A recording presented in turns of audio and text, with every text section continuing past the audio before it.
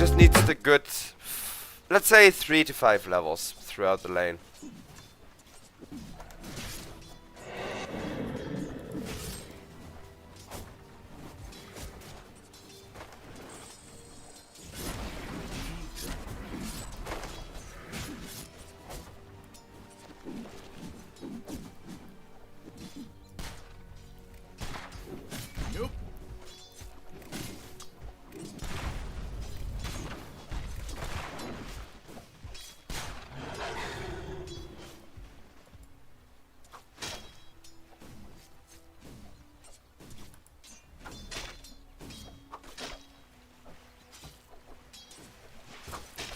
Tango over on mid against the Queen of Pain, getting harassed the crap out of him more or less. But again here, this is not his first or second time playing this matchup. He knows it's gonna be very rough against Niche, especially as far as not just these last hits, but the rune control is concerned. Radiant's bottom tower is under attack.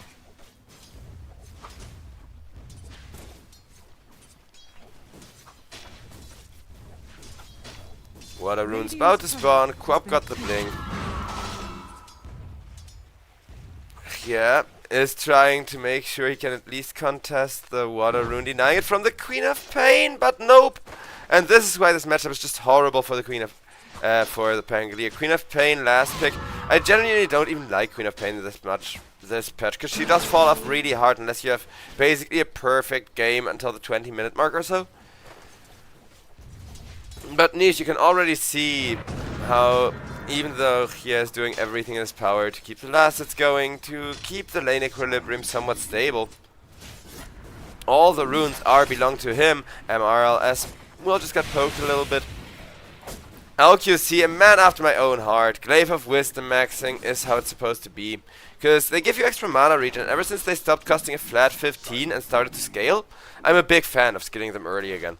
Because you kind of stopped skilling them early when they changed the curse plus last word combo to prolong the curse and actually be this really long, really, you know, low damage but cancerous slow.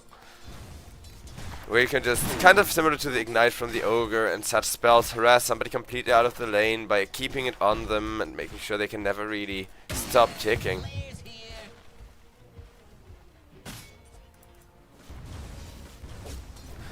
Chat is saying easy for Modus. I'm not so sure. Like, I do think Modus are the slightly stronger team as far as going for these aggressive in-your-face drafts go. But you can see that even though they... I'm not sure why the win rate says they were favored. I think this draft always favors Ilbert by a little bit. But the Gaben graph win rate, for those that care about it, is also starting to go in their way. And again, that doesn't mean it's a loss. But Modus do need to start dominating one of these lanes to compensate for how hard mid is going to go in the favor of Niche.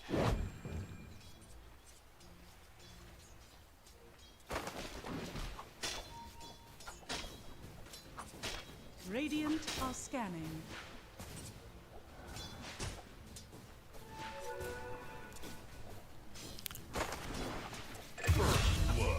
Wait. Just getting started. What? Bashka, he chased the Rubik all the way out of the lane, got the Rubik kill. Silencer did die for that. Silencer, though, got 2 in as the Rubik died well silenced, and that's massive. Rubik nowadays is an infinite scaling hero, so Silencer stealing his attributes to kind of slow that scaling is gonna be fun to watch. The first blood, barely by a tiny sliver going to Ilbers, is still very massive for them, though. Because it's not like Cass dies, and it's now Cass getting all of the benefit, getting all of that extra money from the first blood.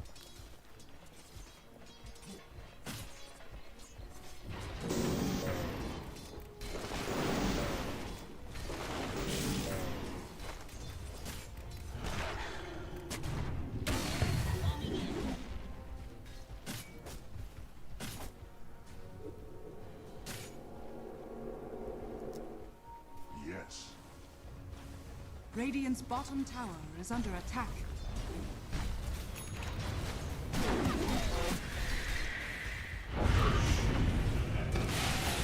As Clockwork tries so hard to get on top of this Muerta, Ponlo gets the cogs off very nicely, and with that expanded armature, not quite enough damage to kill the Muerta. He wants her so badly, but instead he's gonna be the one dying, and MRL as well for a third stack of agility.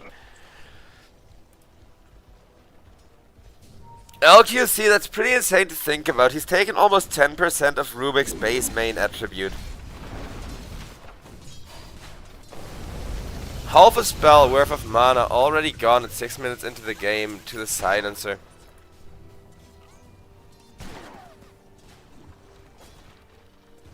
Which of course, given his mana cost, that's not quite half a spell for him once he levels up a few more times. But that is currently about 5 glaives and a lot of damage, of course, on that last word as well. A 1k gold lead up to both, though. One good news here, he has actually not fed, despite how rough the lane was, and he's immediately gonna try to turn this into a Rolling Thunder gank. Because again, Queen of Pain counterpick, great against the Pango, but Pango not being played by anyone but a seasoned Pangolier spammer and somebody who has won rough matchups with this hero dozens of times before here in the EPL.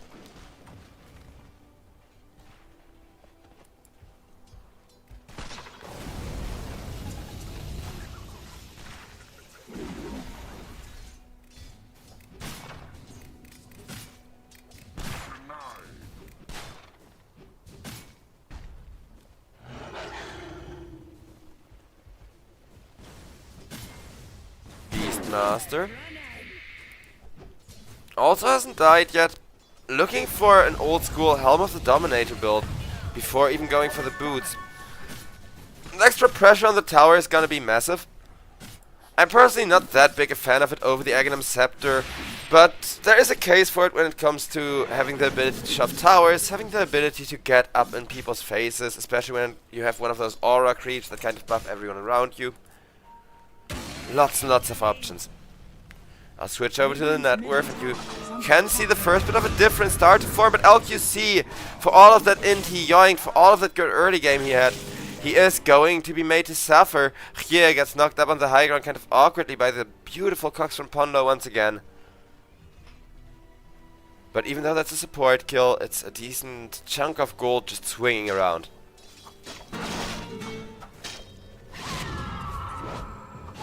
Here has Queen of Pain jump in his face, try to get him with the ultimate. Out comes a cock from the Clockwork, out comes a flare, but Silence has nowhere near enough damage for this pretty fat mid laner who's going 1-0, and as long as he is not dying, there's always a decent chance to just turn the game around with a massive 2 or 3 hero Rolling Thunder with that Mage Slayer, and probably right after Diffusal Blade coming in to completely pressure people out of the lane. Radiant's top tower is under attack.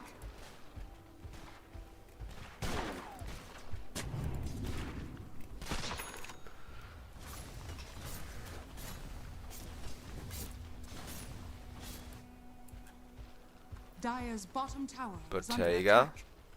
Radiant's top tower is under attack. Wants a Maelstrom.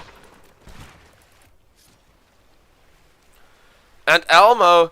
Okay, so this is not unexpected. I did mention how good an aura creep would be this game. To kind of start pressuring towers, to kind of start pressuring these dire objectives and take away some of Cass's and Queen of Pain's farming space. Dire's middle tower is under attack. Radiant's top tower is under attack.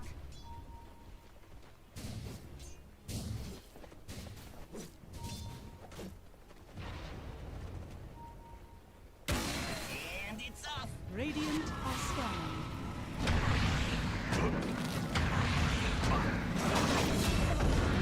Queen of Pain killed off by the Pangolier with the Rolling Thunder into the Swashbuckle.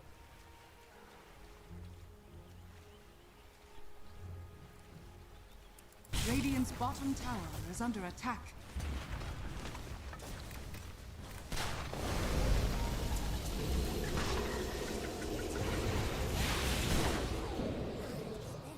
Dire's middle tower is under attack. Dire's structures are fortified.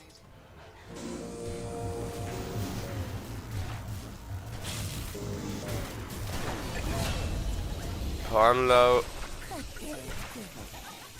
Womp womp. Imagine being a support and thinking you deserve human rights. No such thing. Supports are there to feed for their team and make space. It wasn't quite the greatest rotation, but there was 3 people on bottom, and it's rather him scouting it out than this Beastmaster. Lycan against Beast with the helm of the Overlord being rushed on both of them is so interesting though, because the Lycan we kind of knew he was gonna do that, right? But Beastmaster also doing the same thing to counter means this is gonna be a really mean matchup between 2 ancient creeps just beating the crap out of each other, and both of them trying to get up the strongest aura they can to keep their team in the fight. Radiant's middle tower. Like the coach in the corner of a boxing match, right? With their ancient creep being like, get in there! You can do it! You can tank another swashbuckle! Don't die now! And I'm a big fan of the silencer. It is getting kind of mainstream, and you know, he's very much spammed this patch. Just like the Tiny, you see him most of the games, really. But I prefer Silencer so much to Tiny and a bunch of these other boring to watch spammed heroes, because at least the global silence is huge and makes teamfights interesting when you see one team suddenly be able to push in when they were losing before and stuff like that. Speaking of teamfights, we may have one brewing, as Hye wants to chase up the higher ground. Ponlo, though, is decently tanky, while Tree and Protector, the first time the carry commits into the fight, he's immediately getting cut down. Cass just chopping a little bit of lumber. He does have a grappling cloth here. Kinda low on mana. There's Queen of Pain ultimate Raptor Dance to keep Bashka in the fight. And with that Raptor Dance, he's not just gonna be in the fight, but he is gonna be dealing so much damage, getting himself killing spree. 3 for 1. Sadly, no int for LQC, who was the first target they focused there. But Cass, committing in a teamfight that early was a huge risk from Bashka, and it's immediately gonna pay off. Because look at how early he can have his Desolator now. Just 500 gold away from it. And with that Desolator coming in, Lycan's creeps and even the ancient creep with the helm of the Overlord aren't gonna be as big of an issue anymore. And yeah, Toymola, I guess, in chat, Toymola6969 is saying that Ilbers should snowball. I could not agree more from this game state, unless there's another team fight, and you can see this from the win rate as well, right? Because briefly it had bounced back with these pickoff kills. If only the real reason for that is that Muerta is going 2-0, because she too can snowball. But they are one team fight behind basically on Ilbers. So Modus need to find one good smoke or one good Muerta ultimate to kind of get one team fight in their favor, to kind of get one victory with their name on it. And then this game is going to be favoring them, or at the very least even. Until then though, this is going to be the Ilbers show, as Ilbers, they are going to try to snowball this cast. And immediately getting on top of the tree and Protector makes that a lot easier. +2 in for the Silencer. Desolator now completed. Manta Style immediately being queued up next, followed by a BKB.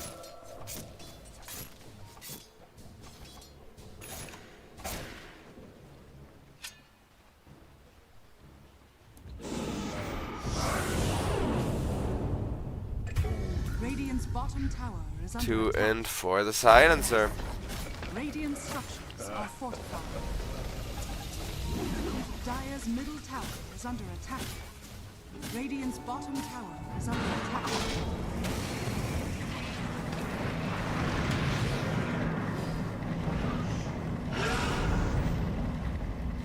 Beastmaster roars the Pangolier, runs the hell out of there. And LQC goes down to the Rubik as well. Ponlo will make sure he has the Rubik for that at least. Bashka wants the Muerta, cannot quite get her with his Raptor Dance being interrupted, as that will just be Ponlo dying. Bashka may have all the damage in the world, but against the Pierce the Veil he cannot apply it yet.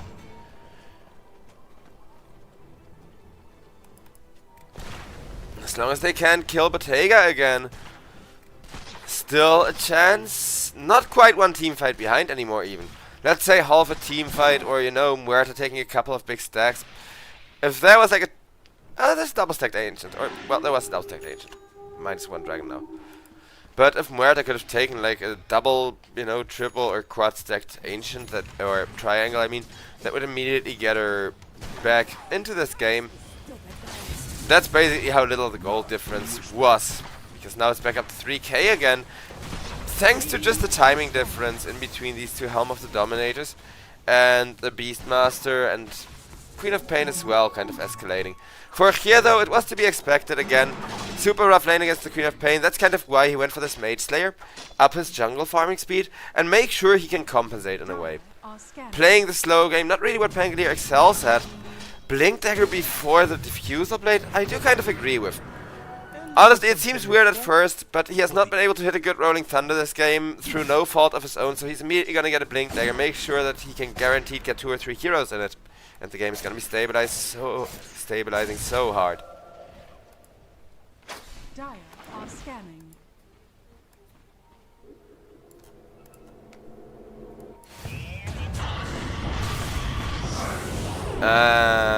Muerta. Manages to get herself away. Silencer gets +1 and Radiant's bottom tower is under attack. Dire's middle tower is under attack. Bashka looks to run after the Pangolier. And we're gonna see this ancient creep almost kill Ponlo, but it will be taken care of. Definitely a worthwhile use of an ancient creep, but it will be a support for support trade. We actually even got int. And a tower in favor of Ilber, so for now they keep that snowball rolling. Although killing Bottega, their real main quest in order to keep their win condition alive, has not quite succeeded, and they do need to find a good angle to do that as well. So a lot of objectives, a long checklist of things that Ilbers need to keep taking care of. You know what this game reminds me of? Ilbers, they're... Wait, let's see what Science is doing. Okay, he should be fine, there shouldn't be a team fight yet. They're like a steam locomotive. Like a steam locomotive with a team of like, oh, Clockwork immediately bursted down. Oof, Cass is coming in. MRLS almost melts. That Raven's Veil is barely keeping him alive. Dire's top tower is under attack. Is it affected by Rubik's spell amplification and duration? That's the real question. That's the real question though. Curiosity, will it affect the... Because it says buff debuff amp, and it is a buff, it literally says buff duration. So he should get extra duration and movement speed out of the Raven's Veil still, which is really sick. It is funny that Rubik can only steal half of the spells of a Cass. And Cass should really consider an Aghanim Scepter in a game like this anyways.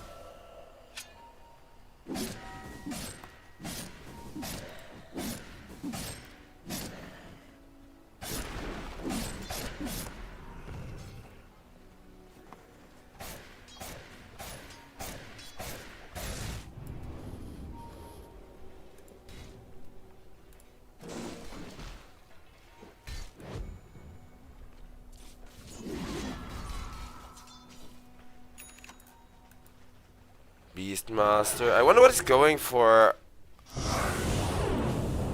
Blink Dagger. Makes sense, makes sense. Over on the top lane, Bashka got chased, but a global silence will immediately take care of that. Even with Lycan. Cause, yeah, can't shapeshift if you're silenced. Which I'm not sure if that makes sense. Kind of, I guess, because maybe he has to howl at the moon or something. Queen of Pain just gets the hell out of there.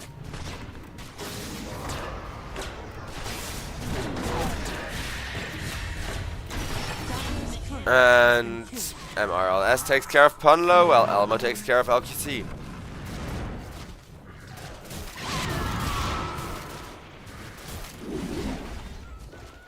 Radiant's middle tower is under attack.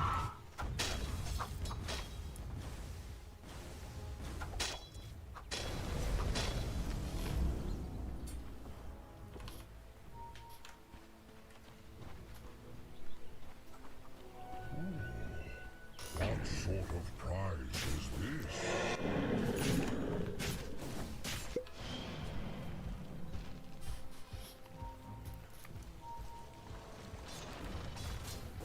Treant Protector. Walking into a very dangerous corner of the map, and that's immediately gonna be Kazane's life. Obliterated. Another int, 9. He's no longer skating as hard as he was, but LQC, once a Ghost Scepter, just wants to keep himself in the fights, and that int is gonna come on its own. As long as Ilbers don't drop their complete net worth lead. Because see, now we're back to a 50-50. I told you it was just one team fight. Exactly how big that difference between the two was. Now Ponlo ran at, jumped on again, and even a Rubik Raptor dance just for good measure, as he is gonna take out, and that is gonna be a fourth Curiosity. Just a single target one, but you know, at least these Rolling Thunders are getting some more net worth with that Blink Dagger and generating space for the Aghanim's. The lack of a Diffusal Blade though I find disturbing, I will say. Because Clockwork kind of low mana, not that low mana. Beastmaster for a pretty freaking fat core who's second in net worth. 900 mana is not that much. And Cass, the same with between 800 and 900 depending on where he has the power threats. Isn't really gonna be casting as much as he would like to. Radiant's middle tower is under attack.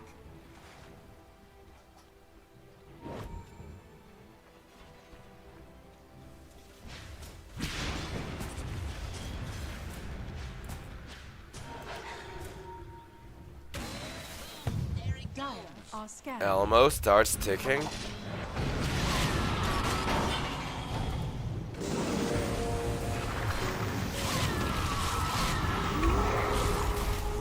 And Ponlo will get killed off for that. It took them a while for just this Clockwork, but he is going 1-7. So even though he's tanky, he's not really accomplishing much, but just living to die at this point.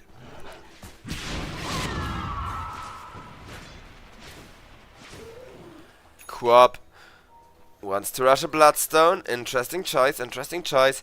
But I do like going BKB third instead of second item, because you mostly need it against the Muerta, and not because of it getting short, but because of you needing damage to deal with her to boast. Silencer will be executed though. Bottega against Bashka. Bashka is having a perfect game. Bottega nearly only having died once super early, and completely made up for that with that Mjolnir farming speed. Bam, bam, bam. I'm not a Muerta believer anymore, as somebody who used to spam her. But I am a believer in these beautiful pick-off kills, as Niche 2 will go down on top. I'm sorry for missing that one. That was a Blink Dagger plus 3 people rotating in on him. As LQC is pausing, and Bashka wants himself that BKB to make sure his level 18 is gonna be as huge as his team fights have been so far. Roshan is up for business though, and with an Ancient Creep, either team have the means of taking it rather easily.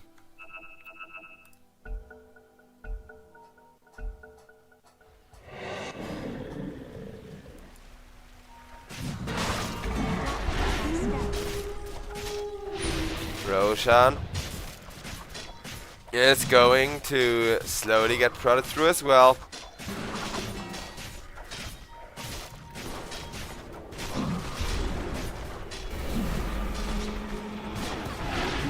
And the initiation not quite coming in. Cass is trying to kill someone, but the rest of his team is trying to keep LQC from being committed on by the Lycan instead. And that means Cass is kind of left alone. We'll make sure Kazane ticks out. Does he have a Raptor dance? Nope. He's dead. That's the hard carry gone for. Ponlo will die for that to this Lycan army as well. And Lycan with the army does make a swing around. Roshan still up for business at half health. It is gonna die so quickly, and the momentum has once again been taken away. You want to get that snowball rolling? You want to take over this game? No, you're not allowed to, says the side of Modus, and they will need to end this super early if they want a victory with a Beastmaster Muerta Pango, with a Lycan Muerta Pango, because Beastmaster, and I'm sorry I keep getting these two confused, but they're such similar heroes. However, the Beastmaster does scale a little bit later than the Lycanthrope. In exchange for that, of course, Lycan can turn Muerta into a wolf, which is actually somewhat overpowered. Radiant are scanning.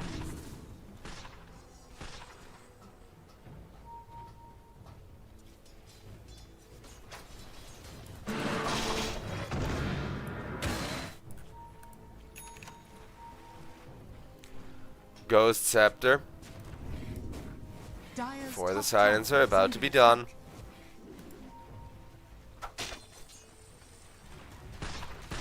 Dire's structures are fortified.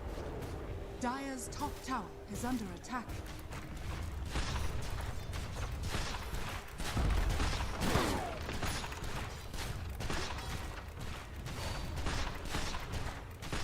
Top tier 2 will get destroyed as well.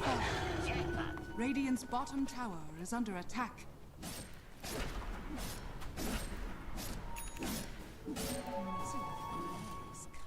Bottom is the one lane where there's still even a tier 1 Dire's top standing. tower is under But with attack. the Dire jungle taken over, mid lane can be sieged next.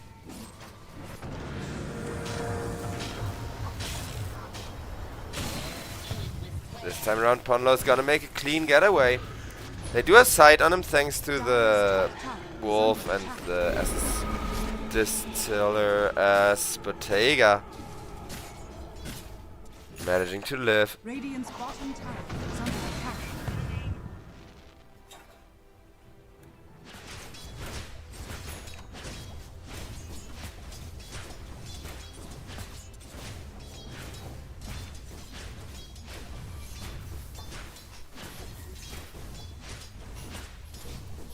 Dire's middle tower is under attack.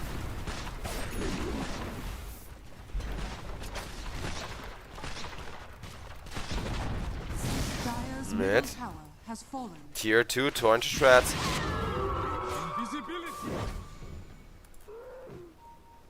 Quap just cleaning up the jungle camps one by one.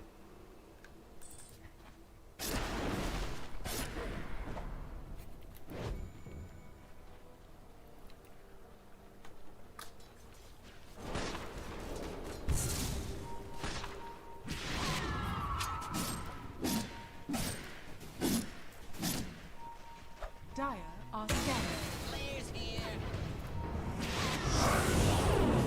As they try to come on in onto the Queen of Pain, but a global silence will get a clean turnaround instead, or maybe not so clean because the Queen of Pain ultimate was stolen, but it's still gonna favor Ilbers for now with Kier dying to the cast next. Treant Protector is alive and teleporting out.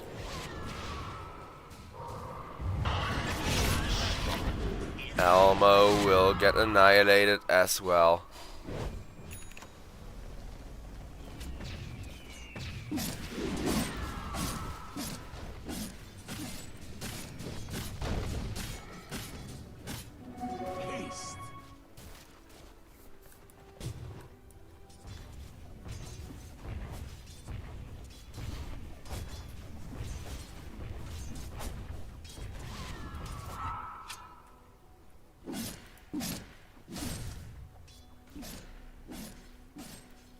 Money wise, 25 to 75.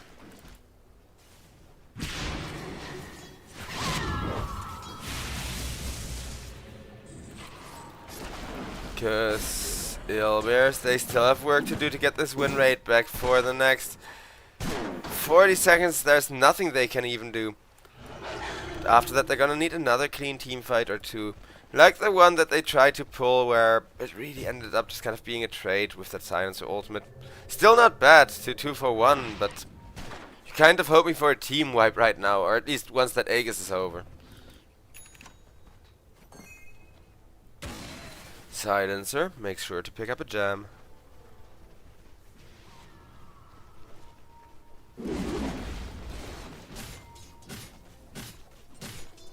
Floating iceberg money.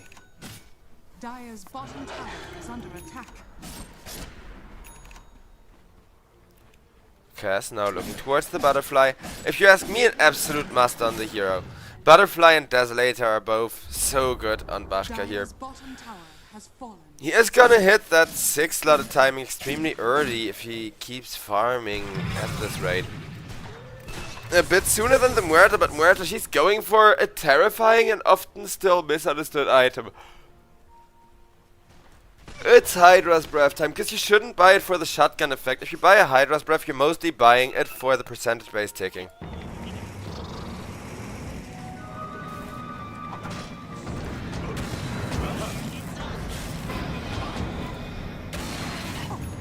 Clockwork manages to escape once again, and unbeknown to the side of Modus, Ilbers are trying to come in with a smoke, but Modus, they look like they have everything under control.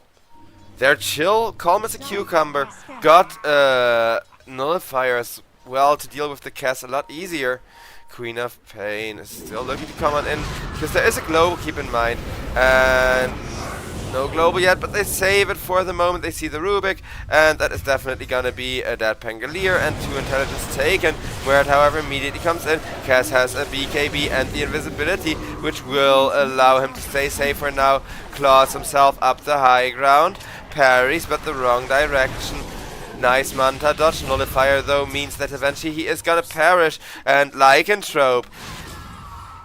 Beastmaster may have the better late game scaling compared to the Lycanthrope, but that doesn't mean that Lycanthrope doesn't come online faster. With an Assault Cuirass and a Nullifier, he's hitting for almost 300 base damage, and then also reduces everybody's armor. With ridiculously huge crits in that wolf form. Fortification comes out from Ilbers, but maybe Chet was right, maybe this was easy for Modus after all, even if I do love the draft from Ilbers still.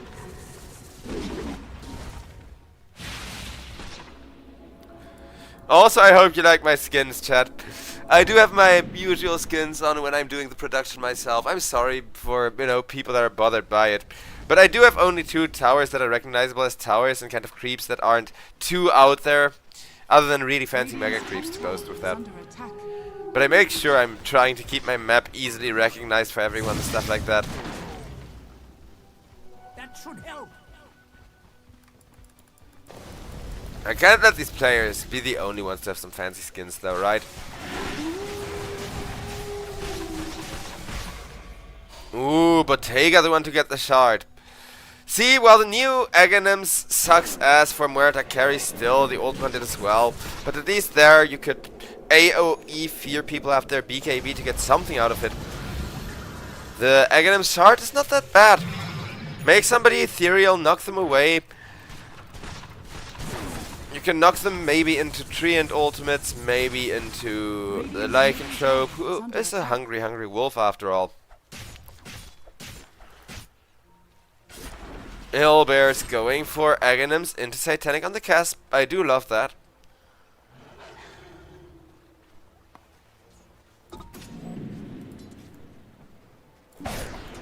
Radiant are scanning.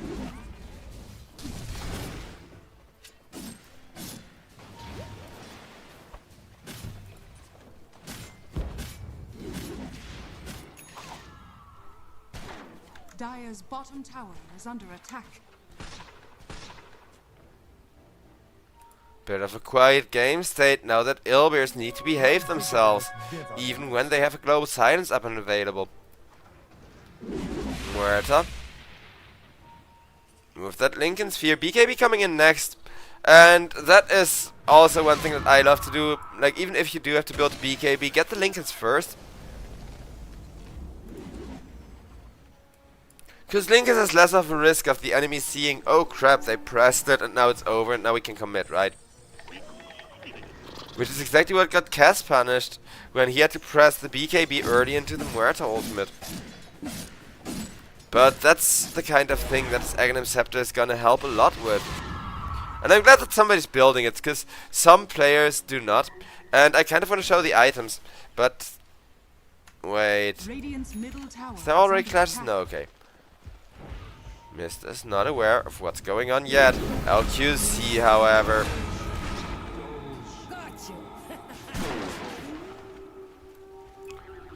Maybe Bottega is gonna turn me into a Muerta believer after all. Roshan is gonna head bottom in 10 seconds, which is gonna favor Ilbers when it comes to setting up a fight, but it's still not gonna be a free team fight. Oh, I also have an Aghanim Scepter Roche. But you gotta have some fanciness in your life, right?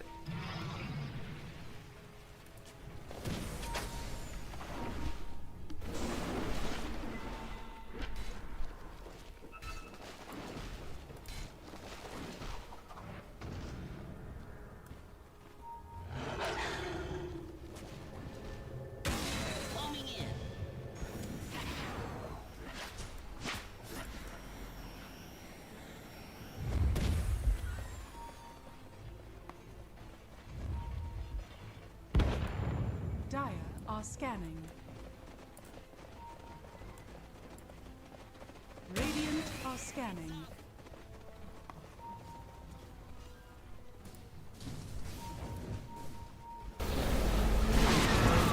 As that's gonna be BKB's pressed and Muerta ran down with a beautiful ultimate from the Queen of Pain. They still don't have enough damage and Muerta literally 1v3ing this as finally the Lycan comes in to make sure that she is gonna stay in there and alive, and instead, well, Muerta has finally died to the damage over time as that dagger wore off and the Ra propped.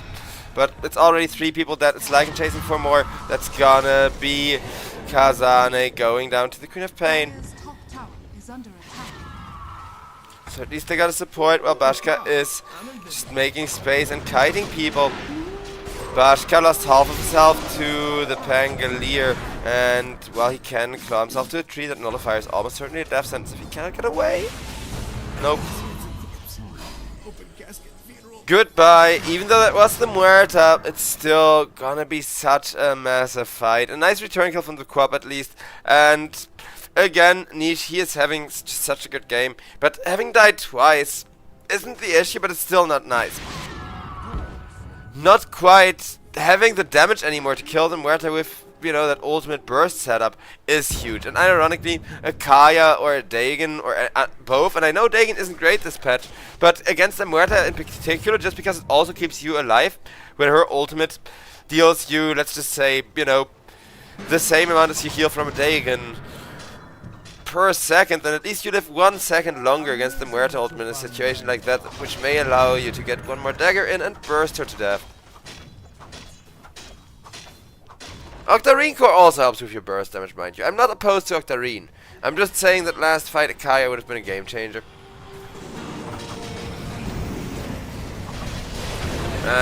Silencer goes down to Elmo. Kazane kills off Ponlo, will die for that. Queen of Pain in the corner trying to deal with the Rolling Thunder. Nee still wants to run out of there. 2 people now on top of him. Bloodstone keeping him in the fight, and back to full health he goes while making his way out of there. Beastmaster throws axes left, right and center. Needs to get himself away and run.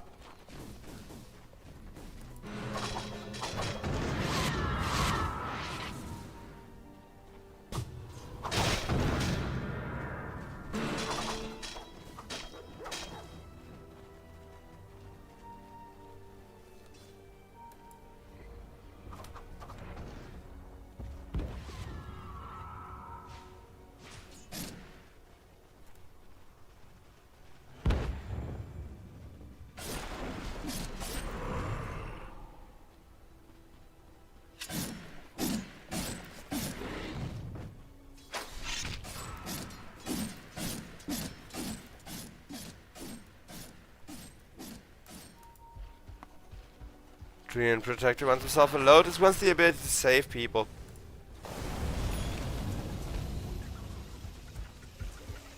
Radiant's middle tower is under attack.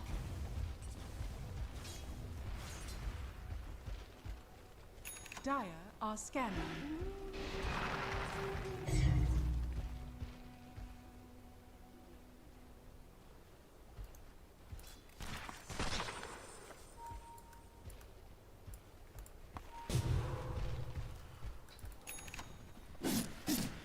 Pangolier with the Aghanim Scepter.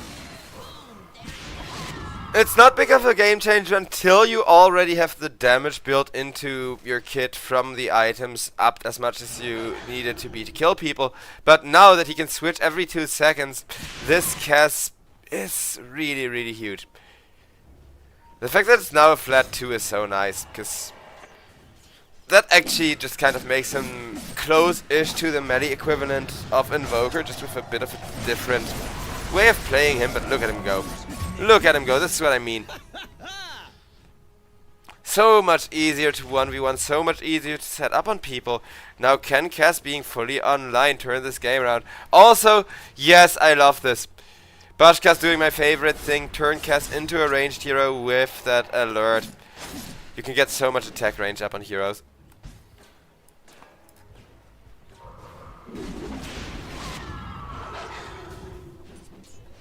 Bounty.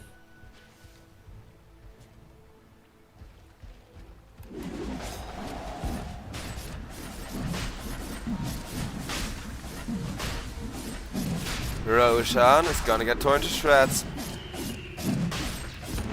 with the katana and the axes and a bunch of beasts helping out. Beastmaster got a sheepstick, going for the assault curse now that assault curse will actually be such a good can opener for dealing with this high ground. But Radiant's middle tower is under attack. the Radiant, much the same, so Radiant's middle tower has fallen. assault versus assault. It's funny how it kind of cancels out. Radiant's middle tower is under attack. Radiant structure. As you need to keep in mind though, Modus do not have a Desolator, so I guess if Beastmaster and Cass attack the same target, Lycan's Assault Curse isn't going to be doing quite as much. Speaking of all attacking the same target, Cass needs to run because he's that target right now for the side of Modus, but a Global Silence will allow them all to get away. Plenty of time on the Aegis, so they can just chill for 90 seconds, wait for another Global and do that again. Silencer going for the Refresher. Man after my own heart, as long as he builds an Aghanims after. The Aghanims is really good. Not for the slow, I know it's like, oh, but Joe, it's not even a full arcane, 5-man arcane curse, and it's like, yeah, I know. Radiant's top tower is under I know, chat, but once you have 2 of them, it's insane, and, oh, wait. Queen of Pain with the BKB is gonna use the ultimate defensively here, nicely done. It's probably gonna lead to a kill on Kazane. Cass comes on in, we'll start slowing him up with Queen of Pain's burst damage flying through. He is gonna be popped like a balloon. Pangolier ran after next. It's gonna be Hecht, is going to get silenced, popped in a corner, and a little bit more damage for him to die. Mega kill streak for Niche.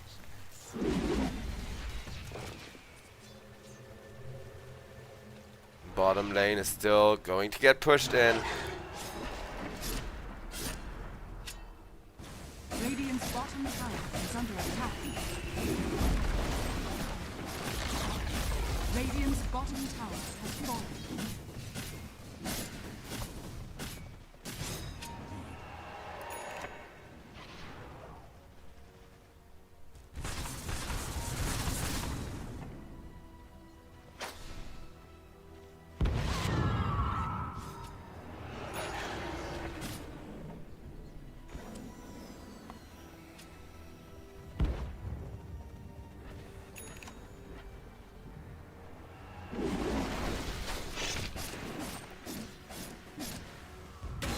Radiant's middle tower is under attack.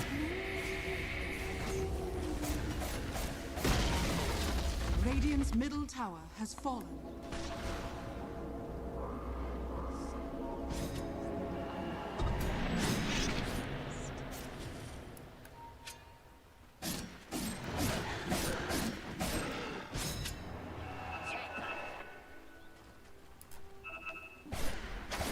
Cass, under 2 minutes to keep up this aggression, and he is doing a crap load of aggression, though top has been pushed in quite significantly with this massive creep wave, which is gonna get silenced just a bit closer to another 1.5 seconds of silence in total added to the double silence. I love that he's going Aghanim Scepter though, because it's great. It's so great. Not because, again, of how good Curse is, but because most of the time you're gonna press it after BKB, and with BKB only being 60% spell reduction and you being able to have multiple instances, like 3 or 4 instances of Curse up on somebody at the same time, it can really add up, especially on that second global silence after the refresher orb.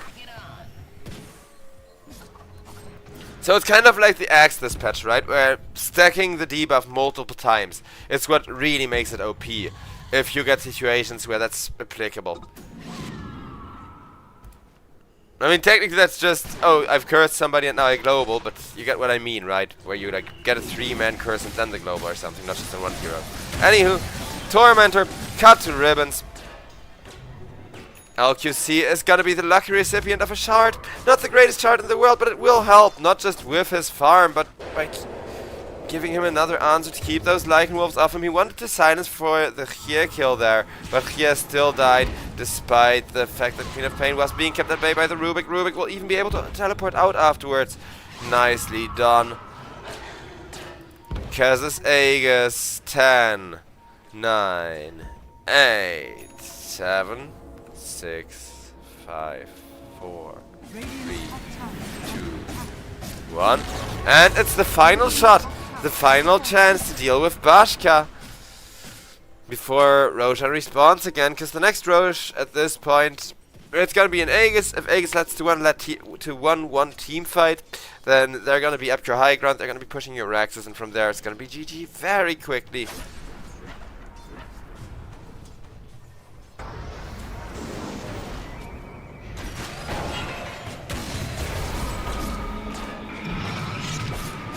Pangolier not there to save poor Kazane, because the Rolling Thunder there could have hit 3 people and set up Muerta to beautifully ult, but he had 30 seconds, and even with a buyback wouldn't have been there in time, because it's not like there was tier 2 to save anyone.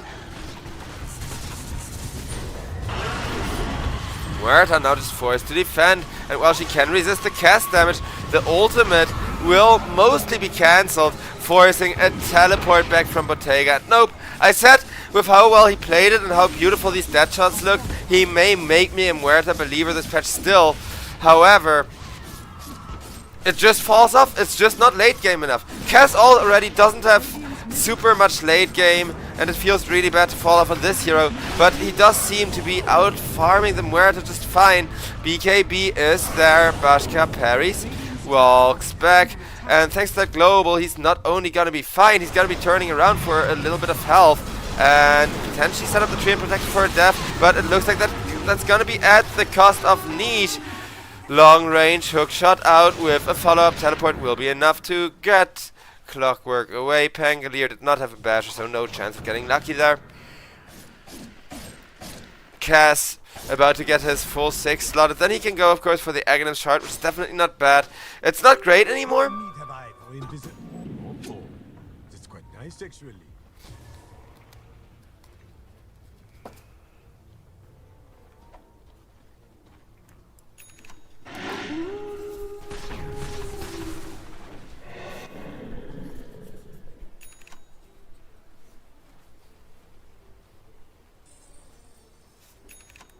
Amazing what you'll find laying around. We're approaching the level 30s as well.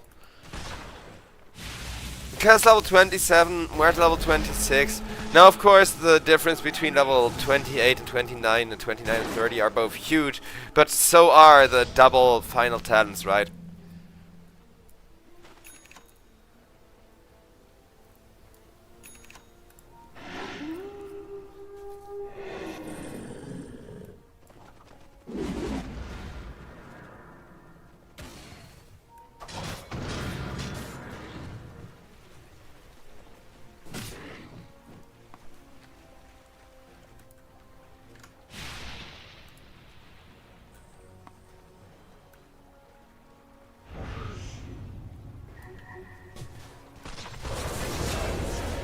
Bottega kills off LQC.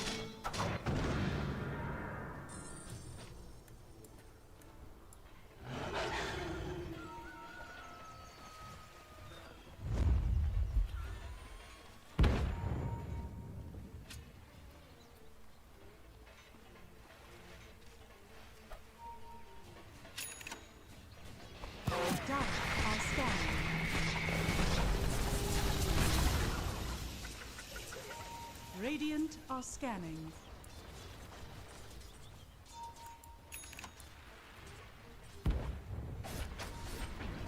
With the scan, no initiation from the Dire. They will get themselves one of those granite golems for the aura.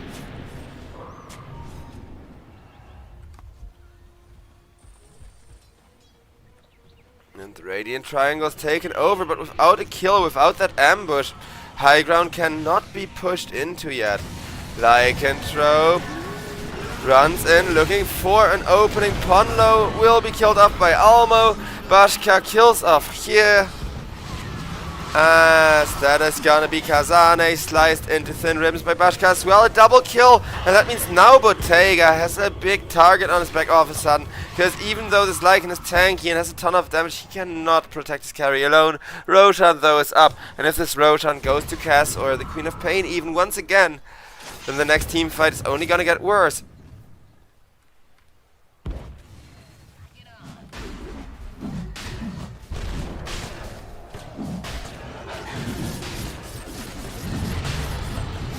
Cass activates that rush, switches to the Zai, and look at how much damage that was. Satanic about to be done to replace the Aghanim Scepter with, and he is gonna in fact get the Aegis, give the refresh to the Beastmaster for a double Beastmaster ultimate, and here we go, ladies and gentlemen. The final push, the final assault. After almost an hour of playtime, Ilbers will be the ones to come through, just because they do have the better late game scaling. And Muerta lasted a solid 40 minutes before she started looking like the potentially weaker carry. Now QC got found, got killed off by the Lycan, but Lycan, he'll immediately get punished with teleports coming in, with the Queen of Pain ultimate coming in, and Cass once again there to just kind of this time around poke a dozen holes into him with those Zai.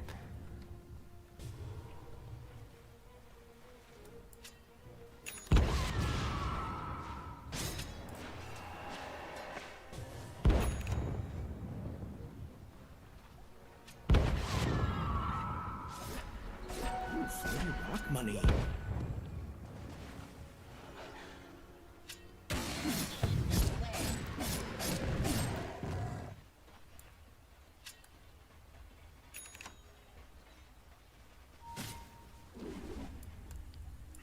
These Manirex, they're looking so tempting. Buyback can be forced from the Lycanthrope, but more importantly, there is a Blink Dagger plus Soda Crest from Kazane, so he can go in and at least try and set up a run in onto the backlines, which is really the only way that these barracks can be defended anymore. Because you can see Pangolier, he goes in with his own ultimate, is immediately gonna be locked down once, twice.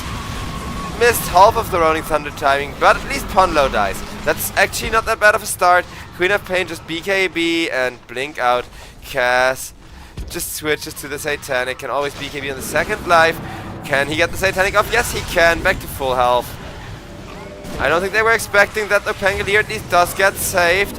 Queen of Pain, thanks to the Bloodstone, is gonna be fine. Cass forced out the BKB from the Muerta as well now.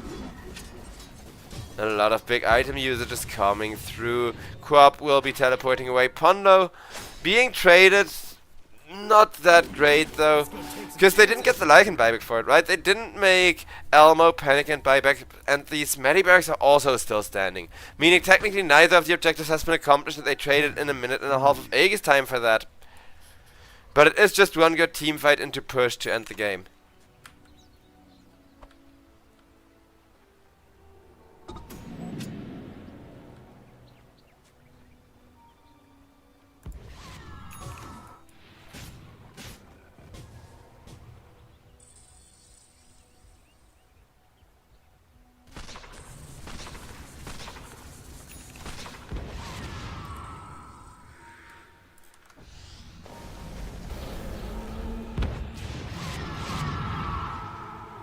Initiation, Queen of Pain, those scouts up already isn't. There's the initiation from the Beastmaster with the BKB.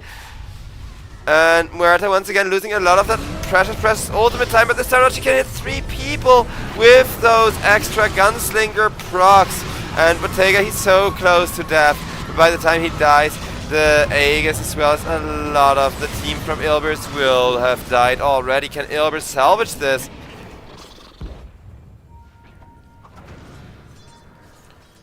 Maybe. There is a cheese, no more Aegis, but more importantly it is a 4v5. I am going to switch over to buyback status as Muerta. If she dies back, it's definitely GG, but if you risk your cast for the Muerta dieback, then you could potentially be throwing the game. Knowing that Bashka is trying to be careful, is trying to just deal with the creeps and not chasing up that triangle right under the vision. Clever move, because that's obviously a death trap and he knows it.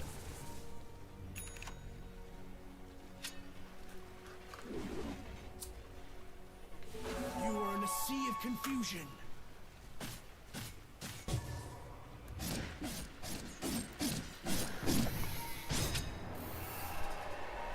Bounty.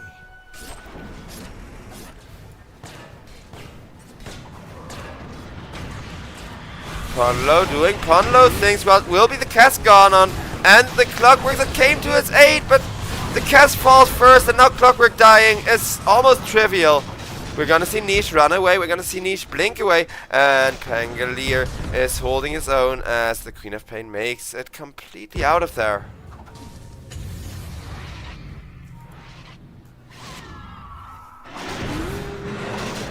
KB's now lasting 7 seconds at the minimum. Such a godsend for heroes like this Lycan.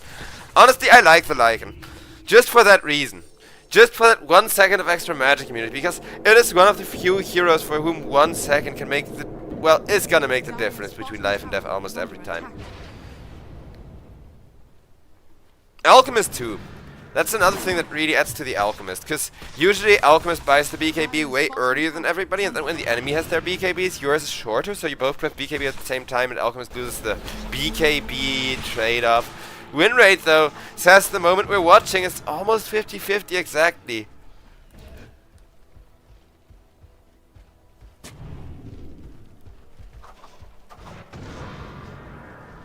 Amazing what you'll find laying around.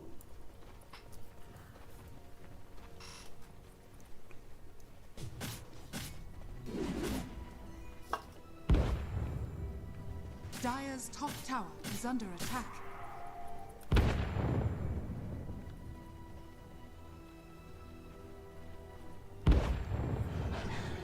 Dire's top tower is under attack.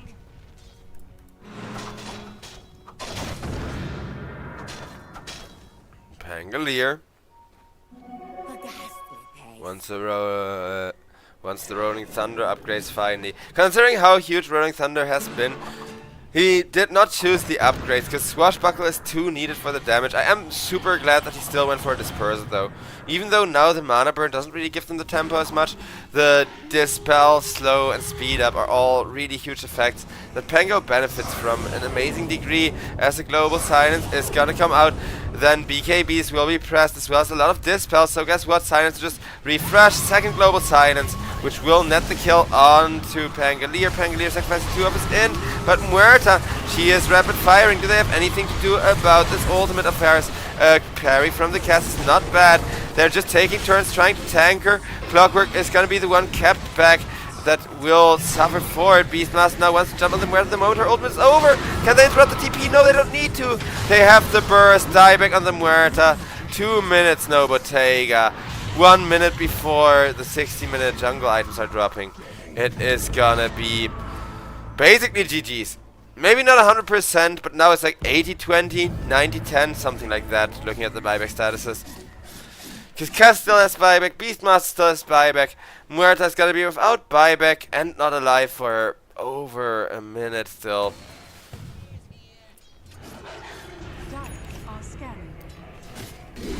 It has been an absolutely rough slugfest. I will say I completely love this Lycanthrope and did not expect he would do nearly as well as he ended up doing for himself. Adding to the mix and the fun, and Elmo will get annihilated by Bashka. Luckily that was the one hero who was alive who still did in fact have his buyback at the ready. The Mediraxes on mid still have not fallen, which is impressive, but if this Pangolier dies back, there's still not gonna be any out anymore. Bashka kills off here, and yeah. Lycan, you may be fast, you may even make it out of here. Okay, never mind. Even if we would have made it out of there, I don't think it would have made a difference, because again, Cass is a complete beast. GG will get called as he just slices through tier 4 heroes as quickly as through tier 4 towers as quickly as butter after having obliterated all of their heroes. Ilbers, they really had to work for it. Queen of Pain, not the greatest late gamer, and even though neither is the Muerta, you really felt that fall off from both sides. But it was a pretty clean performance, I will say. Ilbers, like, sure, they did not expect the game to go so late, they didn't want it to go so late, but the moment they realized, oh crap, this game is going later than we bargained for, they slowed it down. You can see that in the graph as well, because Ilbers were winning, 20 minutes, they're feeling really good about this game. Oh no, one team fight, and now it's a disaster. Comeback time, and Ilbers win a team fight again and got the game under control. Oh no, it's almost GG, and one good push, and Ilbers are gonna lose this, but wait, nope, because they perfectly kite out the Muerta and perfectly spread out all of that. With that, ladies and gentlemen, we are gonna see what game number 2 has in store for us, as I hope we're gonna see less heroes falling off, because I do think that's always kind of boring to watch, and always kind of, you know, anticlimactic. Give me more late game. If the game is gonna go 60 minutes again, give it a back and forth action, but we're gonna see. Thank you all so much for watching. I will see you all after the break. And yeah, have a great one. Peace.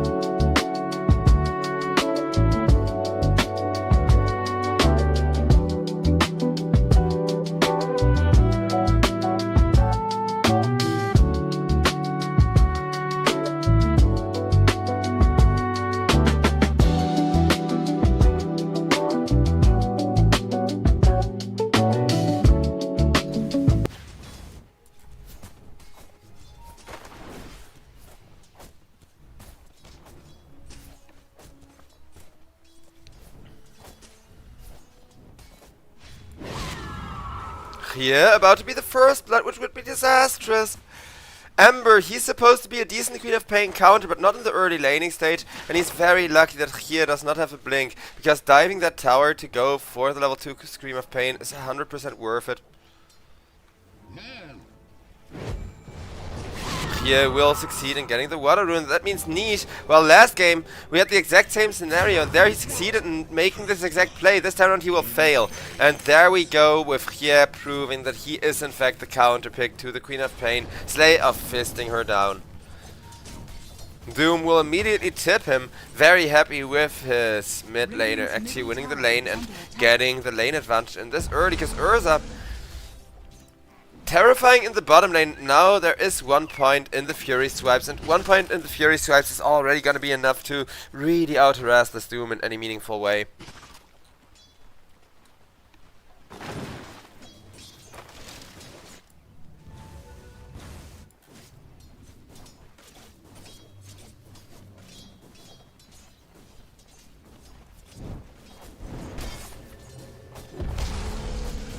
And Elmo trying to get a good go onto the Enchantress.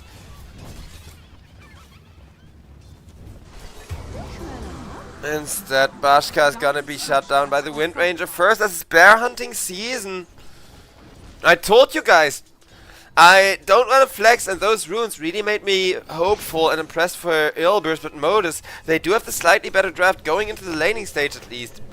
When the mid-game arrives, when the team fight starts and people are going to leave there late, it's going to be different. But Urza's Battle Fury has already been delayed, and he's now in recovery mode, having to kind of farm up, having to kind of make up for it. Well, Bottega, farming is never the issue of a Tiny. The issue of a Tiny is for how tanky he's supposed to be. Early and mid-game, he's very easy to contest. So he kind of needs to skip past this weak stage early, and harassing the Bristleback a ton while farming a lot of money. He's already doing exactly that.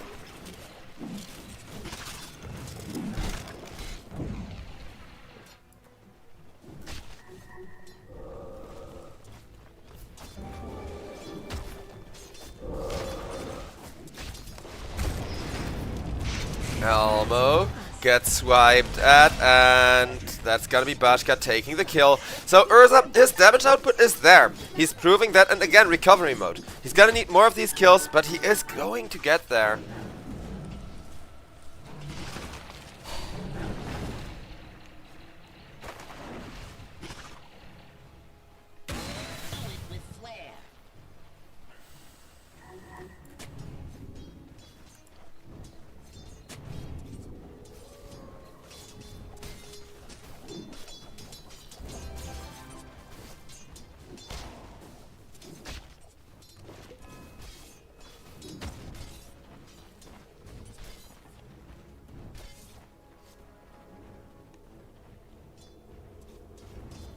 Radiant structures are fortified.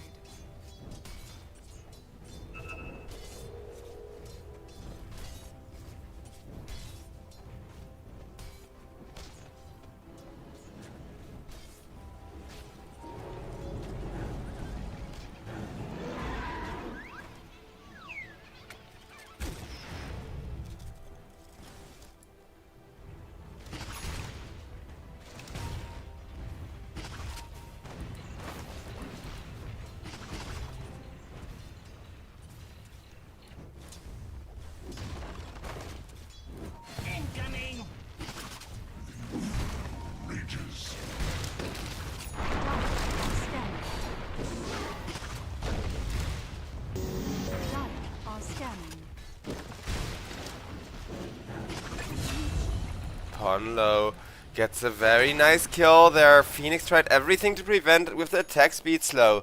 But you can slow the attack speed, you cannot slow the quills. Finally, the game speeding up a little bit. Bashka just lasting, but we are going to see rotations from these supports over towards the mid lane. Mostly just playing ward wars though. De-warding and getting both teams a little bit of true side.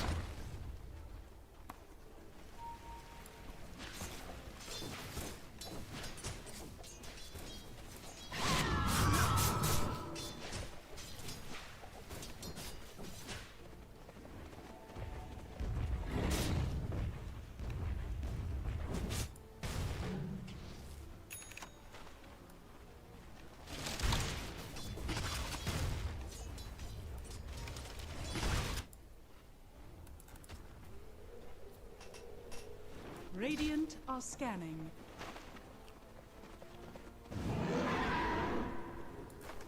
Bashka. Now dealing with a support again, but there's no level 6 on the Doom. And that's kind of what they're waiting for, to really pressure the Urza again.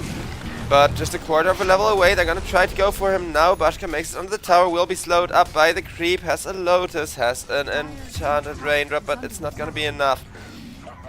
He did not press the Lotus, to be fair, but if you're gonna die to the right clicks, there's no point in pressing it to hope that the raindrop saves you or anything like that.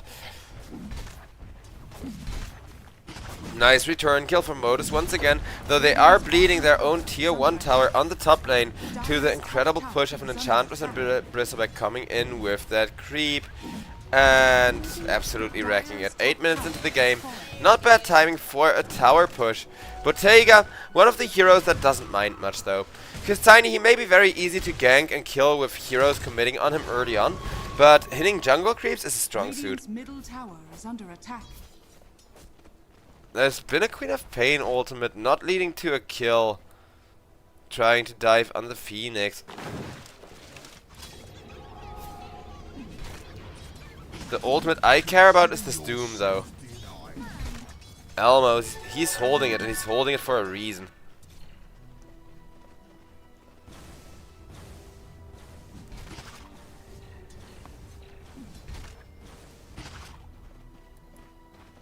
Radiant are scanning. Dire's middle tower is under attack.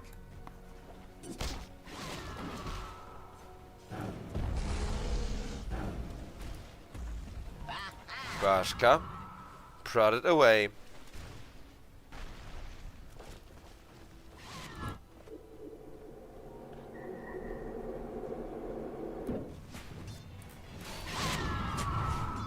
Here I come. Radiant's middle tower is under attack. Wow.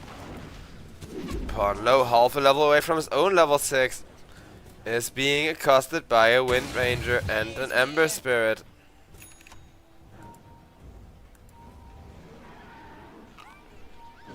Well, another fight is happening, just a little bit north in the dire half of the jungle. Ooh, the Shackle so close to latching onto them both, will instead just pin LQC to a tree, which may or may not be enough for Tiny to get him. No, Enchantress lives! Saved by the Urza. Bottega gets chain stunned for that.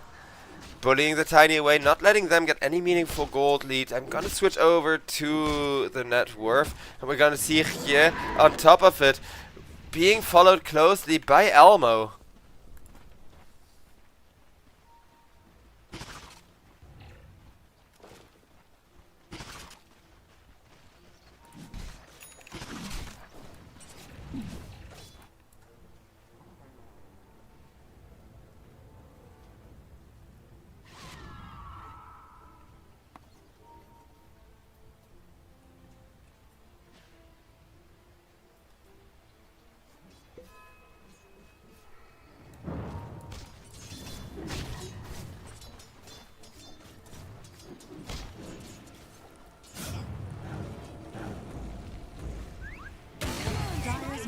Ancient Clockwork, the ones they're trying to initiate on, but two very tanky supports to be found. LQC will be the one focused for now, entirely full healed up though, and that means Queen of Pain has to come in, drop a wonderful ultimate instead, and try to turn it around. Here still jumping back, but he jumps straight into Ponlo and can't even kill this Clockwork with a big Fuzzy Wuzzy coming in and roaring, looking for a nice pound of flesh. MRLS trying to get away.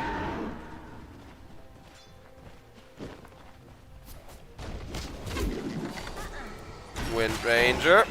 Wind runs away, but straight into a hookshot into the Cox and cannot even move by the time Urza has finished her off. Bashka with a pre-12 minute... Well, no. Never mind. I thought he had already had it. But he's not that rich, just because it's top of net worth. But he's gonna get okay Battle Fury timing still. Just a little more than 1,000 gold away. 13-minute Battle Fury timing is good. 14 minutes per Battle Fury timing is considered kind of iffy.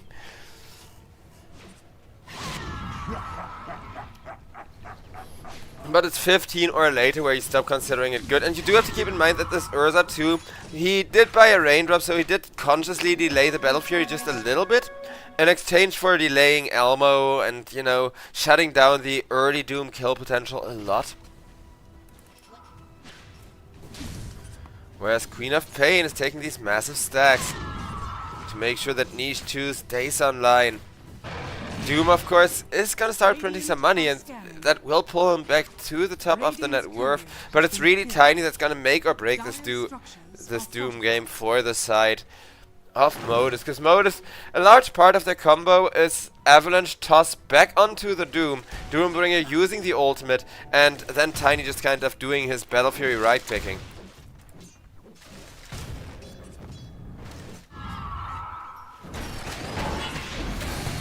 Beautiful hookshot comes in on the Doom. Ember immediately used the opportunity to chase down Ponlo. Ponlo once again got the Cox covered to keep him in it for a little bit longer, and MRLS is gonna be the one dying, while Ponlo, missed by the Remnant Trail, is not gonna die unless Doom drops the ultimate, and he will, after that, trying to teleport out, makes it, and wastes the Queen of Pain ultimate. That's actually kind of well played, because Queen of Pain ultimate almost as long of a cooldown as the Doom ult. Bashka will get tipped by the Doom, who teleports out, and, well, Mist is gonna tip him right back for chasing down that Phoenix. I gambled, you lost, says the Doom. So Doom still seems to be happy with the way this game is going. Bashka, 14-minute battlefield timing. Again, that is somewhat iffy considering the fact that he's going 4 and 2. But you should also keep in mind that Tiny, who, even without the Aghanim Shard, has a mini Battle Fury built into his spells, is suffering himself, as that's gonna be Niche going down, and we're gonna see about Ponlo getting right click down as well.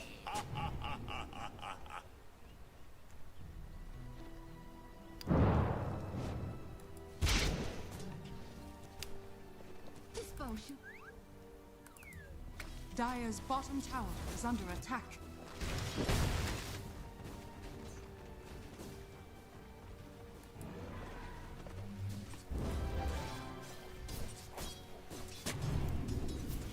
Dire's middle tower is under attack. Dire's middle tower has fallen.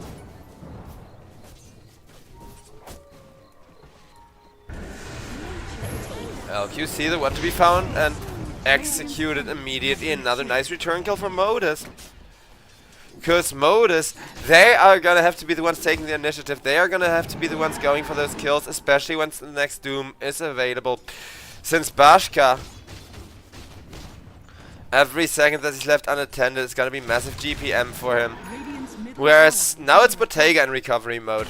It was Urza who was suffering really bad, and that's why the Battle Fury wasn't perfect, even though he's been playing so well. Those 2 deaths in a row, back to back early on, really hurt him. But now Tiny is the one that kind of needs to chill, needs to wait in recovery mode till he can get this game back under control again. Ember jumps on top of the Queen of Pain though, and that counter matchup is so good for him, as one more hit on the overpower would have been enough to kill him off. But nope, no such luck for the Urza. Besides, +3 attacks is level 25, so it is really freaking powerful, obviously. But, oof. When your Queen of Pain dies this freaking deep, that's kinda painful.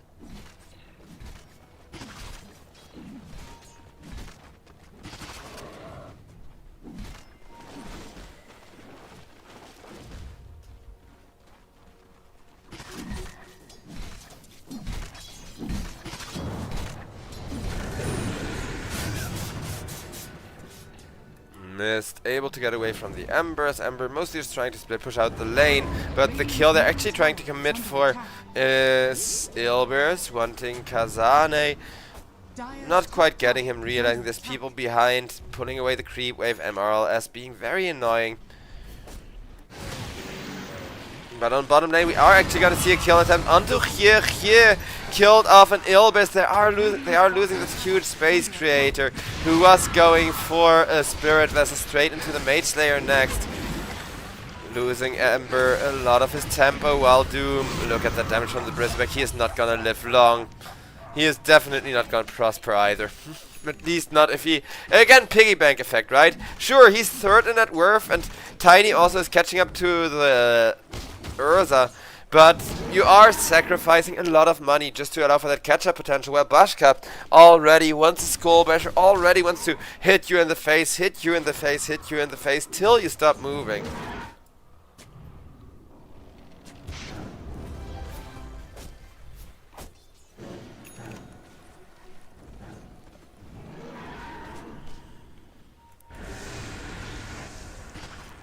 Missed. Runs down here.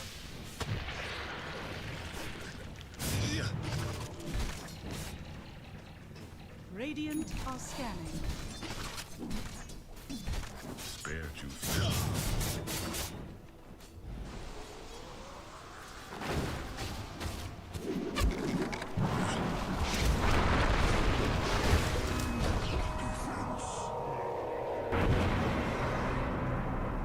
Bottega kills off Bashka.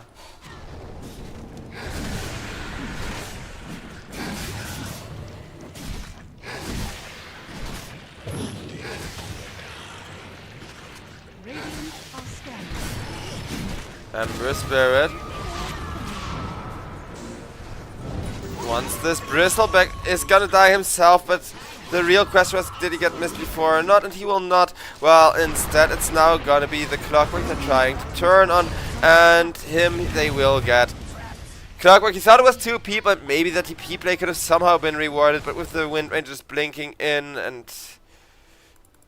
Or, not Wind Ranger, Doom, I mean, and showing it. Still huge. Wind Ranger's going for any Yules instead, so she wants a different form of interrupt and extra movement speed. Bottom tier 1 is taking a lot of damage though and will be torn to shreds. Urza pushes out top meanwhile.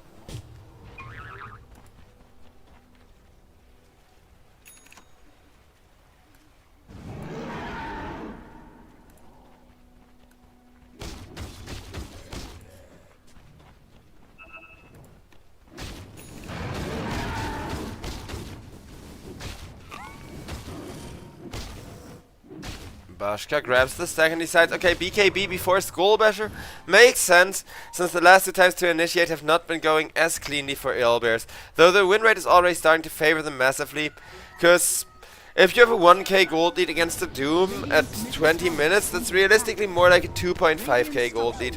Because you're compensating for money that Doom has printed, and Enchantress against the Tiny, she is so hard to hit, so instead LQC gets the turnaround onto MRLS. MRLS gets shoved in his face. The Cock's not keeping him alive, and torn to shreds.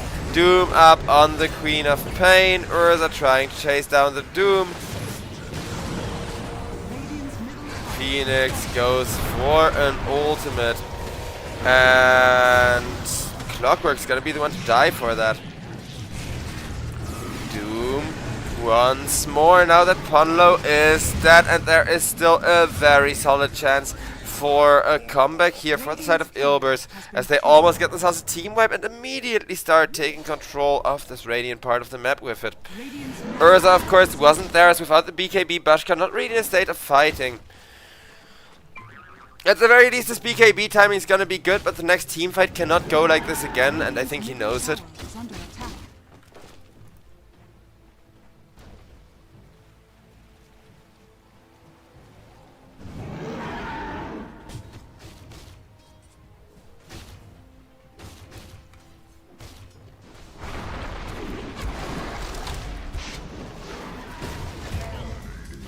As Bottega makes sure to take down Ponlo once more. Last game, this Clockwork was 1-7. This time around, he's 5-5. So honestly, him feeding is not something I'm worried about.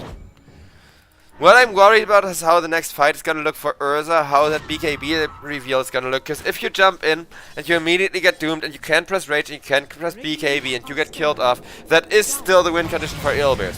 And that win condition is not gonna fade as long as Elmo's ultimate is not on cooldown. The Tormentor is gonna get tormented with 5 people committed in to make up for the fact that they have like 0 damage. And that is a huge bit of tempo. But, well, the win rate is finally gonna crawl back to Modus' side of the chart before it even has a chance to get over the 50-50 mark. Roshan is already gonna get torn down with the Urza. Ember Spirit there to contest, but Taiga makes sure to avalanche in, getting an ownage by sniping LQC, as now Urza, the one running out, gets 3 people into a Queen of Pain ultimate though. One of them dying. Queen of Pain did jump in forward. Niche will sacrifice his Aegis, looking for more kills. If he can get Kazane, it would totally be worth, but he's gonna be searing chained up. He's gonna be doomed up. There is that huge Doom ultimate, and that is the 2 main damage dealers gone from the side of Illbears. They gotta make do with a Bristleback, whose damage in theory is huge. He's just so prone to this happening. Getting kited around and then ticking out. Clockwork is trying to prevent it and keep the Bristle in the fight. They will get the Doom before the Sunray, and it's gonna chop him off.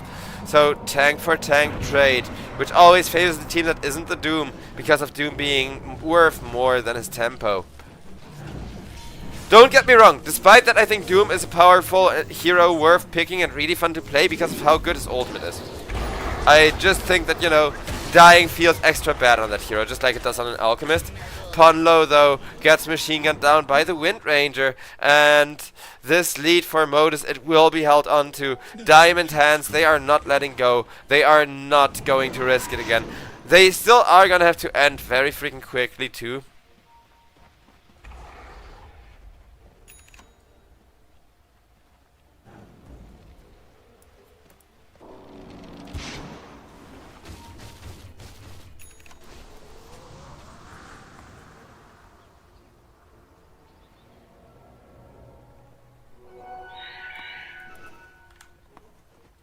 Dire's bottom tower is under attack.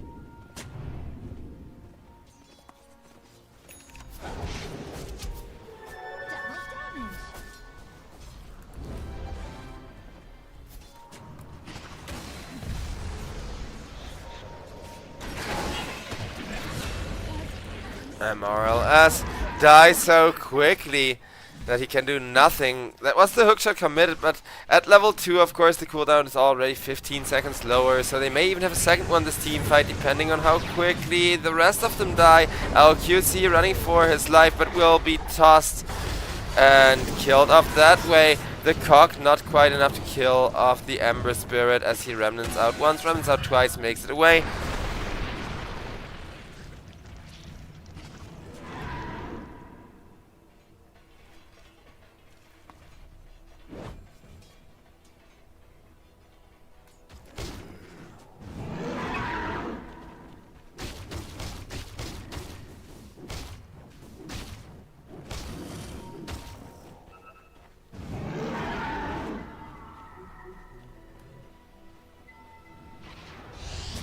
And while Urza feels confident in this Clockwork's ability to set up the kill, it will immediately be rewarded with an MRLS kill. And Doom has an ultimate of his own available, but they need to be careful who they commit it on, because if you don't get it up on either the Urza or the Queen of Pain, the team fight is guaranteed to be rough, as out comes a Phoenix ultimate. Doom, though, he doomed himself. He doomed himself to the Lotus. Bristleback is gonna tank the Egg. And this could be Illbears losing all of that 5k gold lead that they had just a moment ago. But blink and you'll miss it. And Bashka will tear apart half your team. But Taiga gets a very nice revenge kill there. 7 and 2 hard carry Tiny, proving that he can still one-shot the enemy one. If Urza makes just a tiny mistake, just overextends by a little bit. Nicely done. And whether it's enough or not remains to be seen. But I do think at the very least you can see that Modus are giving it their all, are doing their best not to be overwhelmed by these huge bouts of early aggression and attempts at just completely overwhelming them.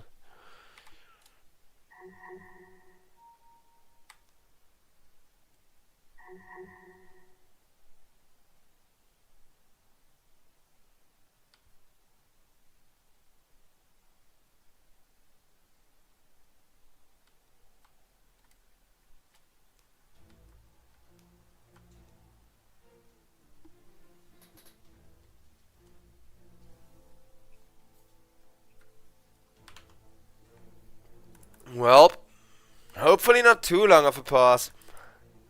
I'm gonna use this chance to show the items though, as Bottega, I did kind of miss him completing that upgrade to the Harpoon and Silver Edge.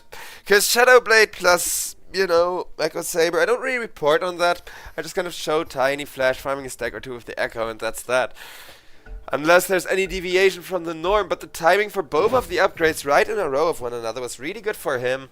And the unpause is there, as you can immediately see people have kind of used the pause to consider what they're gonna buy and shop their next items. Dire structures are fortified.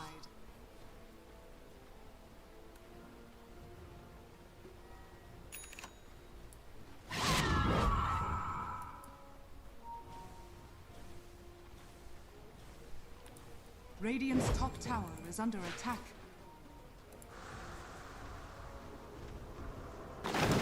Dire are scanning.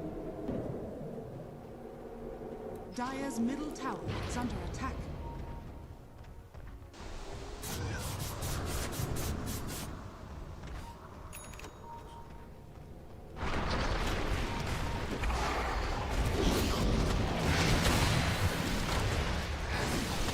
Clockwork executed by Bottega.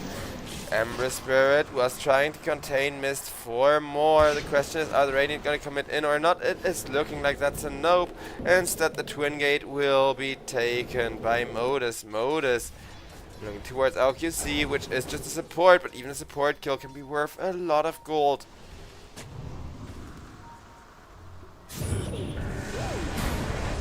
Searing Chains are there. Urza tried to use it for a bait, but the Wind Ranger Aghanim's shard is instead gonna make him the one that got baited.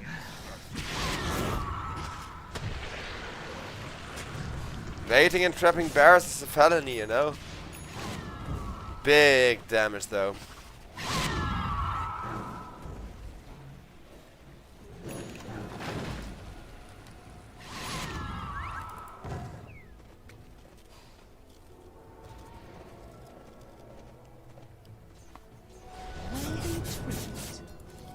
Doom. He's going for a Ghost Scepter, which makes sense. But I love the Shiva's Guard, because Shiva's Guard is a great sign that he's gonna go Aghanim Scepter later.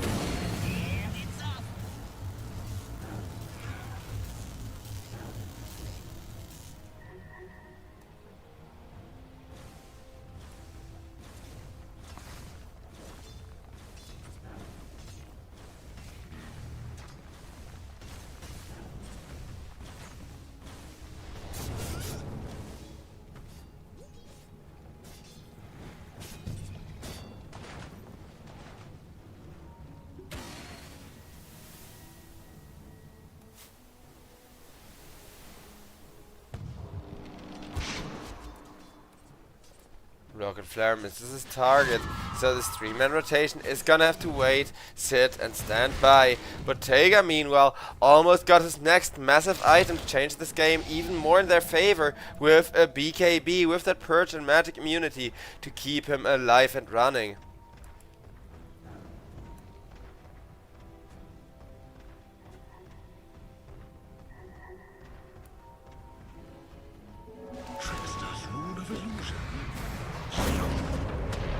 Queen of Pain with the BKB actually having a really good time against the Doom ultimate, because that BKB teleport is still guaranteed.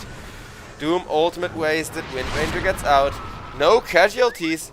Great first half of the plan. Now the second half is turned around while the Doom isn't there, and punish the fact that they've just used such a big cooldown on the side of Modus, because with a good Doom the fight can always be won for Modus, right? I keep saying that, and it's not gonna change even if there's a 20k gold difference.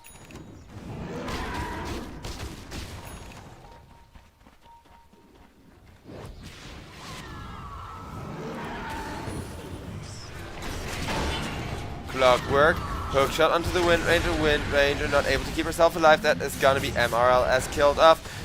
Ponlo trying to live as well, but instead Tiny is gonna be the one they're trying to catch up to. Bottega running still, and running more, and there's the Fuzzy Wuzz. They're immediately gonna have to drop the egg, but Urza, he is such a good egg hitter, he's just gonna make some scrambled eggs. Bears need a lot of protein, you know, he says. As Ember Spirit is gonna be the next source of protein. He's not careful, and he's gonna remnant out, making it away. But everybody's gonna have to retreat, and Modus. Dire's bottom tower has fallen. Tiny has come out of recovery mode. Bottega was carrying that fight so hard, but Bottega, he was the only one that carried that fight, because here had to run, had to flee. Should be happy that he managed to survive and keep himself alive, but this is still pretty devastating.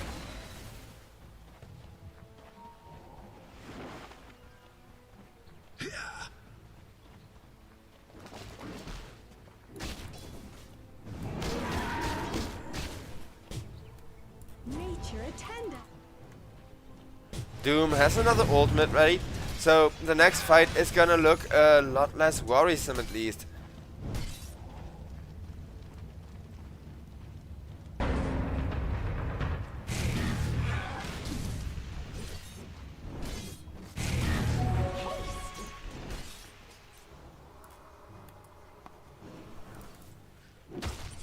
Urza with the Skull Bash now also completed is looking to go for more valuables like that, all important.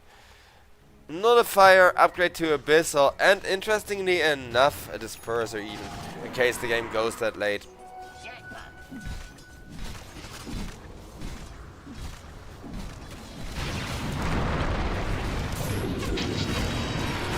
Bristleback, the one they're trying to kill, but you can see Modus are struggling with the damage because Bottega is really the only one that deals it until at least the Doom comes out, forcing Urza to run away. Urza, no chance of surviving the Doom though. The real question is he gonna buy it back, as Mist is locked in a corner and is slowly dying, and they don't really have the damage to fight back unless Queen of Pain. It's a really good ultimate, and that's not a really good Queen of Pain ultimate. Clockwork trying to burn some mana, keeping the Tiny at bay. He is broken for that, but he is still running out. He is still kiting them, making as much space as possible. Bottega will eventually die. MRLS is gonna pop for that. Queen of Pain with the Lotus, with the BKB alive and still fighting here. Out of mana finally. Being slowed so much and ticking, but Niche is the one that needs to watch out, run, and keep his life in order.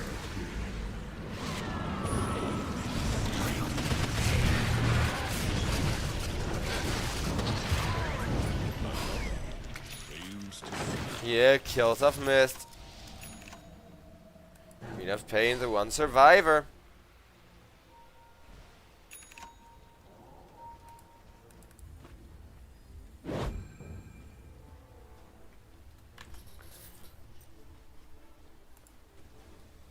Radiant are scanning.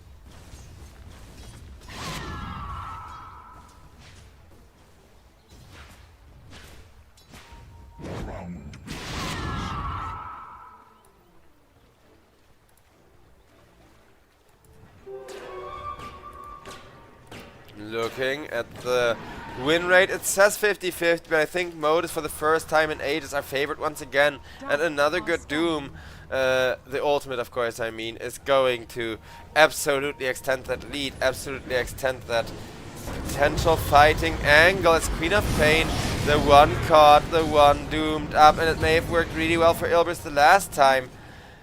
But against a Doom, it's just so much harder to actually win teamfights with the Quap, as Clockwork gets caught for that, and I think it's just gonna be everybody dying one after another. Except for maybe Urza. Bashka's being sneaky, has a Blink Dagger, has a Teleport, should be able to get out. Dire's top tower is under attack.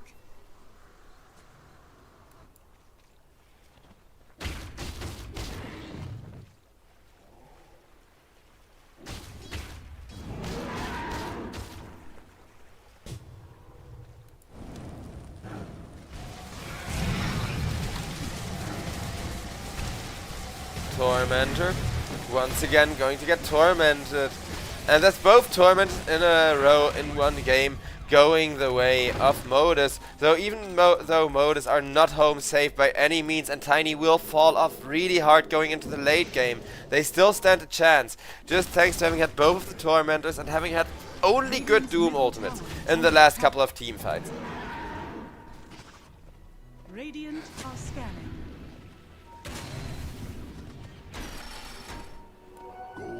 and sweet.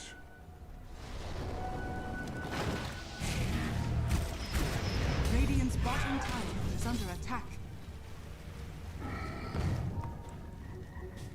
The rune of haste.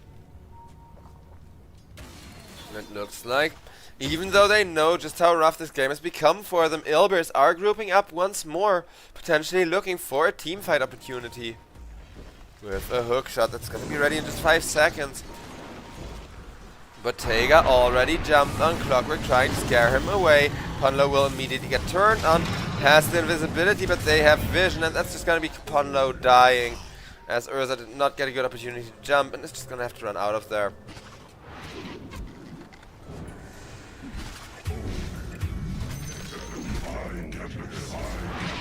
Over on top lane, Bashka.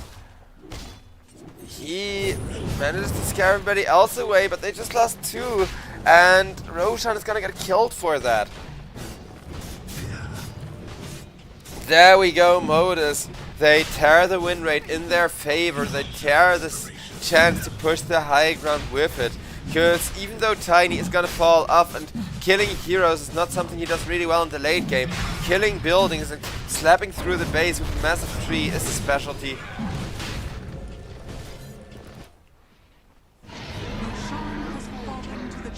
Bottega looking for a nullifier, of course, as well as that disperser I've mentioned before.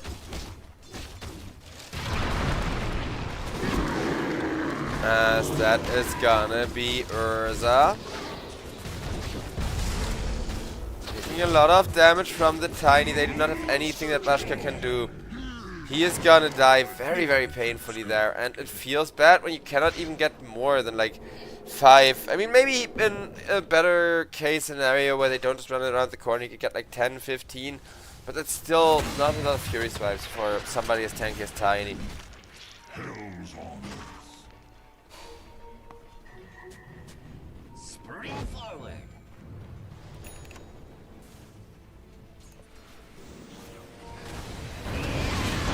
Doom ran after Tiny, goes for a beautiful avalanche toss to protect him, though that's gonna be Alkicida, that's gonna be Punloaded, a Phoenix Egg to keep the team fight going, while Brisbeck with the BKB still alive, still running.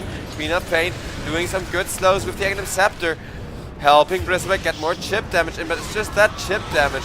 Now a bit of burst comes out, Queen of Pain ultimate will allow Kazane to finally pop, but Queen of Pain, not a trade you want to take. Queen of Pain buys back, buyback for the Doom. Niche looking for more, will not get it. Urza gonna be back in 15 seconds. And I mean, they did hold against the Aegis for the first 2 minutes of it, but that is just 2 minutes.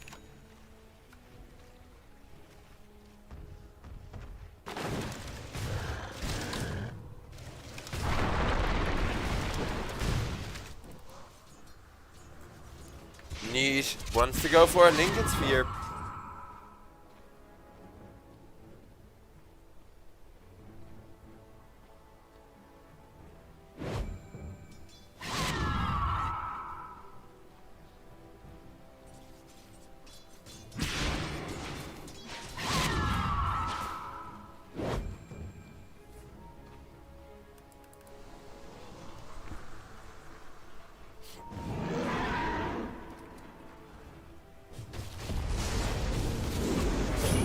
Ember Spirit, jumped by the Urza, of course has a Remnant ready to go away. Bottega, meanwhile, sees the Enchantress, wants to kill this Enchantress, and he is gonna be eating veal for dinner.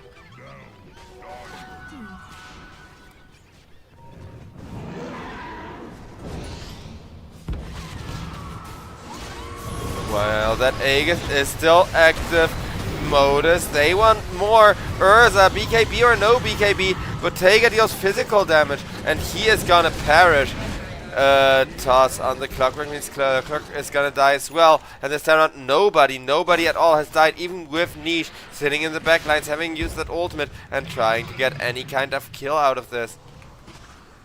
No such luck. Instead, Niche now has to fear for his life. He does have a BKB, does have the Lotus, which will be enough to keep him alive and almost kill the Wind Ranger. And alive again, wants to teleport into the mid lane, goes for a very aggressive teleport though, and Tiny, he has a break, so Enchantress is gonna die too. That Phoenix, like, the exact reason why Queen of Pain cancelled her teleport.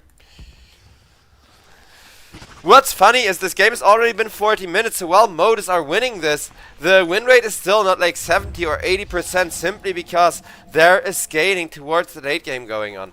There is going to be way rougher of a game coming in still if this Tiny ends up dying. But that's a 2-minute dieback on the Queen of Pain. That could potentially lead to a GG, because 2 minutes without your main source of burst damage, it's gonna make it so much harder for Urza to kill people. Bristleback, BKB running out, trying to turn things around on the Tiny. Tiny does have a break, but he knows that and can kind of kite, while the BKBs actually can't be slowed. Wind Ranger. 4-step in, 4-step out, fine entirely. Running like the wind, LQC comes in, 4 people will slap him down though, like a fly. Enchantress just pulverized, crushed.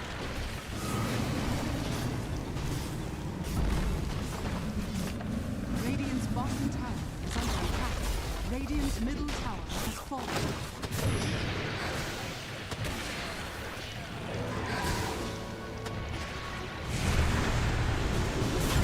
As that is going to be the Bristleback.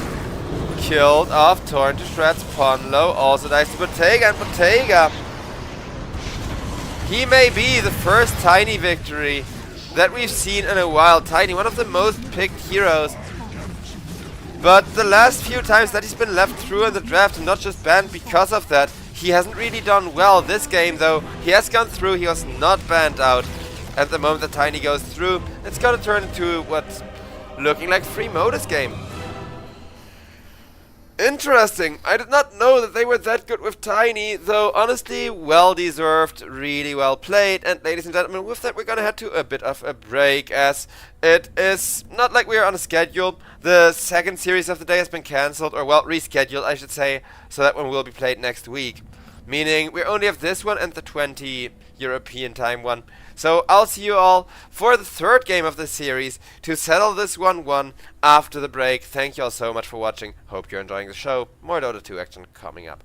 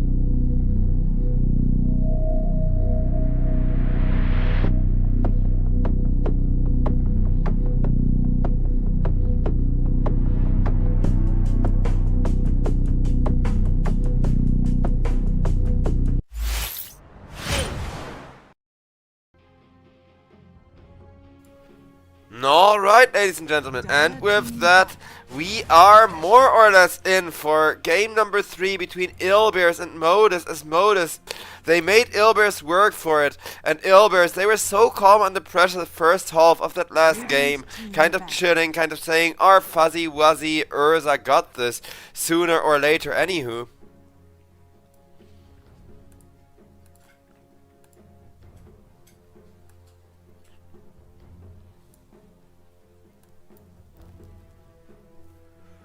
Seconds remaining. 5 seconds As remaining. it looks like Modus. They do respect ban out the Cass, definitely smart. Dire team ban.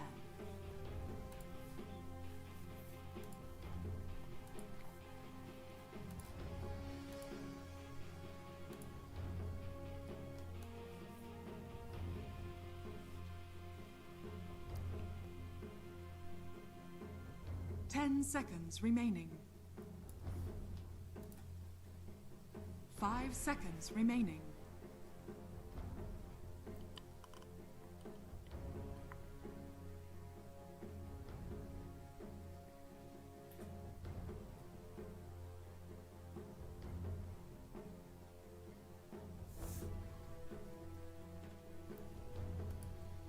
Illbears looking for their last ban, and now they're thinking ahead because the very last pick of the draft is gonna go to Modus, and Modus's draft, it's looking like a very hard 4 protect 1, right? They don't have that much damage, but they are setting themselves up for a super greedy, in-your-face carry of some sort or another.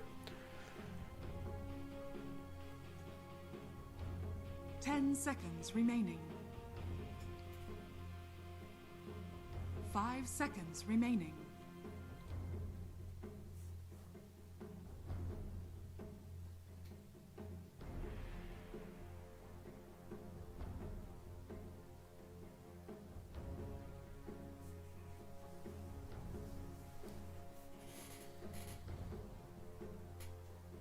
Dire team pick. As Illbears looking for their last pick here.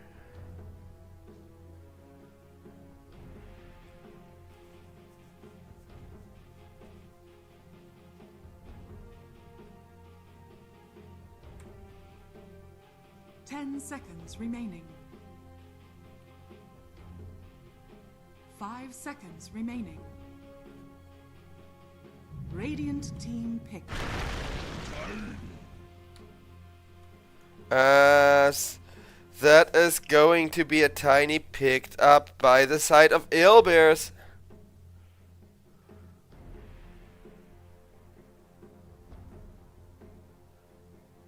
Seconds remaining. 5 seconds remaining. Phantom You may now select your heroes. That's gonna be Bottega. Selecting a hero that I have not seen win this patch. I know he has a couple of times, and I want to know how you play Phantom Lance, so I've watched a few replays.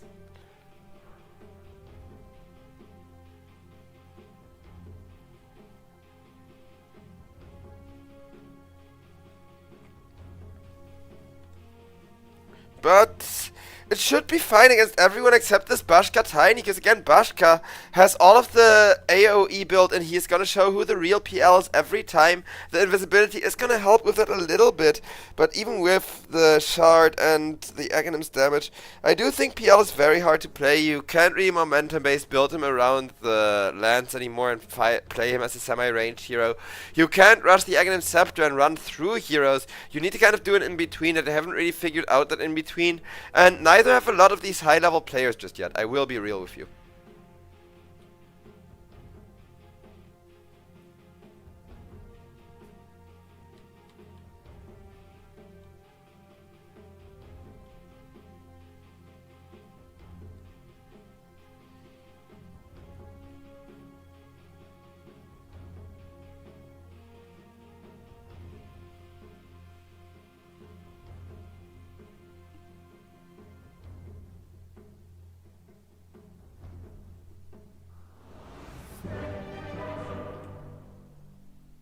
Yes, ladies and gentlemen, we are loading on in the final game of the day.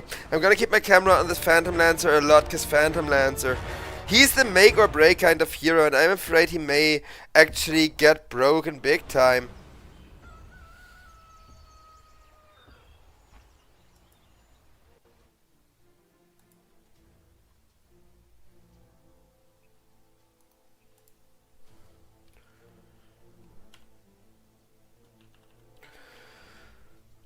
But yeah, an interesting game number 3 for sure. Here has his Ember Spirit. I know that he loves the Ember Spirit more than anything.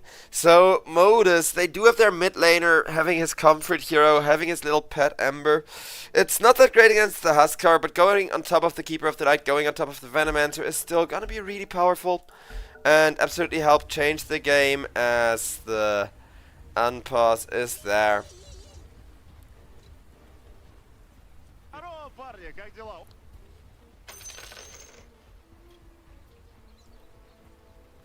Prepare for a lesson.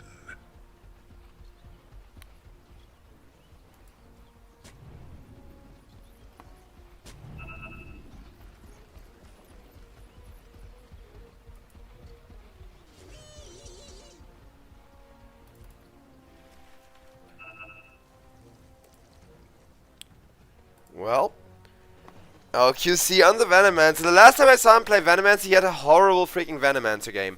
Though this time around, there will be a lot more for him to do with that new Snakebite. Like that new Venomancer spell they added in this game is actually going to do so much potential damage and really deliver a lot of the space and a lot of the in-your-face slow and control.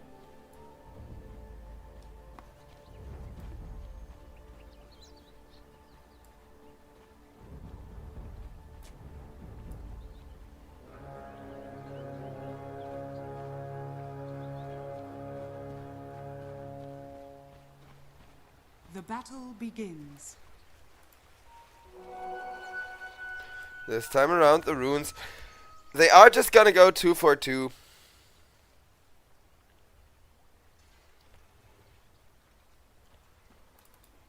And Phantom Lancer, one of those heroes that almost always makes it into the lane safely, because even when he doesn't, you can just use the doppelganger to make sure that you actually get there by kind of shuffling about, making sure the real you is well hidden.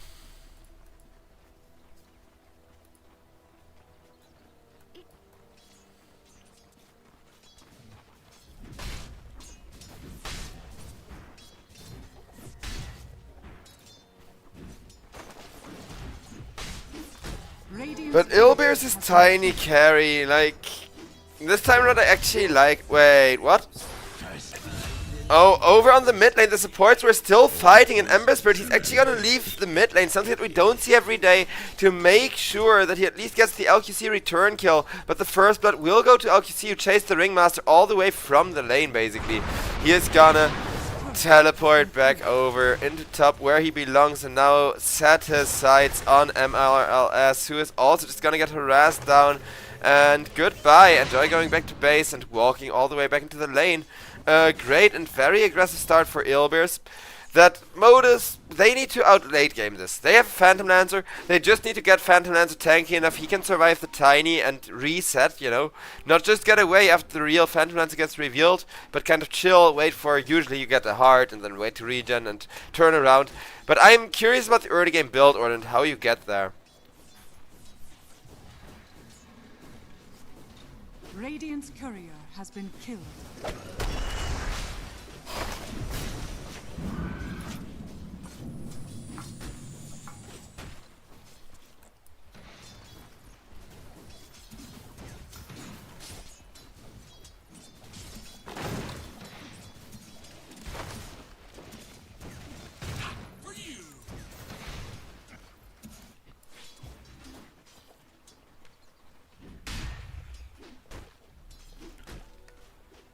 So far, of course, the lane equilibrium big time favoring Ilbers. They are the aggressors, and it's to be expected that that aggression, especially in the laning stage, can't really be answered, yet people don't have a chance to build around it or make stacks or anything for now. The good news is that at least Elmo should be tanky enough to withstand Bashka's massive assault and huge amounts of damage.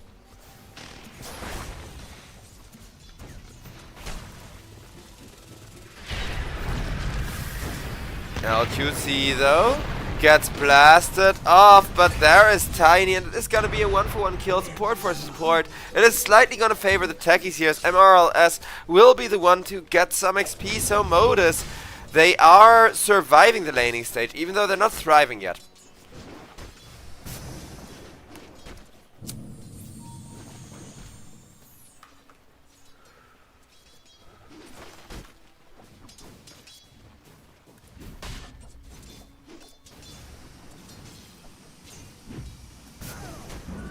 Keeper of the Light just being a pain in the ass. Phantom Lancer doing his best to get as much XP as humanly possible from that pull that his Ringmaster gave him.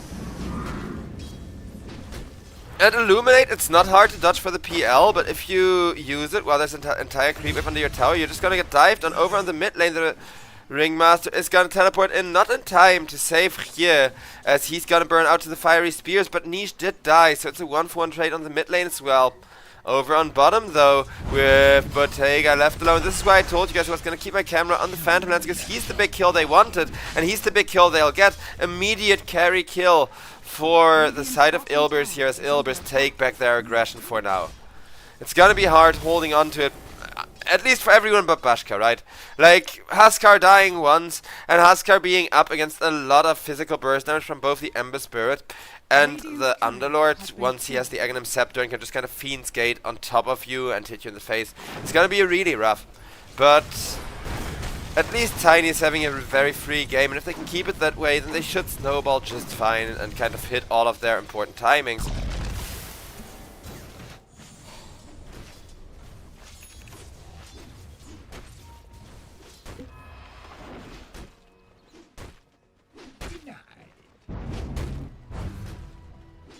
Missed. A little more damage would do it.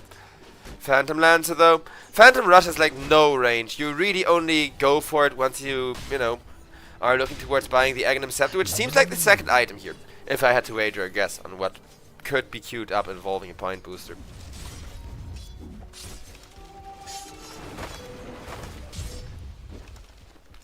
Underlord cuts himself some pizza. But Tiny is gonna attempt the dive with a beautiful Venomous Gale on top of Elmo. Elmo is gonna feel so much pain to the face. Today at Sesame Street, Elmo fucking dies. Bashka gets jumped on by the techies. He is so close to perishing himself.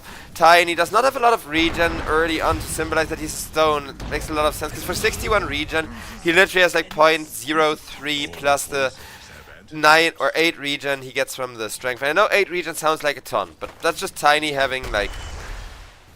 How much of that is plus strength? 18. Plus 18 strength. So like 2.5, almost 3 points of health regen a second come from just what he bought. And he will live, so it's a 3-for-0 Tiny, even though his support did perish for that. Bottega though, very happy with the space and breathing room that he's been getting, not at risk of perishing again.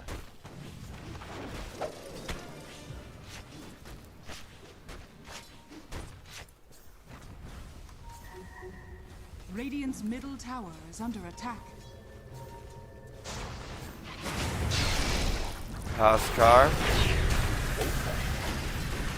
Fiery Spears the Underlord. Radiant's turret. And that's gonna be a return kill onto LQC. Underlord not having a great game though, and even this Huskar, who again isn't having a super great draft matchup himself, is at least printing that early game money and can get himself a really good timing on the armlet to kind of keep himself going.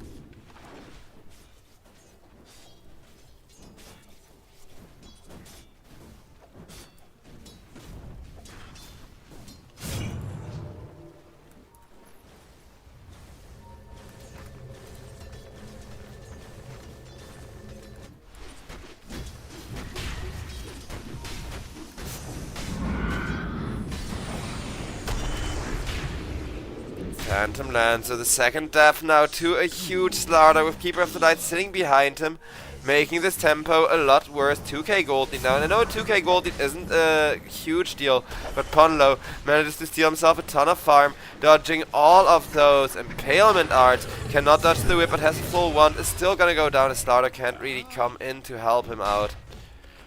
Nicely played there. A much needed return kill. Because with that Phantom Lancer dying, this game is just going to be so rough for Bottega. Until he gets those 2 items. Like Manta Style for a little bit of movement speed. And more importantly, the point of pressing it defensively. But most importantly, having the Aghanim Scepter.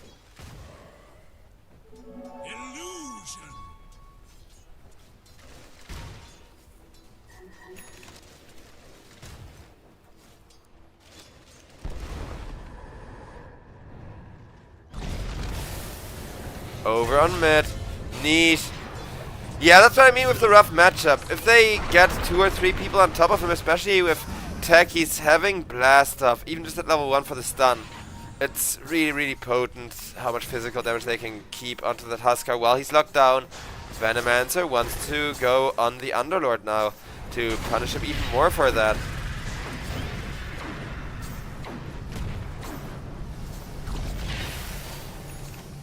And LQC disarmed but healed up by the Keeper of the Light, kept in the fight. Bottega, meanwhile, though, dies again. Oh no. Phantom Lancer is perishing to this 3-0 Slardar, though Slardar may now be for the first time at risk of dying himself. But look at how much damage he can get in onto Hye. Hye needs to be very careful himself. Slardar still has 1 Lotus and a Crush. If that Crush lands on either one of them, they would be dead, but he couldn't get the Lotus off against the Slayer. Or did he? And it just killed him? Yeah, he did. And it just killed him, never mind. Enchanted Raindrop does not protect against Slayer Fist, it protects against magical damage from abilities. The damage of Phantom Lancer is entirely physical in nature.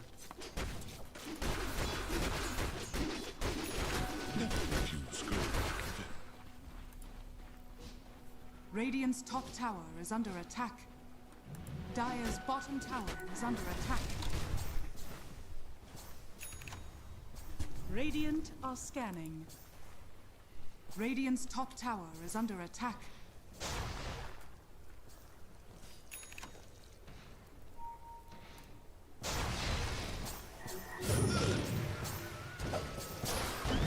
As LQC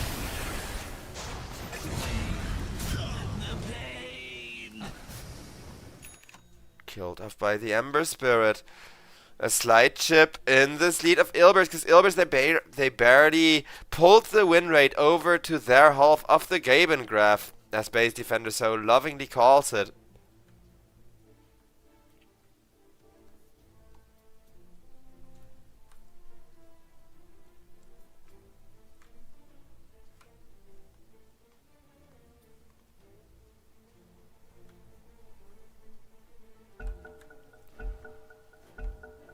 No calls to go. And here, let's see how much damage he takes from the spears. It should not be enough to kill him, but it will force a teleport out back to the base, at least delaying the Ember Spirit a little bit. Niche, he's still gonna scale like an absolute beast with that armlet already getting pressed.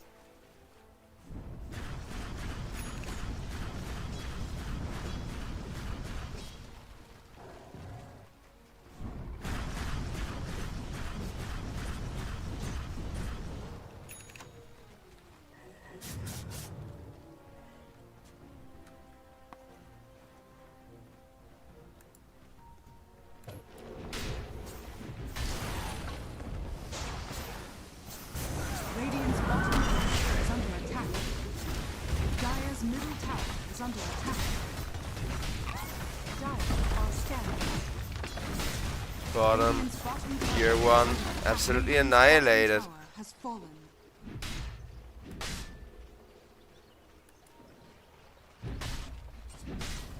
Dire's top tower is under attack. As over on top lane, Bashka. He got sniped. That Firestorm wasn't the issue, but 3 Techies mines were. I'm sorry for missing that kill, but that was just MRLS entirely blowing him up. Now making his way onto the bottom lane, having that level 6 way earlier than the Techie support should. Niche, he wants the Ember Spirit so badly, but it's not going to chase for him, knowing full well that that could be his death. Please ignore the ambulance noises in the background. I do live somewhat close to a hospital. Here. Could be the next one getting caught, but first Huskar. Again, it's the mines that blow people up, but he armlet toggles through one of them, gets healed through a second one. Niche still alive with all of that magic resistance, while Ember Spirit is not. At least the Underlord gets out, but that's here as well as Kazane, both just dropping.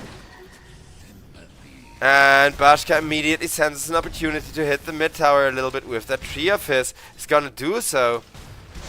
Radiant's middle tower is under attack. It's gonna take some trees to accelerate his blink dagger timing even more. Radiant's middle tower. Ilbers, they cannot really get Niche killed right now, but Niche, he's just comfortably hitting the top tier 1 tower, making sure more of these objectives are dying, while Ember Spirit hunts on bottom lane and is looking for kills.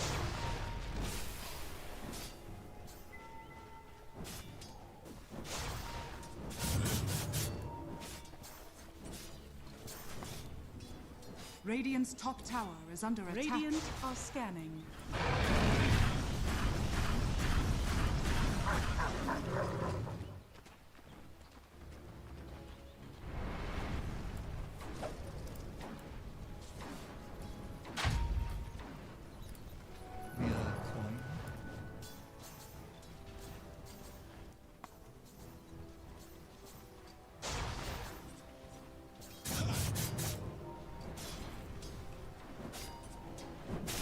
Ember.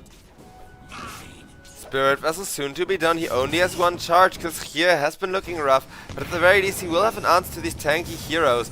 Well, Techies trying to jump out, but oh no, they got MRLS. They want revenge for all of their heroes getting blown up left and right by these mines, and Techies is gonna perish for that. The MAD does pretty much nothing compared to Bashka's insane health pool. He only has 5 physical armor, but against magical damage, Tiny is so incredibly resilient. Barely misses his stack by just a millimeter there. That's awkward when the creeps are a little bit slow. But Venomancer will die, and given how incredibly fat the side of Ilbers is, every kill matters.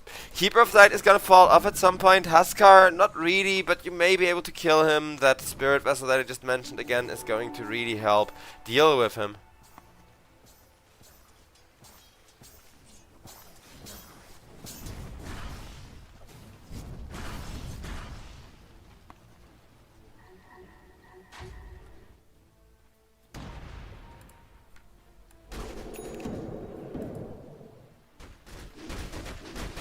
Bottega, who I actually haven't checked in on as much as I wanted to, will have that Manta Star completed very soon, is then immediately gonna go into an Aghanim Scepter to accelerate his farming speed and ability to catch support.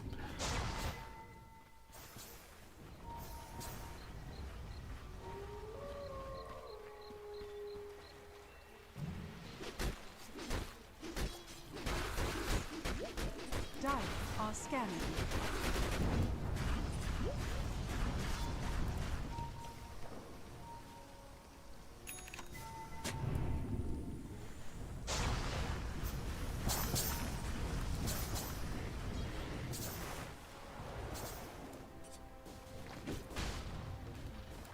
Bashka.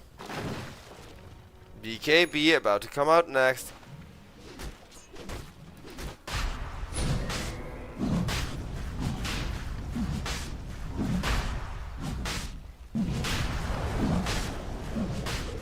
Radiant are scanning. Roshan, meanwhile,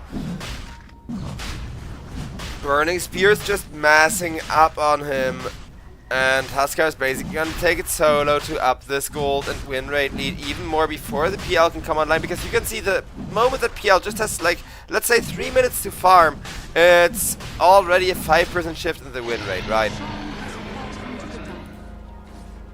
Huskar, though, will counteract that by picking up the Aegis. Really wants to set up onto Elmo, and there's Bashka to deliver the damage. Delivering massive amounts of it before being locked down by Elmo. Elmo safe with an impalement art, as will Punlo dying, cannot quite heal himself for enough, as Elmo will still perish to the burning spears. Ember Spirit trying to teleport out, but will get landed upon by the combo from the tiny Hye, still running. Niche, though, was able to arm the toggle, but can't anymore. That will be the Aegis falling. Kazane, meanwhile, got killed off way elsewhere on the map, but they will now get the Slaughter ultimate on a no-mana Ember, which is a complete death sentence, as only the Keeper of the Light died from the Dire side. The gold lead is gonna grow, but that was their Aegis, you have to keep in mind, so it's not like Huskar is gonna remain unkillable. But Tega, however, on the Phantom Lancer, makes sure he gets himself away. keeps himself alive, and the real hero. Dire's bottom tower He's going 0 and 3 still, but most of those 3 deaths didn't really affect him as much as they would if a Battle Fury hero or some such, so PL is still having a good game for himself. A soldier's fortune.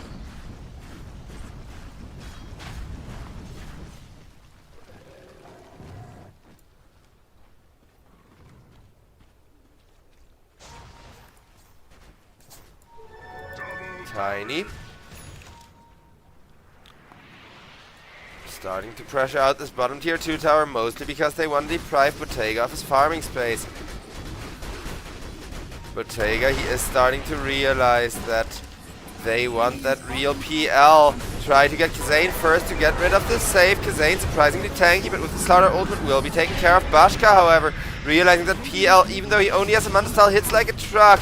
And Ember Spirit with Slayer Fist has the little bit of missing damage to finish the job, as Slardar gets hit by a mine, but will be able to sprint out of there as Niche comes in a little bit late to the party, but with an Amplify damage rune still active.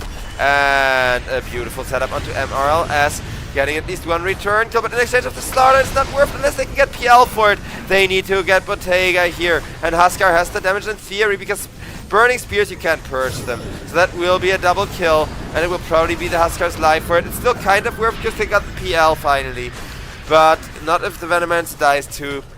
Now, it's again just a slight, you know, not a big gold swing. I'm going to show fight recap in a sec, but it will be in favor of Modus at least, so Modus keep themselves in the game.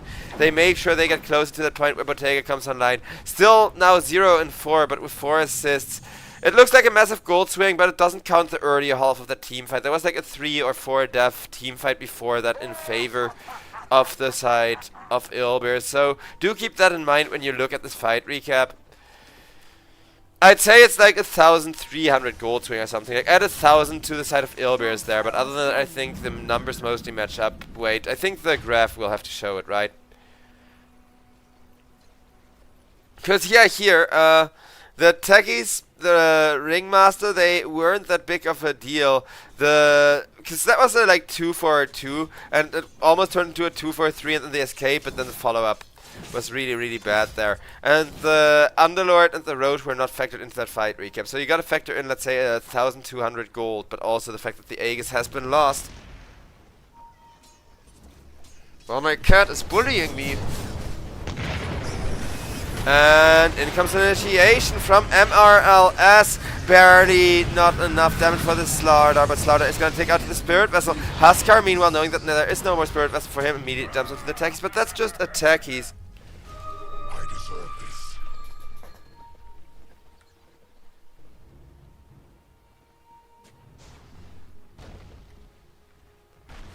Tormentor, a very easy target for the Huskar, however. Niche with the massive Keeper of the Light Heal is going to have no concerns whatsoever about putting on 24 Burning Spears almost to make sure that the Torment is going to break. LQC gets himself a very massive Aghanim Shard because Venomous Gale summoning Plague Wards has always been great to make more chaos in the team fights.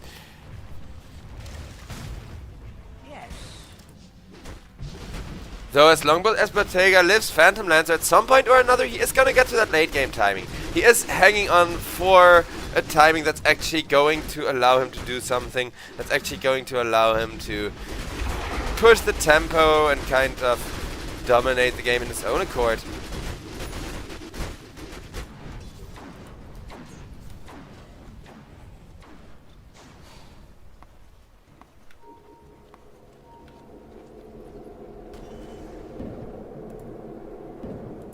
As towards the bottom lane come the teleports.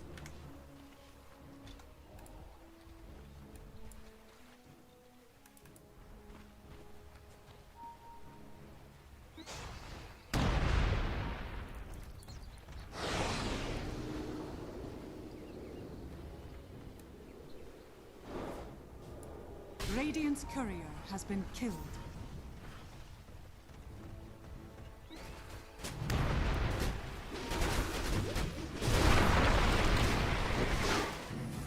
As Tiny wants to smack down the PL, and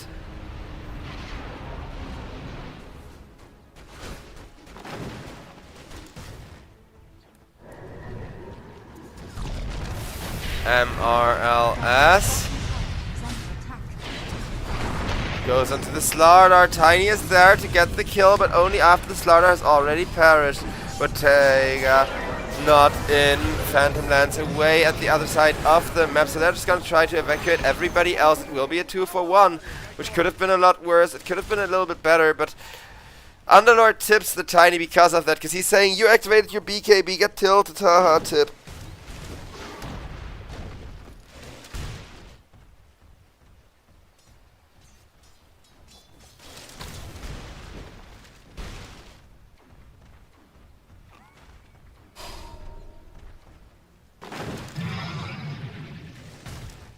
Dire's middle tower is under attack. Dire's middle tower has fallen. There's Huskar. With that Spirit Vessel, still a rather easy kill, provided there is enough disable for him. Bashka not able to get revenge. 40-second cooldown on that BKB of his. Whereas Bottega, so close to the Aghanim Scepter, 15 seconds till his courier respawns, and then he can go and have it picked up. Making sure that at least he has one huge momentum item for himself.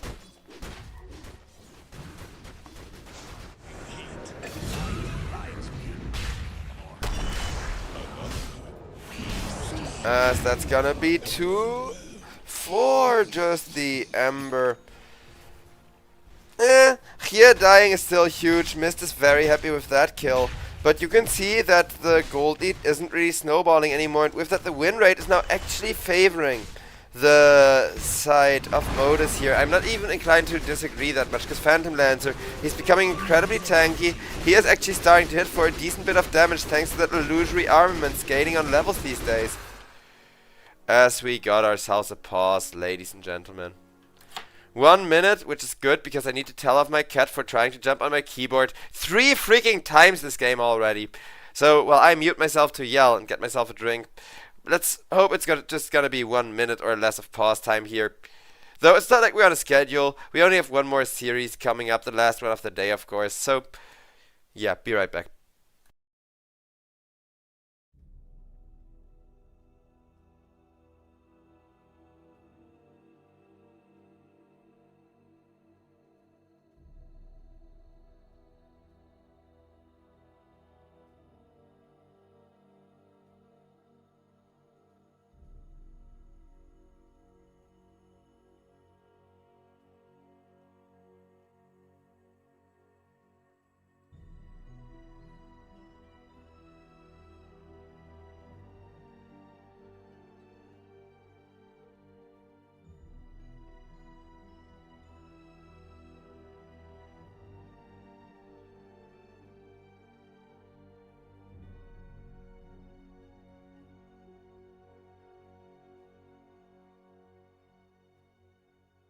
Slightly longer minute than average, but go is being called, and go we shall.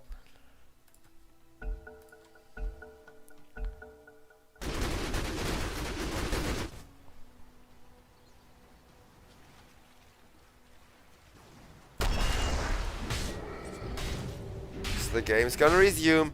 Huskar wants himself a nullifier, making sure to nullify all of that hate and all of that aggression he's getting in the stun locks from all of those annoying ass items. Especially Phantom Lance having 2 dispels for the ultimate, making it really hard to actively reduce his armor.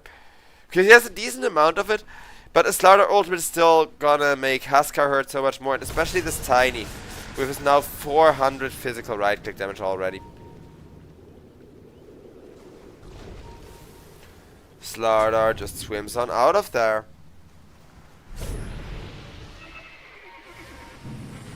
Dire's middle tower is under attack.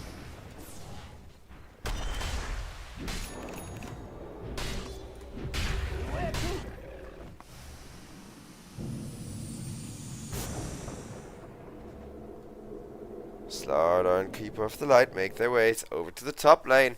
At this point, most of the map has been demined, so they know they're not again jumping into a complete ambush.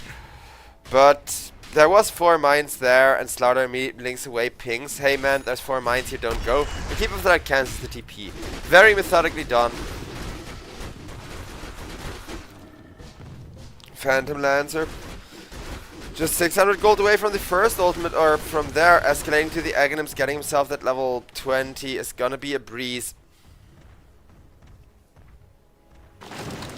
Dire are scanning. Tiny still looking for a silver edge to make sure he can break the real PL, make it so much harder for illusions to come on out.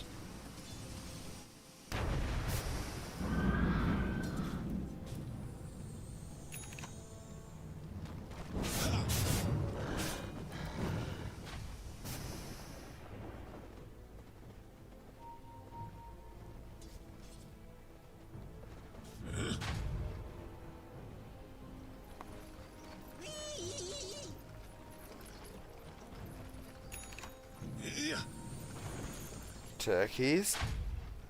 Making sure to get himself yet another minefield going, trying to keep Ilbeers at bay as much as possible. And the longer that they don't push, the harder it gets to push. That's the nature of tech. He's being given that time to put down a minefield. They will run in, they will give away where there's smoke by exploding these mines to at least get some coverage as far as the vision goes.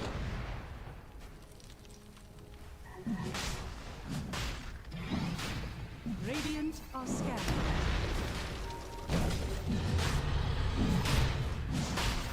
Huskar goes for Roshan, causing it to roar. Out comes the initiation though, with Ember Spirit in a great position.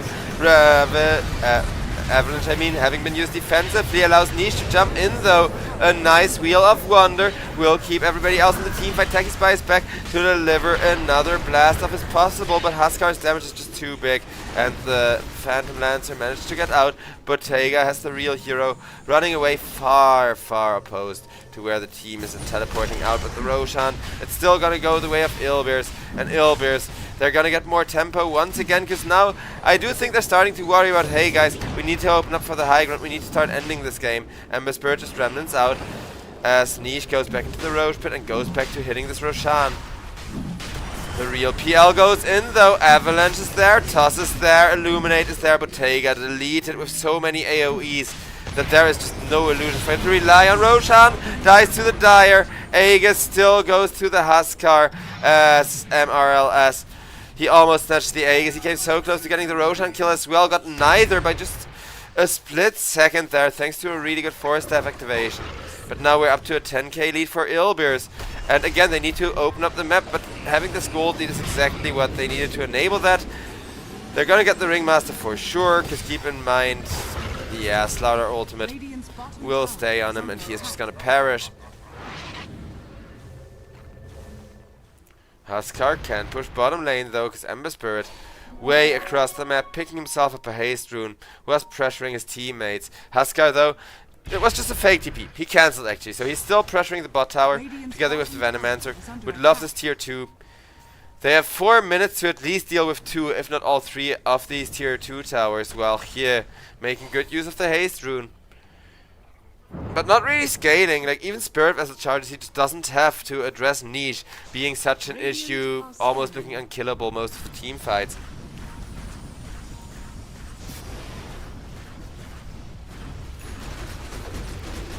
Bottom tier 2 will be defended with the Illusion Army for now.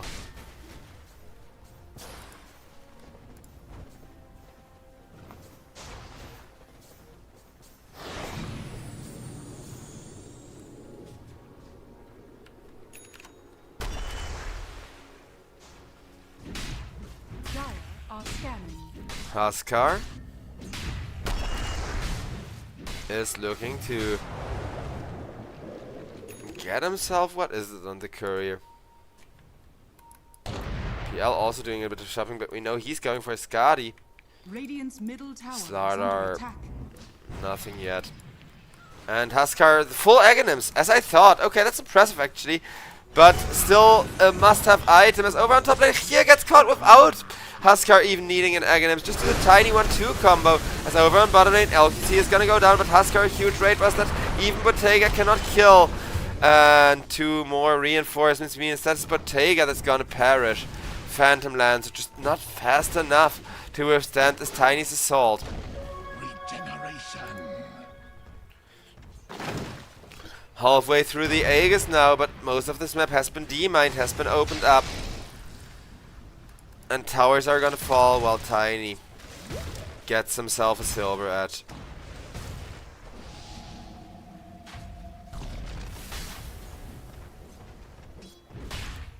Radiant structures are fortified. Dire structures are fortified. Radiant's bottom tower is under attack. Radiant's bottom tower has fallen.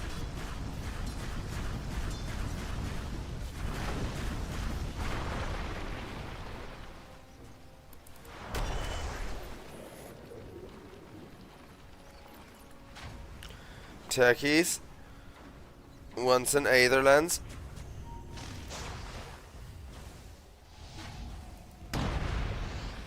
Radiant's middle tower is under attack. Venoman, so just that's one of his little Venom wards, help with the D-warding there. Well, the second tier 2 tower is opened up, and a minute and 20 seconds on the Aegis mean at least the 2 tier 2 towers they want at minimum out of this are gonna be falling within those 5 minutes of Aegis time. Maybe even some pressure on the tier 3s if somebody messes up and steps down the high ground too greedily or such. Bottega, though, he's still just farming so close to that Skadi to make sure that not just is he tankier, but he will be able to deal with that Huskar's regen a lot better. Level 20 is gonna be a lot of additional tempo and a lot of additional damage output for him. He is going the juxtaposed illusion damage taken almost certainly, which is gonna make him so much more resilient when it comes to just sustaining low but steady damage output on the supports, and sticking on top of the Huskar as well to kind of reduce his healing output.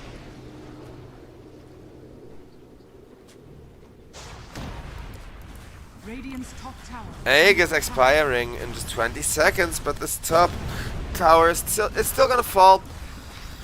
Huskar, not a care in the world. He's gonna up his attack speed while over on bottom lane. Keeper of the Light may die as a sacrifice for that tower, having pushed out the bottom lane. So, a hero for a tower, which is still not a bad deal. 15k gold lead for Ilbers. Should have the win rate somewhat back in their favor, yeah. 60-40. It's gonna drop back to 50-50 if just the Huskar dies. Like, Huskar is more of a problem than the actual hard carry Tiny right now.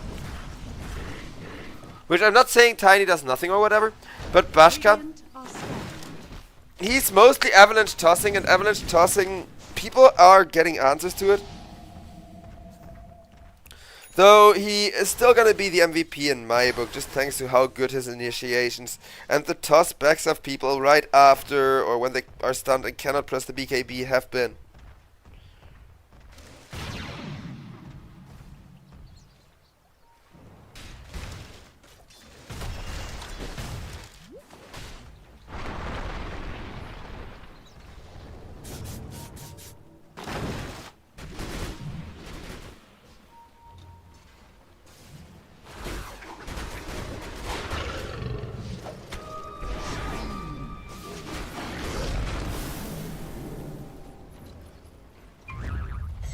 Three-man smoke, this time around coming out from the Radiant as Modus. They need an opening to get Bottega, one of those good chaotic team fights.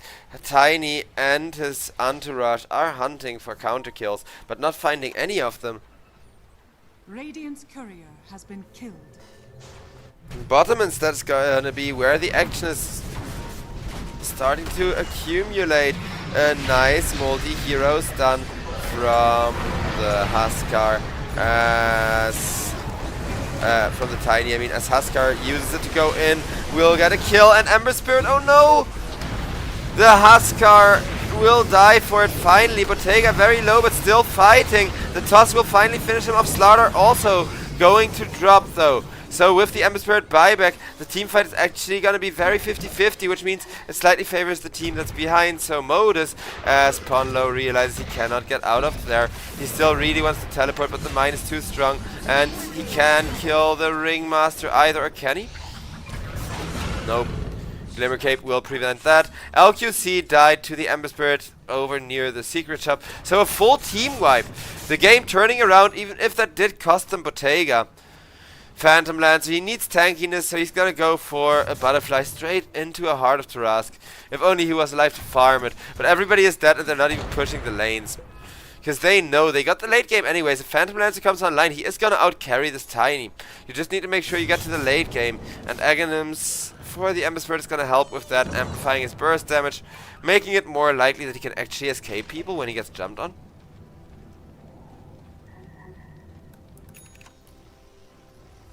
Techies though is going to start actually pushing a little bit from the looks of it. We'll start putting mines under the tower, really adding up that damage. And with a double catapult, the tier 1 is going to fall. So now the Dire are going to lose their own objectives again.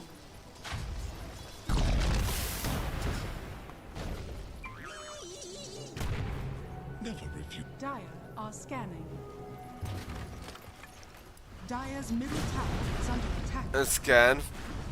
Checking if the wisdom is still safe. And yeah, Techie's already yoinked it so quickly. It is indeed. Huskar does not have to worry about that. Huskar, though, a man of my own heart. Finally somebody who understands that that Butterfly is really good on Huskar. So we're going to see a Butterfly come out for the Phantom Lancer and one for the Huskar. Both of those heroes want nothing but attack speed at this current stage in the game, because it's really just damage race. And having 20% extra damage from all of your agility, because that all gives you base attack speed, is so insanely good.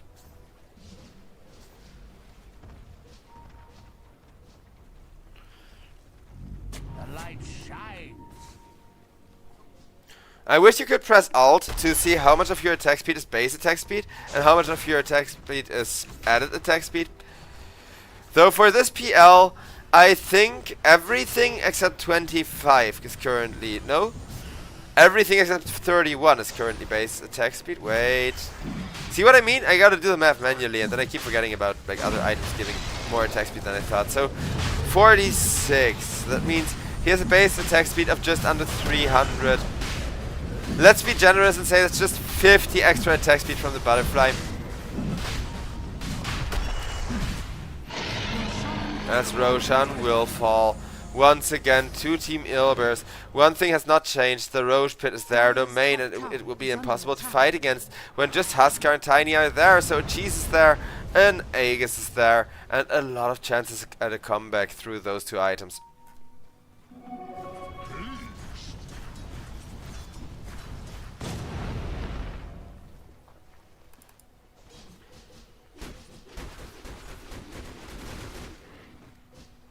PL got his Heart of Tarask though, but Taiga, he's now hitting raid boss territory himself. Huskar may be looking unkillable, especially while he has that Aegis, but good luck bursting through Phantom Lancer with this much health and an insane amount of regen, which of course you can regen while you're in Doppelganger. So while you're gone for a second, that's literally 73 health right now being healed every time he casts Doppelganger. Just from his regen over time, which is why it's such a popular and such a good item on PL. I am an avid PL player, and I do really like it myself, but man, this PL, it does feel a little bit slow and underwhelming against not just the Tiny, but the Huskar. Like, it's the double aggression that makes it so hard to play. If this was up against the 4 Protect 1 rep, it would be a lot better. Techies, though, steals the Torment to MRLS. What a player. Of course, he's gonna die for that, but a Stolen Torment means now this Twin Gate could potentially be contested. Dire's bottom tower is under attack. Uh-oh. Nice Wheel of Wonder onto 4 people! They were ready, they were going in an order that they could actually take a team fight there, but they did not expect the Wheel of Wonder to be exactly focused in the direction that they all are forced to look in the moment that they come out of the portal. And Niche, he is falling low, while Ember Spirit keeping himself in the team fight and doing his best to deal with Niche. Niche kills 1, almost got 2, but Ringmaster, I don't think he's gonna take out 2 Burning Spears alone. Makes it to the fountain. Huskar makes sure that trade is okay-ish, but Bottega being borderline unkillable, and 3 people, 3 freaking people being locked down by a Wheel of Wonder is just insane. What can I say?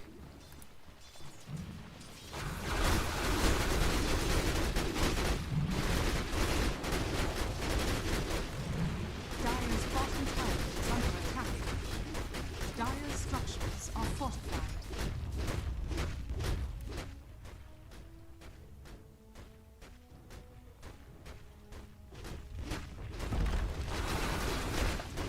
Phantom Lancer is using the Aghanims to its fullest extent, just always keeping his illusion army at maximum. Mid tier 2, the next objective, and we're gonna be at a very even game state as far as the objectives goes, but that means that this game is almost already won for Modus, because you can see that it's gonna be 80% chance to win this once the next tier 2 tower drops. And Bottega, he's not done scaling. Like, he can get 3 more items until he's done scaling, and then a moon shard, which is really good on PL nowadays, because your illusions also get the extra attack speed, meaning you create more illusions, you scale a lot harder.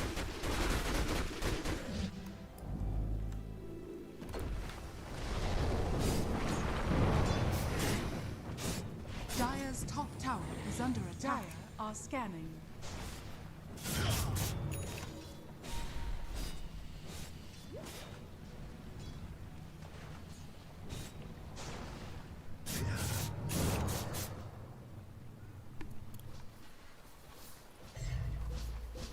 Dire's top tower is under attack.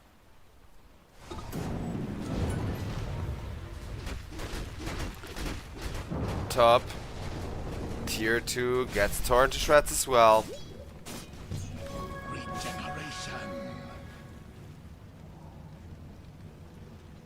Dire's top tower is under attack. Dire's top tower has fallen.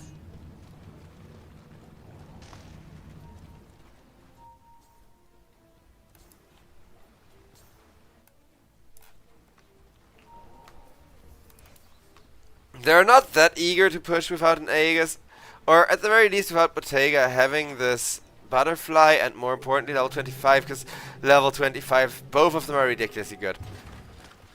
Doppelganger cooldown will basically allow you to, yeah, he takes the doppelganger cooldown because of the Heart of Trask synergy I explained earlier.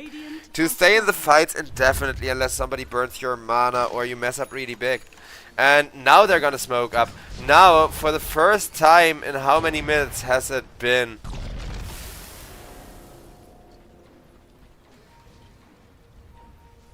Like 12 minutes, we're gonna see the aggression taken very confidently rather than just a response or, you know, having to do what the enemy dictates from the side of Modus. Both teams are smoked, however.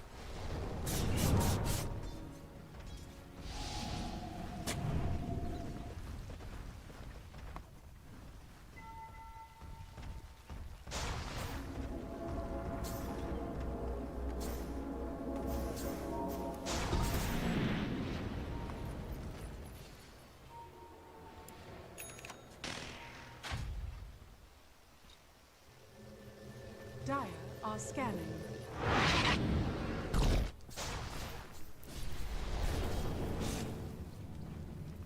A bunch of teleports all around. No initiation for either team though, as Bottega, he knows that he has the main target on his back, so even though he can borderline not die, he does need teammates with him to actually go hunting, because he knew there was a support nearby that he could have potentially killed, but without teammates he may die for it, and that's just not worth it. I'm actually going to switch over to buyback status as well. Just because it may become relevant sooner rather than later, as everybody will teleport out from Ilber's side, defending their base once more. Double damage.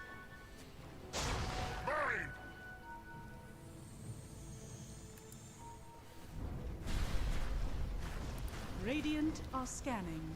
Tiny. Once the Daedalus can then upgrade his Blink Dagger, get both Aghanims, and then he's basically gonna be 6 slotted. While the smoke is gonna break, Phantom Lancer being discovered by the Slardar, but the real PL walks up the high ground, and Ember Spirit tries to initiate, but goes straight into a Tiny and a Will-O-Wisp. As Ponlo dies for that, Ember Spirit still going hard, will be taunted by the Huskar though, and he has so many burning spears on him that he's already a dead man walking. Huskar once more, niche, starting to burn people to a crisp as well, but Phantom Lancer, his damage output is too big. Bashka cannot sweep the illusions anymore without dying himself, and Phantom Lancer gets him as well. Late game PL is still super ultra ridiculous. They're gonna chase for more, and it will be a dieback on mist. 100 seconds, no Huskar. 100 seconds, no Slardar either. And no, it wasn't even a dieback on the Slardar, my bad. He is just level 26, that's why it takes so long. Dire's bottom tower is under attack. Randomancer did buy back there as well, but he can come back into this game. Phantom Lancer, though, looking to end this, is starting to hit tier 3. And now trying to run down LQC, who, even with that Pavis, you, my friend, cannot tank this many illusions. The real Phantom Lancer does get focused by the Fountain, but has a Manta Cell to disjoint the rest of the attacks. And with that Heart of Tarask regen, can just continue hitting Rex without a care in the world. Almost certainly GG, ladies and gentlemen. Unless they go for a Fountain Dive like they just did and mess up, or there is Ember Spirit being caught right at the start of the team fight. Those are the two combat conditions I can see for Ilbers. But Ilbers, they did not draft for the late game, and now we're in the late game. For the third game of the series, playing for over 45 minutes. They are being wrecked by Bottega here with 300 damage a hit, and the attack speed to spawn just a huge amount of those illusions.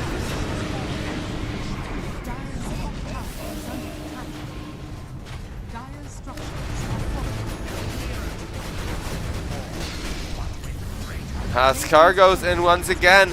PL, not great at sustaining himself against Niche, because in comes a follow-up from Tiny, but eventually Niche is gonna get surrounded, and the illusions are gonna be enough to just barely finish him off. It did cost Ember Spirit his dieback though, because he is dead for almost 2 minutes still, and with that beautiful Wheel of Fortune forcing everybody to kind of split outwards. The Phantom Lancer still thinks that he can go for the Slardar. Trying to just teleport away, realizing that all the stuns have been used. Bottega, he says goodbye, as 2 lanes of Rex are still standing. That was only the Ember Spirit dying though. And yeah, the win rate is saying 90% or so, because a Fountain Dive or a really big mistake are required to get Modus right. To get Modus, you know, right back to be defending the base. Because PL, otherwise he's just not gonna die. That's kind of the whole thing. He wants the Bloodthorn now for damage output, so even this tanky Tiny is gonna die to him. Well, the Tiny did at least make sure Takis was out of position and perishing. Phantom Lancer looking for more, but he's just chain stunned up. You see what I mean about staying in the fights indefinitely though, right? And Huskar gets a good jump. We'll make sure they do have some damage coming in. Bottega though, against 3 people, he will eventually have one of them, even without that Bloodthorn of his being completed. As there's a beautiful Wheel of Wonder once again grabbing both of the cores from the side of Ilbers. As Ponlo, now surrounded by so many illusions, he can try to run, and he will make it. Nicely done.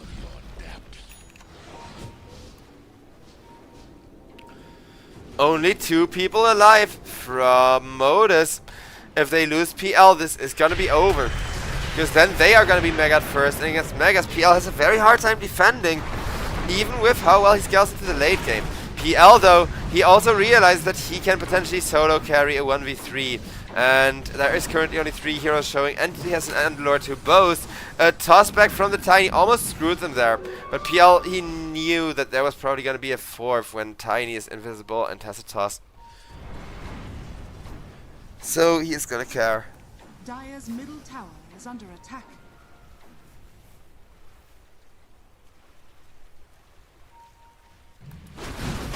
Roshan, however, is up.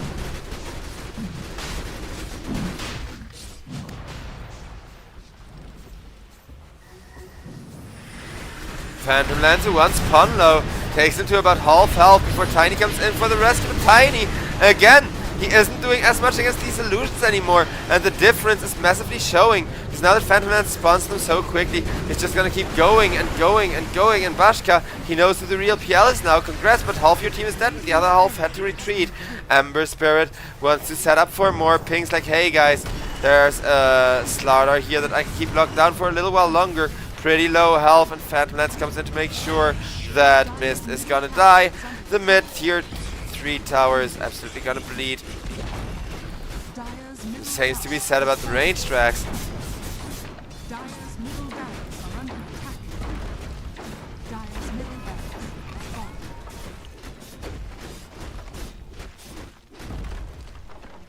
Dire's middle barracks has fallen. Dire's top tower has fallen. SPL gets a setup onto LQC, will get tossed for that, has some armor reduced by the Slaughter ultimate, and he cannot purge it up by any means, so they do get the Phantom Lance, even if it cost missed his buyback. Can they get more to really justify having spent all of that money? Maybe not, with a nice escape there.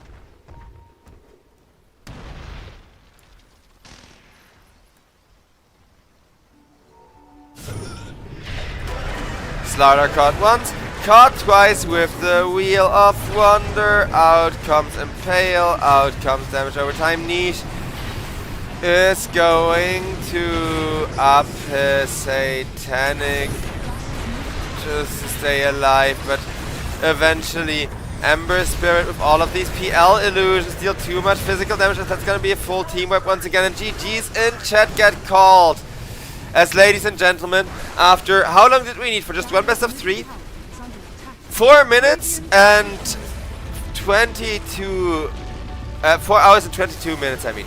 4 hours and 22 minutes for one best of 3. 3 games that approached the 1 hour mark. One of them actually breached it and was over an hour long. Modus and Ilbeers, definitely a really close match, as both of them brought some interesting drafts, tried to catch the enemy off guard with a curveball, and well, Ilbeers, they may love their aggression and are known for that CIS signature in-your-face aggression gameplay, but it does not work when the enemy has a Phantom Lancer. Even though that Phantom Lancer died 3 times in the lane, he didn't tilt, he just kept farming and he pulled through. With that, ladies and gentlemen, I'm gonna be out for about 2 hours. I will turn down the stream at some point, you know, shut it down for like an hour to save a little bit of electricity. But we are gonna be back in, let me check the clock real quick, 1 hour and 45 minutes with the final best of 3 of the day, so make sure you tune back in then again, as, yeah, it's gonna be fun. I'm sorry that one series had to be rescheduled, but there's other tournaments going on and a lot of chaos, but we are gonna see Team STELS defend their title as a very unpredictable kind of, you know, David versus Goliath team that punches over their weight when you least expect it, up against, reliable Rune Eaters, which I'm always happy to cast. So yeah, see you all then. Thank you all so much for watching. Hope you all enjoyed the show, and make sure you tune back in again in a little less than 2 hours for more amazing Dota 2 action. See ya!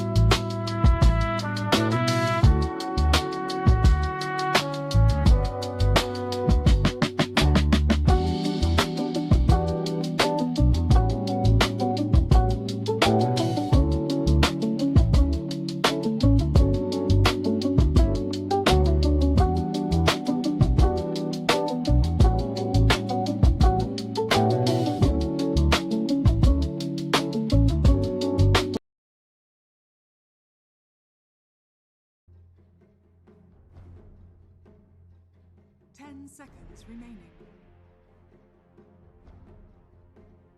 5 seconds remaining.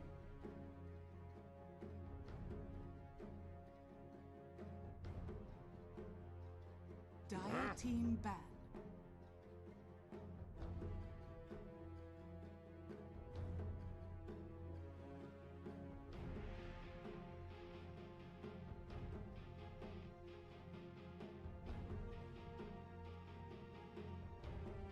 Radiant team ban. Dire team ban.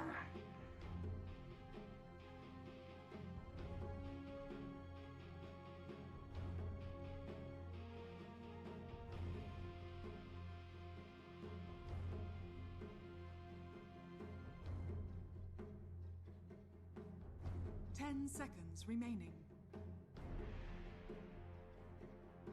5 seconds remaining. Radiant team pick.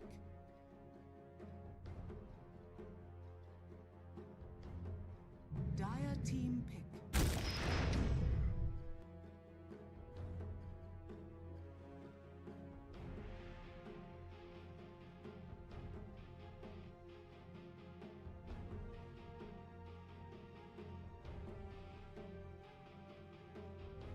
Ten seconds remaining.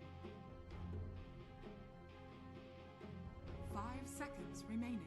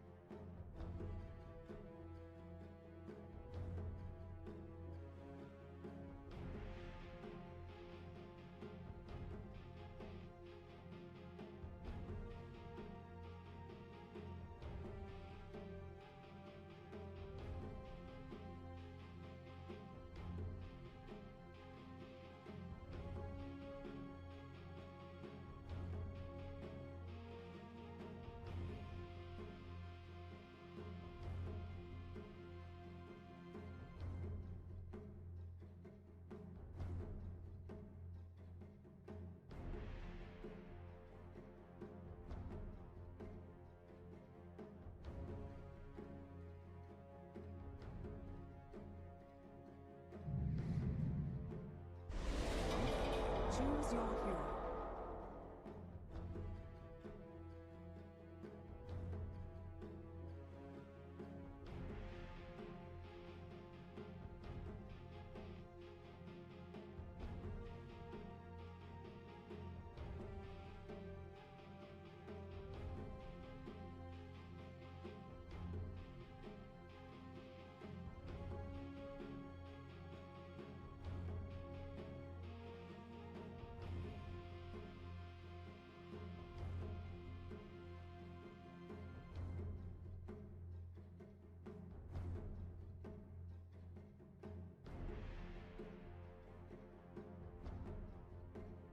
Ten seconds remaining. 5 seconds remaining.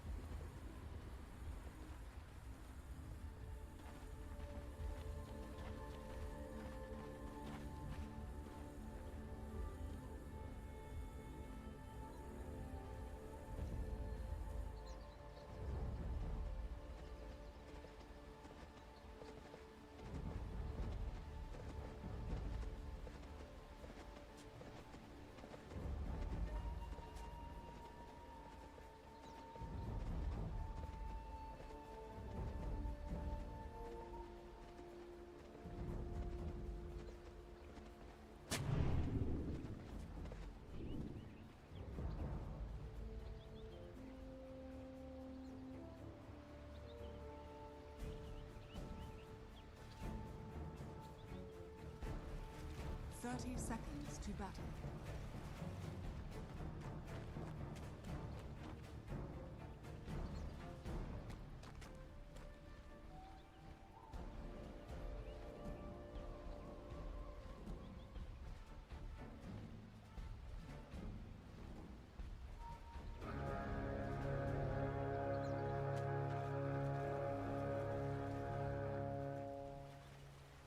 The battle begins.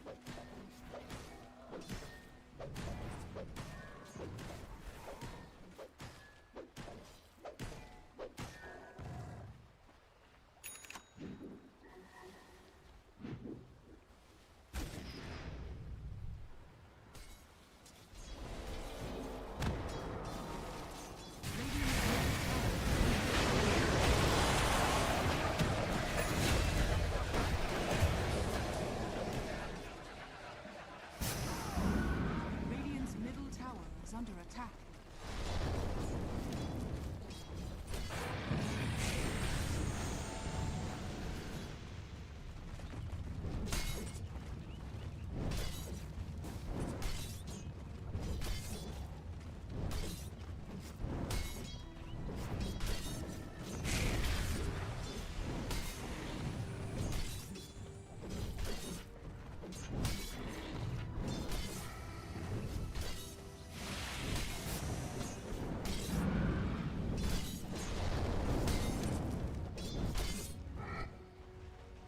Dire's top tower is under attack.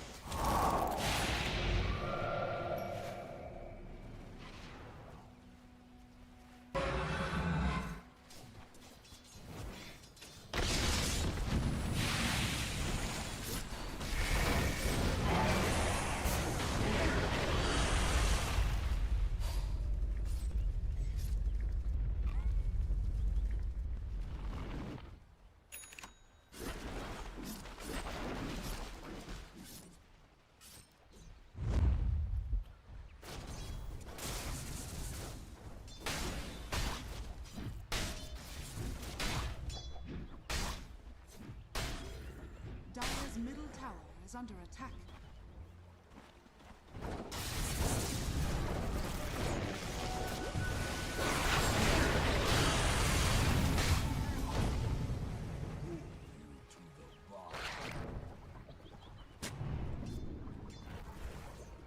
Radiant structures are fortified.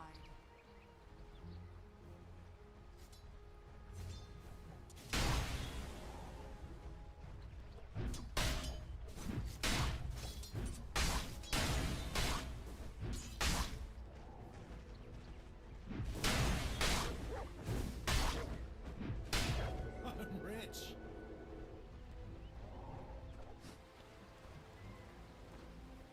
А я сейчас начну биться башкой об стол.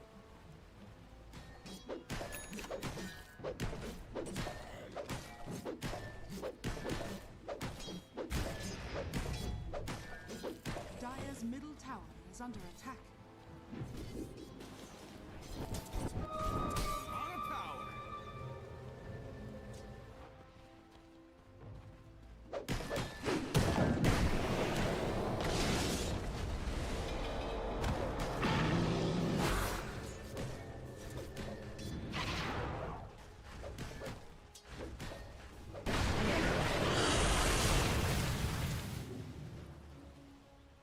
Radiant's middle tower is under attack.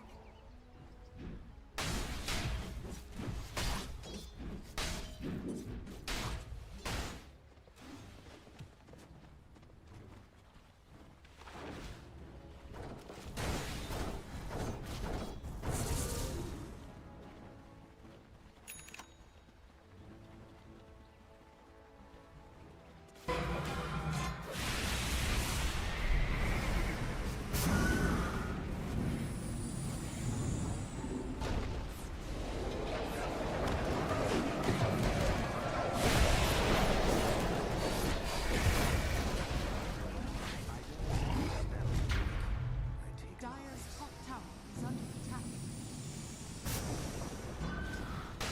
Radiant's middle tower is under attack.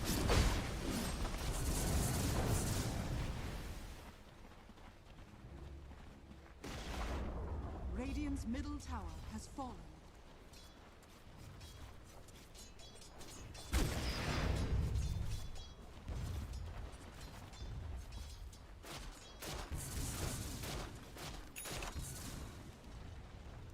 Dire's top tower is under attack. Dire's structures are fortified.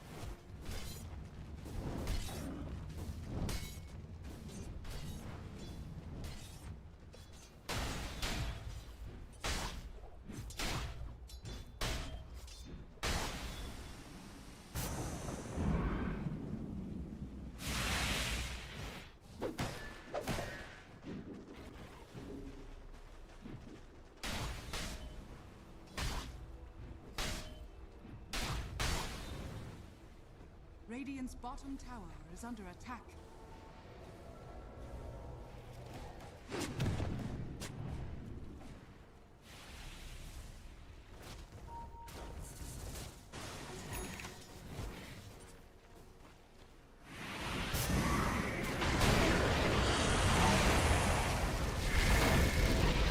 Dire's middle tower is under attack. Radiant's courier has been killed.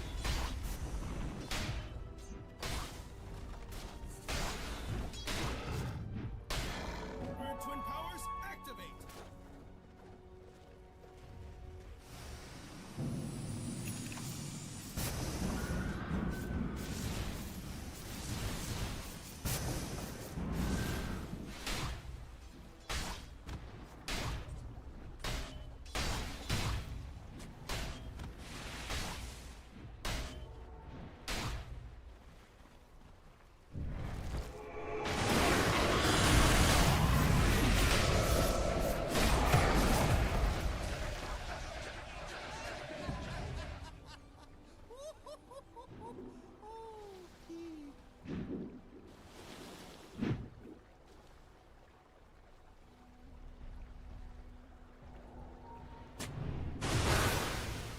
Dire's top tower is under attack.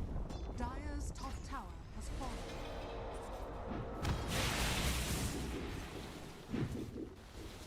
Dire's bottom tower is under attack.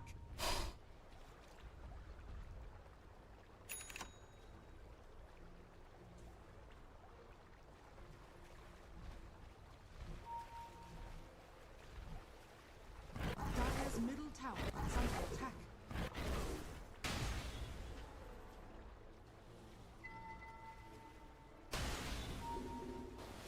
Dire's middle tower is under attack. Dire's middle tower has fallen.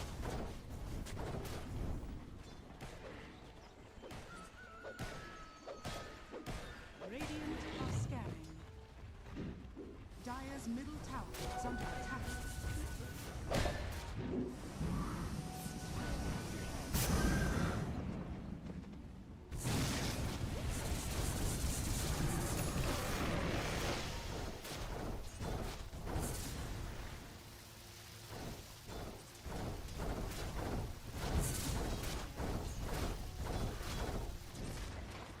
Radiant are scanning.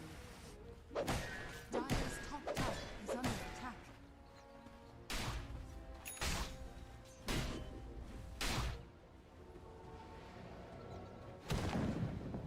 Radiant's bottom tower is under attack. Dire's middle tower.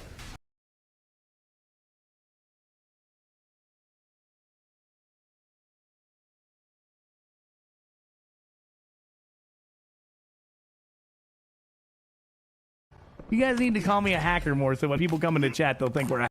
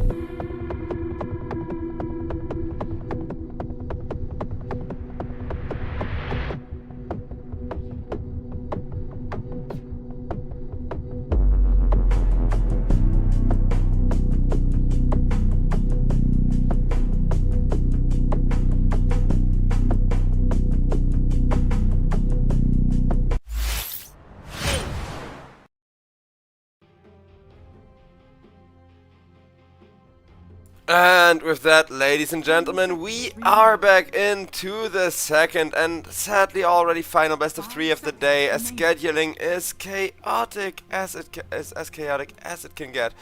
But we got ourselves an interesting one, to say the least. Looking at Team STELS though, and I've said it before, the last series that we've seen them play, they are kind of seeming a little bit weak because of the current meta. They do pick an Alchemist, which I'm curious to see if they can pull it up, but RUNE EATERS, they definitely have the better read on the current meta, though they are a bit of an unreliable team, right?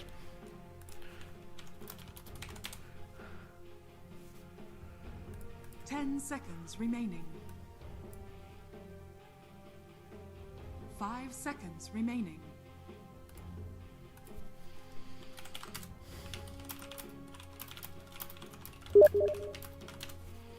Alright, I'm trying to look up Winter Wyvern stats. I don't find much. Does anybody know, like, 2 or 3 really good Winter Wyvern games that happened this patch? That I can, like, really quickly Google or something? Ah, that's 5-minute delay in the chat. It's dumb of you and me to ask. But I kind of have to talk about this draft, but I don't know what to say about the Winter Wyvern, because the Pangolier makes sense with the Alchemist. I love that. Give the Pangolier the early axe, speed him up a ton. Crop, not really much of an issue with the Winter Wyvern, so at least that ultimate matchup is great. I do love the Ringmaster, because 2 saves are incredibly good. That way, even if they target Ringmaster, Winter Wyvern can save him. If they target the Winter Wyvern, Ringmaster can save her. It's a great little synergy that Team STELS are going for there. Alchemist is the one hero that I kind of doubt, especially when RUNE EATERS just open up with a Queen of Pain as boldly as can be.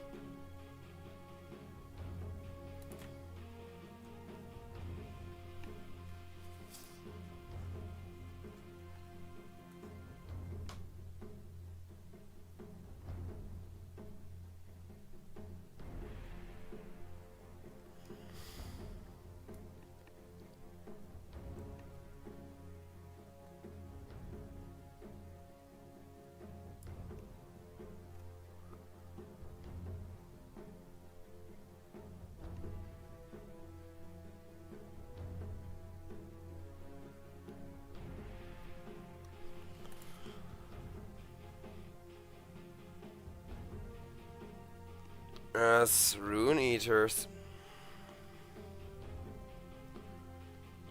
35 seconds. That they gotta burn through.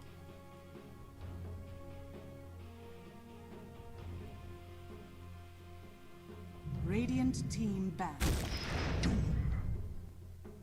But seems to be Doom is going to be the choice. Okay, I like Doom against Winter Wyvern. I like Doom against Alchemist. So Alchemist is now hard counted similarly to how the Queen of Pain is hard counted by the Winter Wyvern. It seems like a pretty 50-50 draft though. And now I'm curious what RUNE EATERS are planning. RUNE EATERS have the faster team, but if Alchemist gets popped right before the Radiance, right, you delay his Radiance, you get that really big kind of piggy bank effect where all of that gold Alchemist has just makes him worth more if annihilated. A lot of good stuff for the side of RUNE EATERS, but Team STELS, maybe they can enable this Alchemist. I don't like the Primal Beast enough that I think the ban here is justified. Truth be told. 5 seconds remaining. But it remains to be seen.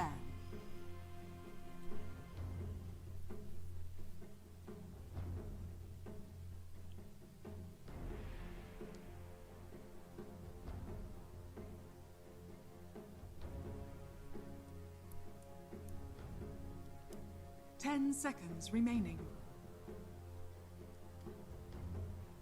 5 seconds remaining.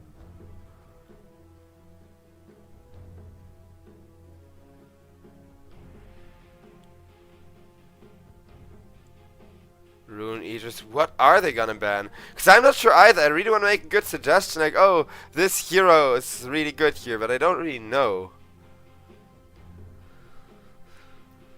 So you don't really need a super axe momentum-y hero. Bristle, just to kind of go with the meta one.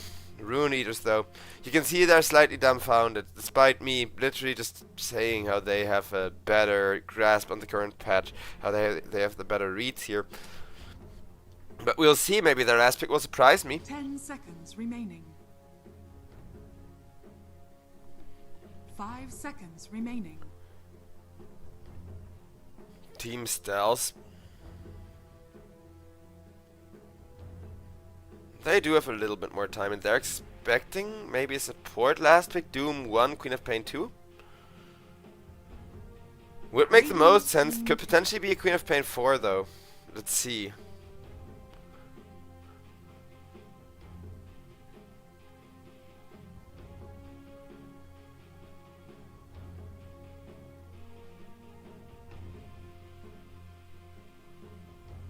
Ten seconds remaining. 5 seconds remaining. TikTok. Dire team pick. It is a support, Jakiro. Okay, let's see what Team STELS can do with the fact that with their last 2 bans they did call the Doom 1 position correctly and banned the 2 most powerful supports that synergize with Doom 1.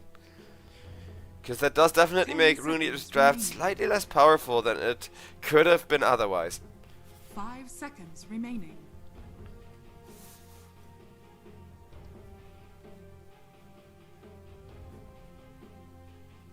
They need disables on Team STELS.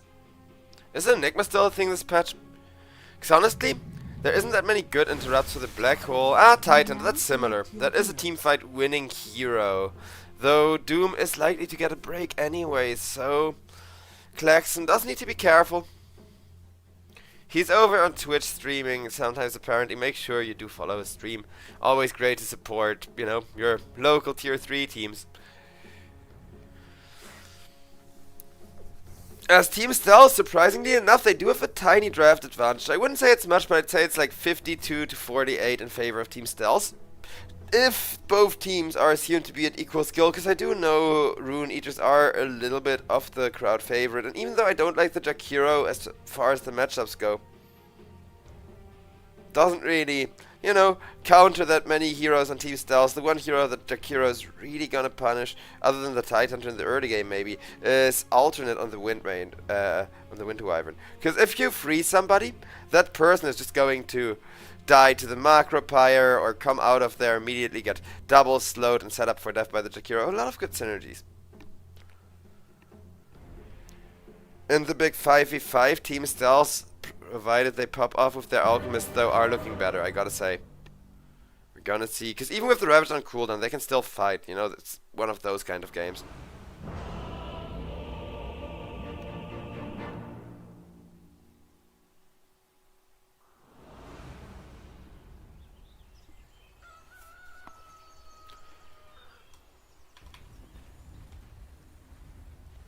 And as we are loaded Prepare in, for battle. Wonderful.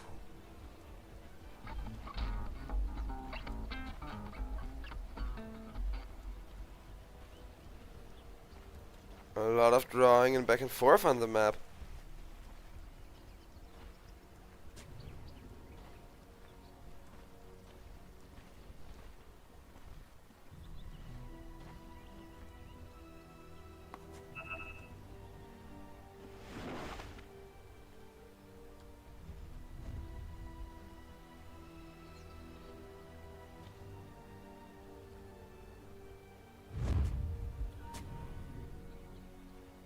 Three men against a 5-man smoke. Let's see how it's gonna go. Both teams are a little bit delayed with their smoke.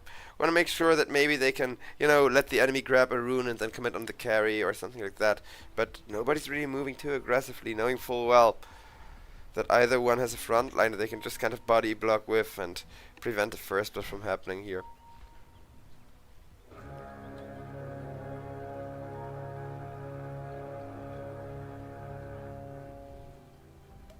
The battle begins. As there's gonna be some fighting, Tidehunter already feeding the magical burst, a nice impalement arts and harass on the Queen of Pain, but Queen of Pain just does a little dance, cause yeah, you gotta live up to your name.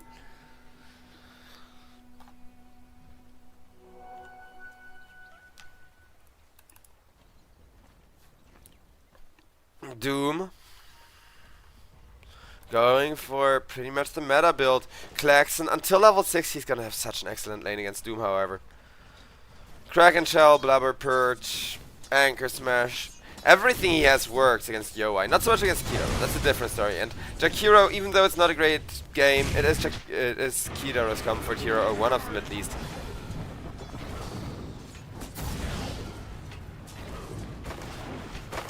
So he's just going to completely annihilate.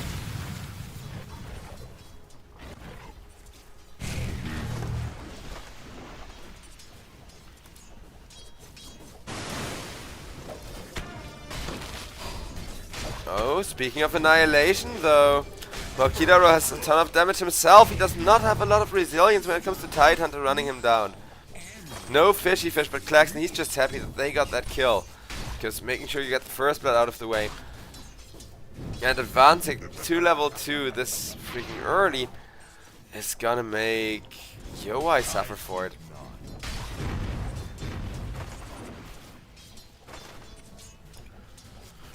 Rune Eaters, let's check in on the mid lane, because that is where they should be doing well. And Ethereal, he has 2, technically a couple more last. It's ahead of the Pangolier. 3. Yeah, this is a hugely advantageous lane for Ethereal. Pango can kind of stabilize with both a Mage Slayer and a Diffuser Blade. I much prefer the Diffuser Blade over on bottom lane. Meanwhile, Tidehunter dies to the magic damage this time around, as Doom with level 2 took the Scorched Earth and used it to run him down, Kraken Shell or not. Whereas top, probably the chillest lane. Alchemist and Underlord are just both incredibly tanky and hard to run down, and both of these supports, they may harass battle, but Hoodwink with the evasion and still a ton of regen left can keep the harass battle up for ages, and so can Alternate just kind of feeding himself instead. Just keeping it loose.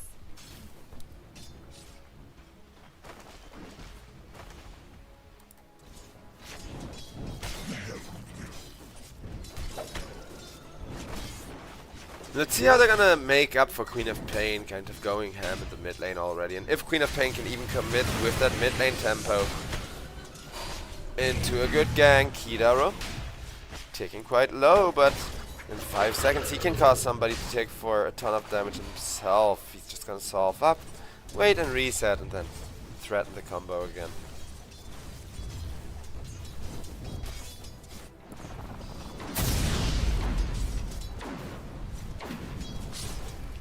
The Alchemist versus Doom matchup is worrying. If you're a fan of Team STELS, they are gonna lose another one to the Doom. And First Blood or no, this Tidehunter is starting to have a fairly rough lane, as we got ourselves some package loss. Hopefully just a short pause. It usually just requires a reconnect.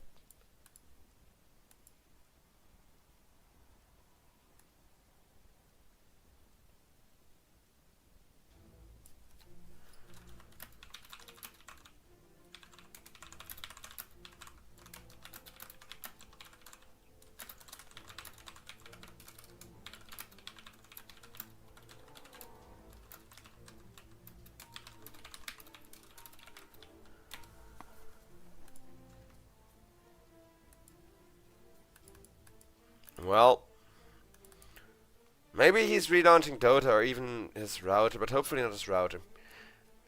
I'm a patient man.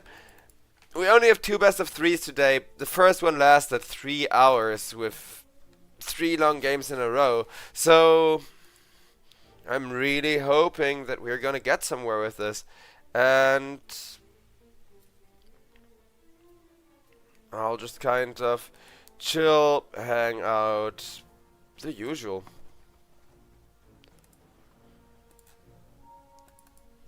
Because so is this Alchemist right now, but so is this Queen of Pain. There's 2 heroes that can just lean back in their chairs, say, this lane is mine the moment we unpause.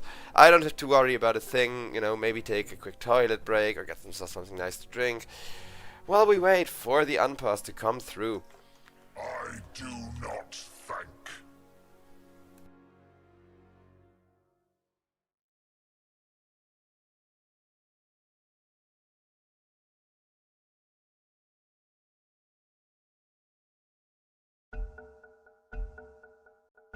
As the unpause is there.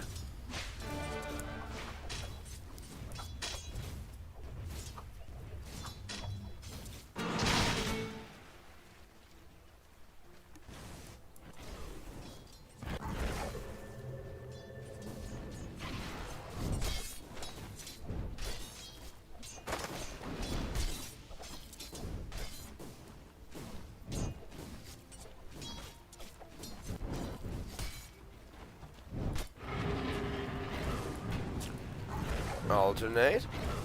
Runs down Ani-san, who is slowly ticking, but will not be taken out to death. Threatening the deny, he instead gets himself back. And still 0 kill potential over on this top lane, but at the very least Alchemist is lasting a lot less and is now threatened with death. But put in the ice shards. Everybody's got to walk away. The self-stun, however, is going to enable another pit, and that is going to be a kill for Anku. Rune Eaters with that self-stun fumble now got a huge advantage. I'm not sure if Alternate is to blame for that or if that's just a really, really rough lane combo. Because if that bushwhack hadn't hit perfectly, it also wouldn't have worked, right? Like, mistimed the bushwhack by 0.2 seconds or whatever, and Winter Wyvern just saves the Alchemist there and maybe even enables the turnaround. But as expected, Rune Eater, the fan favorite, to take this series. Putting Xenon a little bit behind. Maybe I shouldn't have said that about the Alchemist free farming. I may have just cast his Cursed him. But Queen of Pain is also still free farming, so maybe I can cast his Curse her by saying just how easy this mid lane is going to keep going even when Pangolier hits level 6. Alchemist, meanwhile, self-stun again, this one at least, is going to help him kill some creeps, approach that level 6, so he doesn't have to worry about more bottles exploding in his face. I told you to throw it. Radiant's middle tower is under attack. But he's got work to do because him and Yowai are both money printers. And Yowai definitely has the better matchup, just completely negating the Alchemist ultimate. Admittedly at a 2-minute cooldown at level 18, but Radiant maybe Refresher is an option. Aghanim Scepter for sure. For now, Doom's ahead of the Alchemist. And he doesn't even need to be, so a rough start. Resonance got the Rolling Thunder, Team STELS. Maybe able to engage in a fight with that. Xenon, however, over on top lane, dies to Anku.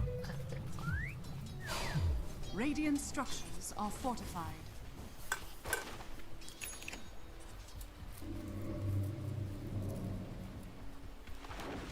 Dire's top tower is under attack.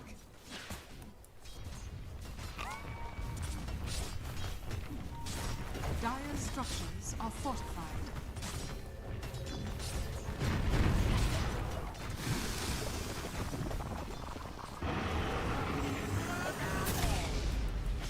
Skidaro, the one getting killed off by 2 with Tame the Beast. Are dragons beasts? Chat, feel free to argue about it. In my opinion, no. They're mythological beings, but it's anyone's guess as Rune Eaters, they may lose another one, and this time around the bottle from the Elk is gonna land. So will the Rolling Thunder, of course. Resonance, 1-0 against the Queen of Pain, who hasn't really accomplished that much. Ethereal does have the massive ultimate of his own to threaten side lanes with. Rune Eaters are gonna need to kick into action with that, because Tidehunter also has level 6, does have that Ravage to punish any mistake with a huge amount of damage and stun. But it's the Tidehunter that got first. He teleports back to the base, and I think he lives. Yeah, level 1 Doom, not that potent as far as the damage goes, and he is incredibly tanky. With a point in the Kraken Shell and no break until you build the Aghanims these days. I don't think Yowai minds much, because this is some free farming space for him, and he is going to push the XP and gold advantage over the Tidehunter even further. Whereas Alchemist isn't so lucky with 2 deaths, and not really the means to complete the Radiance as early as he'd like. Someone bleed out. Resonance at least is fine though. But Ringmaster may not be, because that is a lot of magical damage. And I think he's gonna live. Maybe not. Depends on Ethereal. He will get him. Yoink, says Ethereal, securing the kill Well, the courier is gonna be kept alive. Honestly, this is such a good Witchblade game for the Queen of Pain. I know, like, 2 heroes are way too tanky for it, but you can hit people while they're being healed up by the Wind Wyvern, and you can punish the Ringmaster so easily when he doesn't heal himself, or doesn't save himself with somebody else, because then he can't really get rid of the debuff that easily unless he has the exact right Carnival Curio. And usually you want to hold on to the Strongman's Tonic instead.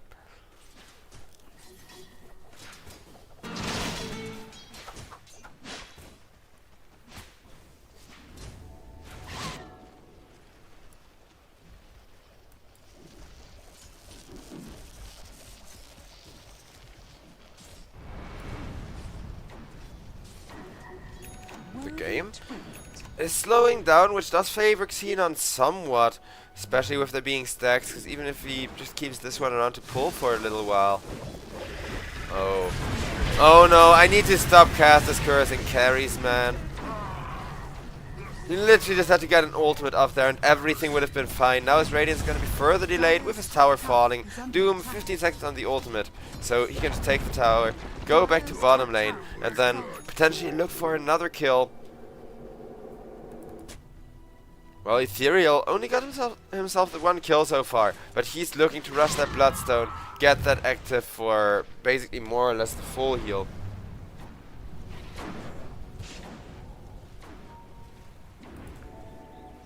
Alternate, trying to keep up with Anku meanwhile. Get a bit caught up here? Captain plays again. At least more stacks for Xenon. That is what he needs.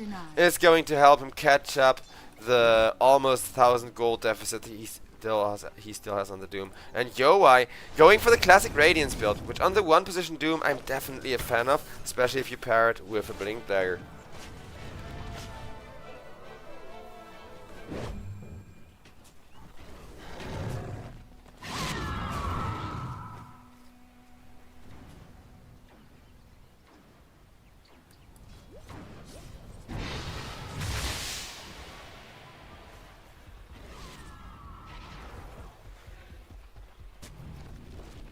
Alchemist wants to set up onto Anku, Impalement Art to start things off with, but then Impalement Art is going to be the only thing that lands, because the concoction will be another self-stun.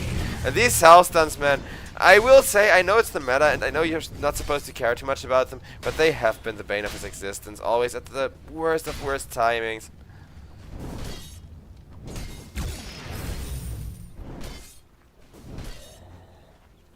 Doom eats 1 creep, Midas is another.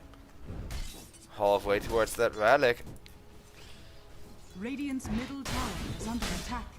Klaxon, he's got the Forager's Kit, the best neutral tier 1 on Titan, because it gives you permanent strength, of course. But what he doesn't have is any single fishy. Truly a sad state of affairs. He's so hungry, he really needs to eat a fishy, I guess.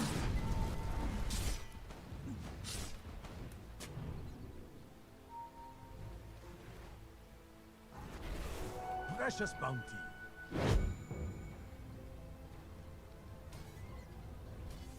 Dire's middle tower is under attack. Alternate will be caught in the Ice Trap. Killer will immediately follow up with an ultimate and Winter Wyvern. Use the heal, got saved by the Ringmaster, but will not be saved from the Queen of Pain ultimate as it lasts quite a while. Queen of Pain turns invisible, does a little dance, will not be caught by the Ringmaster ultimate either.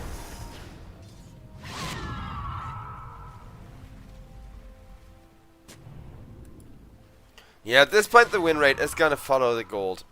This Alchemist, even if he now doesn't die anymore and gets a like 14-15 minute Radiance, which is still very, very early, Doom is just completely fine keeping up the pace with him. Dire's bottom Still a tower is 1,000 gold difference. Alchemist, even though he is farming extremely fast now with the tier 1 gone, he's not catching up to the deficit. And this is why the pressure is just so overwhelming onto Xenon. Well, Doom gets to chill, gets to kite around the creeps, giving vision on himself without anybody being afraid of it.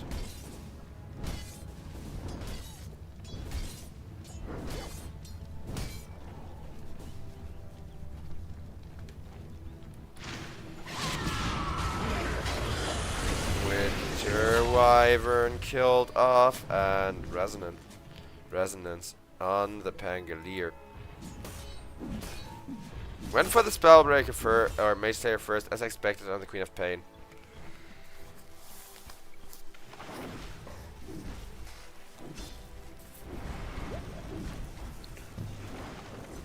Alchemist.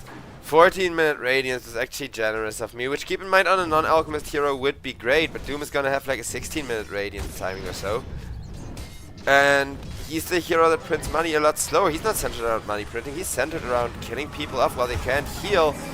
Ani-san dies over on mid lane though, to the Ringmaster plus Rolling Thunder setup. Resonance, I think they want him for that. Doom, he even bluffed the ultimate, and they could catch up to him. But do they want to commit the Doom form? Oh, wait.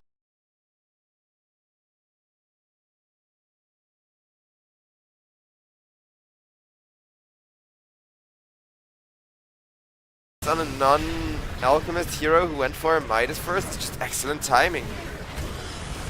500 gold deficit only, so Alchemist is catching up, but Resonance has been found trying to go in and didn't realize that there was yet 2 more heroes around the corner. So now he's ticking, he's running for his life. In comes the teleport. Pangolier is still being kept alive. Kidaro though will make sure that he takes out, but there is a beautiful heal from the Winter Wyvern as in comes Ethereal with the Scream. Finally has the burst out for Resonance, who lived way too long for how low health he was there. Tidehunter gets one fishy, but in the backline it's a double kill. Doom will get himself away. Not the team fight that Team STELS needed at all. Xenon going for the first Aghanim Scepter. The first one you always give away right after the Radiance. It's pretty much the meta. You got your Radiance, so you got your farming speed and can kind of go for these pulls. As his camps are being dewarded. He's just being griefed though.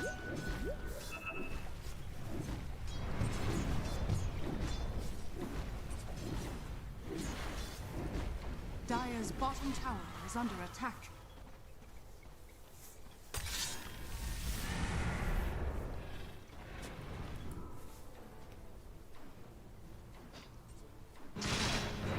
Kidaro, looking to hunt with Ethereal. They will find alternate once again, a hero that's very set with magical damage, but alternate. His positioning is on point, and that's going to be Kidaro who's going to get punished.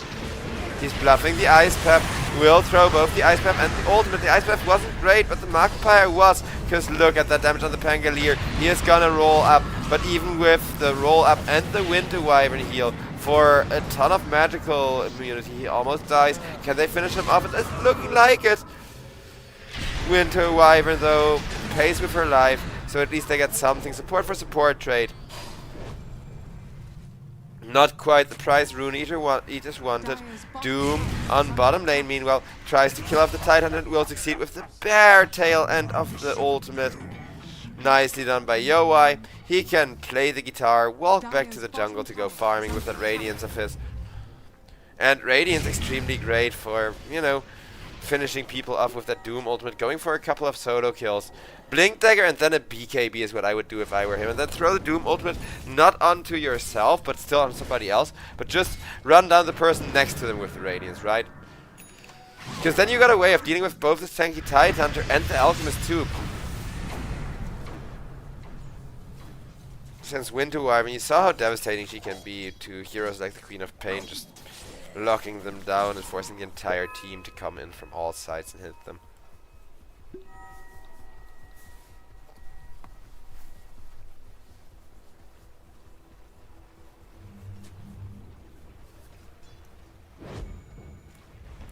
Dire are scanning. Alchemist wants himself an Aghanim Scepter.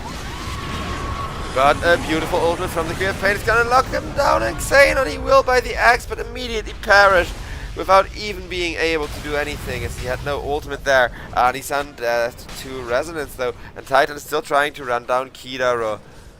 Whereas Doom, when his teammates need him all the way over on mid, Yowai does not want to join his group, and Kidaro is gonna take a death for that. That is kind of his job, being that he's the position 5.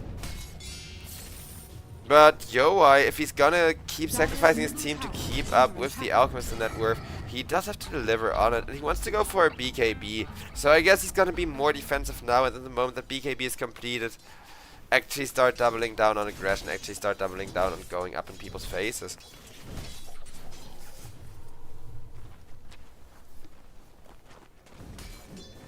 Radiant's top tower is under attack. Dire's bottom tower is under attack.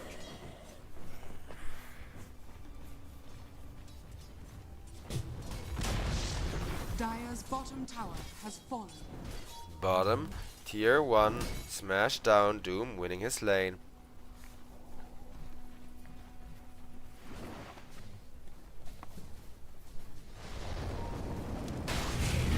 Tidehunter, the target of the Doom and the Jakiro. They will commit once again the Doom ultimate with the Radiance. Even Ringmaster is buying him a lot of time, may not be able to save him, but Doom has to back off thanks to a beautiful Ringmaster ultimate. It will not connect, but it may have just saved the Tidehunter anyways. Kidaru dead for that instead, and Kiro jumps into Hunt, into a big one-man Ravage that will lead to a certain death.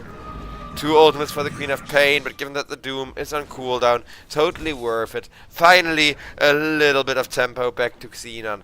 No better time for that either, because with that first Aghanim's being given away, this is where his GPM is going to accelerate. This is where he's going to overtake Yoa in no time, even from almost the bottom of the course. Poor Tidehunter though, he's the one I feel bad for, because it's not like Claxton's game is really going to get that much easier. Hoodwink. The moment I say that, okay, never mind, Cass's curse is real. It's not like Tidehunter's game is gonna get any easier and fifth fishy. We're getting somewhere, chat. And Tormentor to boast. Ringmaster saves himself, Winter Wyvern heals through it, and Loopsy gets an Aghanim's shard.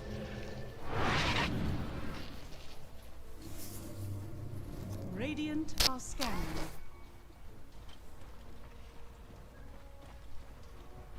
They're looking to take over the Wisdom.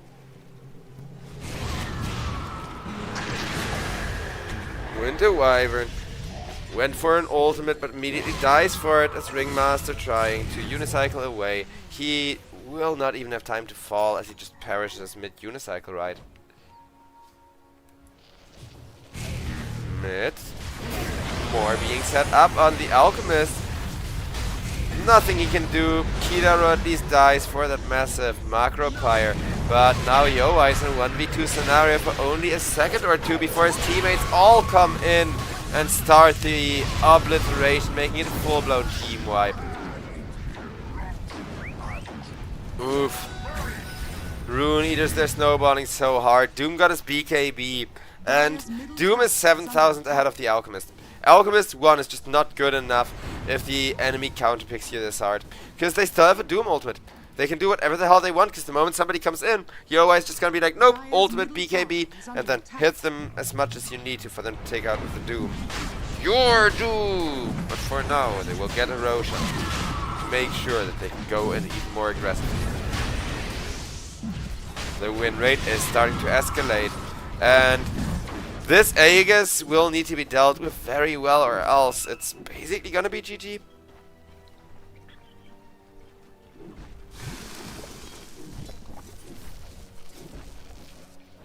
Mid. Got a fight brewing, Tidehunter. I told you guys he would be broken a lot, but it's not really a fight, more so the Hoodwink escaping and making sure Roshan is gonna go down.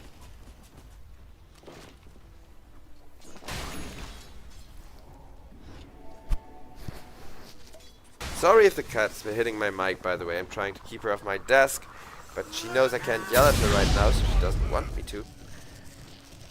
As Alchemist grabs himself in a massive freaking triple stack.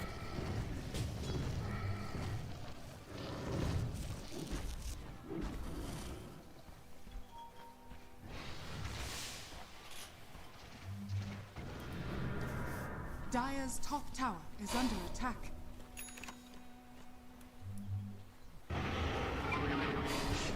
Doom goes in. That's a target he doesn't even need the ultimate for. Even better. Because now effectively the next fight for 30 seconds isn't going to be a 4v5. It's going to be a 3v5 because somebody just gets doomed and taken out of the fight at the start. Harpoon getting built up by the Doom. Radiant's That's the bottom Echo tower Save is portion under of it for a attack. little bit of extra attacks. More importantly, slow. But Doom, he will get jumped on. He does not have the Aegis. He gave it to the Queen of Pain. He may be tanky, but he did not get the ultimate out of the Alchemist, who is now also very tanky. He can just regen up. Ravage, massive. Keeping the Underlord on lockdown. They are focusing the tank though, so maybe Kidoro can still punish this with the Macro Pyre onto the Pangolier. He will. And that is Klaxon.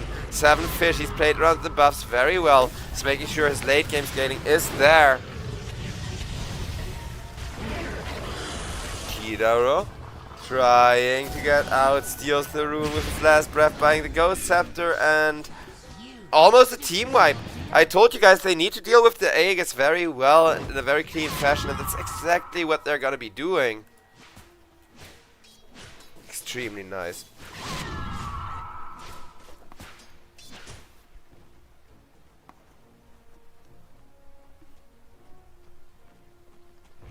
Dire's middle tower is under attack. Dire's middle tower has fallen. Mid-tier 2 that. Top tier 2 the next target? Probably. Alternate. I think he knows that this is very dangerous turf.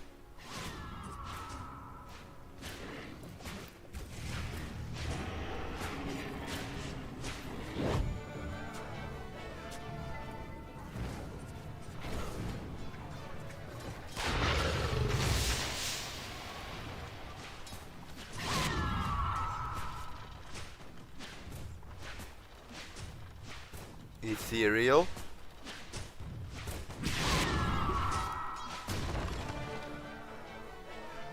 Looking for a BKB for himself.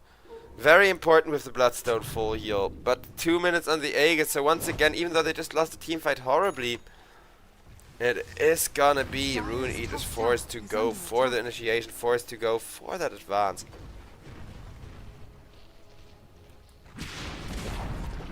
Dire's top tower has fallen. Ravage almost back, and then Klaxon can start rejoining his team, start being aggressive. Is under attack.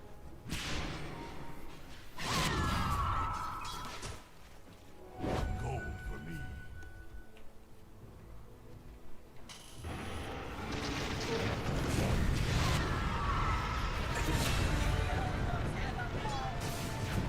You know why?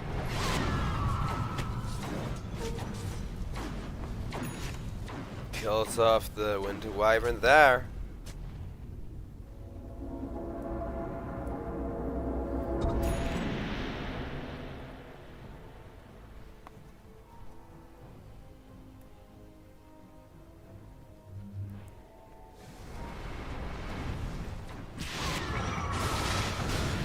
Queen of Pain.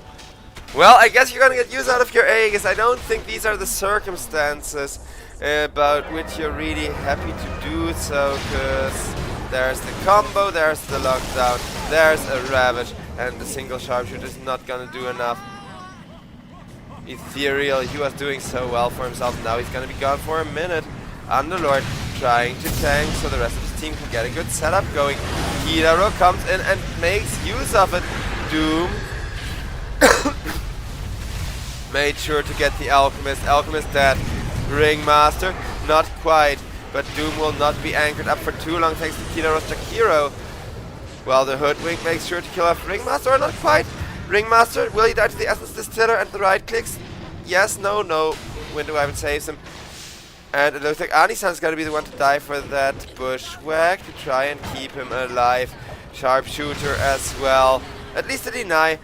But 4 for the Alchemist, even though that was the perfect Doom ultimate, is still not what they have been looking for. Klaxon with a beautiful Ravage just kind of carrying the start. Well, it wasn't really that fight, but you know, the Queen of Pain kill and making sure nobody could help because they were in position to help her and everybody had to back off. And then after they were backed off on the side of Rune Eaters, that's when the instant burst, that's when the instant aggression all came out at once from Team STELS. Well done. They take their big mallet, they whack them over the head with it. Just amazing.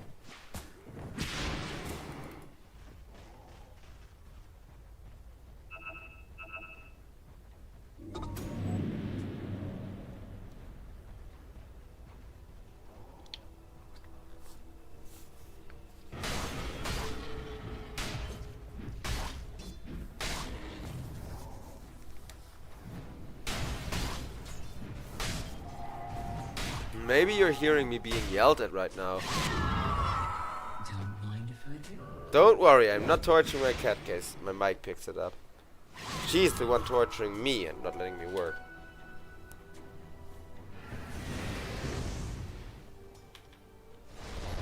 Nine seconds on the Doom though, meaning that we're gonna see Yowai make more action happen in just a second with Satanic queued up to try and actually survive, to do more than just hit the ultimate, watch one person tick out and then die for it. Though, we gotta be honest, it has been Ethereal doing most of the work as far as the actual damage output goes. Not saying that Doom isn't carrying or whatever, but he's there for the disables. And to kind of keep the team fight nice and chaotic, Underlord drops an ultimate to do something similar while Tidehunter broken. Takes Griff Pain, ultimate to the face and dies. Doom with the BKB and the ultimate makes sure to take Alchemist out of the fight once and for all. Winterwyvern, nothing that she can really do against Yowai's Doom other than make time enough for another return kill on the Underlord, but Anku, he still did his job, he still tanked all of that damage, and this time around, Yowai did indeed, even without the Satanic, do a lot more than just watch somebody tick out to the ultimate, actually having the impact he wants from a core, and really just enjoying life.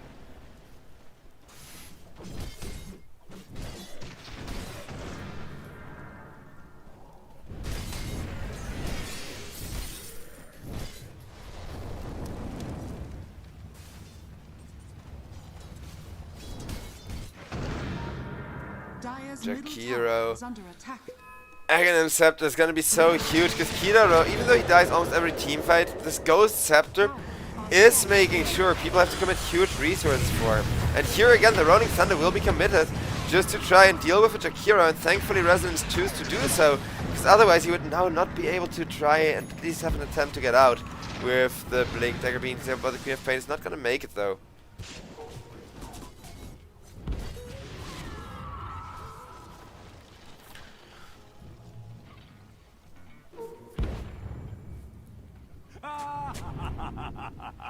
Dire's bottom tower is under attack. Bottom open for business, but first the Tormentor, way more lucrative, way more money coming out from it, and bam, there we go. Kiraro, the one to get the shard. No more mana being wasted, haha. Of course, that's not what makes it so great. It's the no shard cooldown that makes it really worthwhile, because then you actually get something from keeping attacking for a lot of your auto attacks on the Jakiro.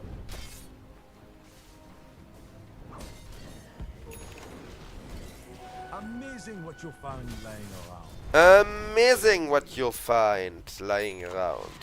I wish I could do the accent better. I'm working on it, chat. I promise you, I'm working on it. Radiant are scanning. 3-man smoke from the side of Team STELS, though they are definitely not out of it. Alchemist actually having been given a bit of a breather makes them so much more space and gets the win rate back in their favor.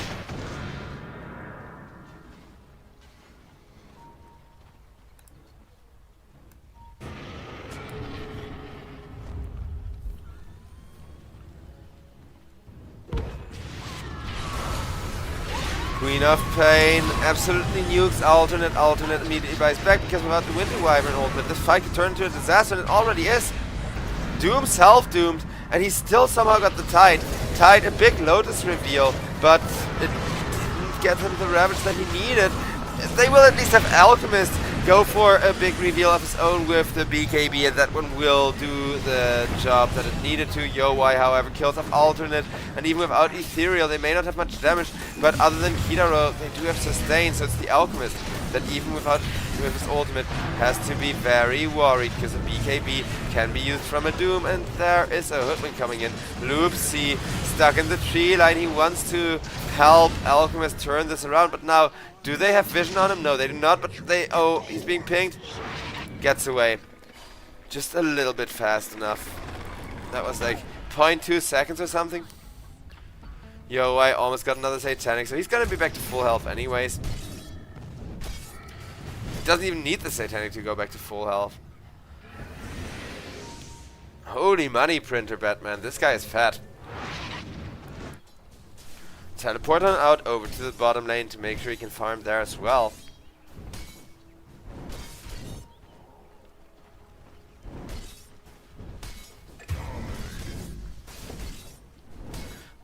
and my man Kiraro just died on the mid lane to Resonance.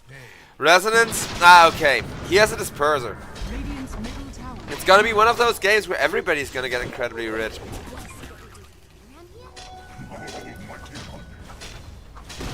Mid tier 1 dead to accentuate the point even more. But it looks like Rune Eaters are indeed the fan favorite for a reason. They are still looking extremely dominant as long as nobody has a reliable answer for Yowai. Who, speaking of Yowai, he's gonna get that Blink Dagger upgrade, have a casual backpack Midas as he can now go for the Aghanim Scepter. Eat himself one of those, sell the boots. They're gonna need Yowai though, as Ani-san will die and Roshan is up over in the top lane.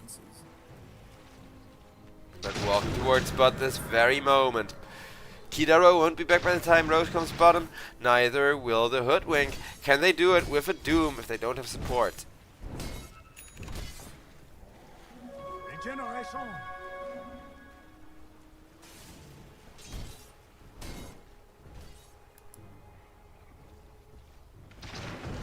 We're gonna find out in exactly 5 seconds, because there's Roshan. A beautiful impalement art out on him. Armor reduction stacked, 2 of those.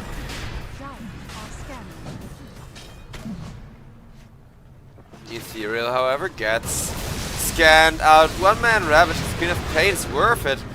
Mid laner deleted. Oh man, this seems familiar of that fight on top. The moment Queen of Pain gets taken out, Yowai, even with his ultimate, is gonna have a hard time initiating it, knowing that they're gonna go for more, finding Kiraro. This time around, both supports being down would be a way preferable option for Rune Eater still.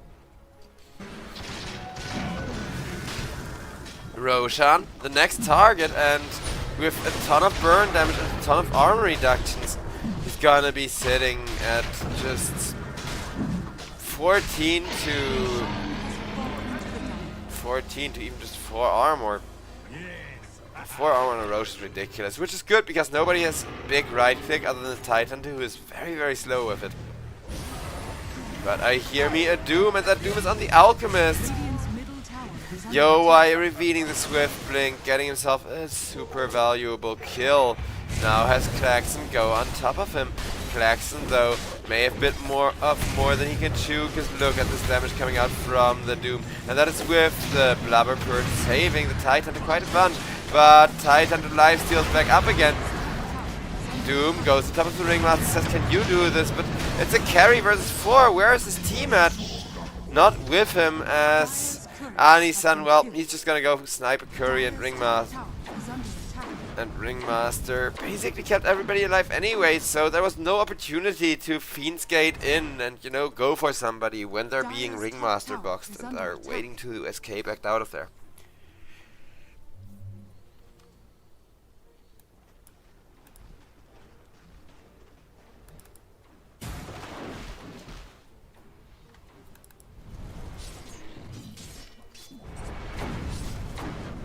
Underlord makes sure to get himself the Octarine Core. Whereas Pangolier. Abyssal Blade would be a game changer, but Skullbasher alone is already quite cancerous. Titan to 13 fishies. That's a proud number if you ask me. Definitely something you can be happy with. Because that puts him at a total damage block of like...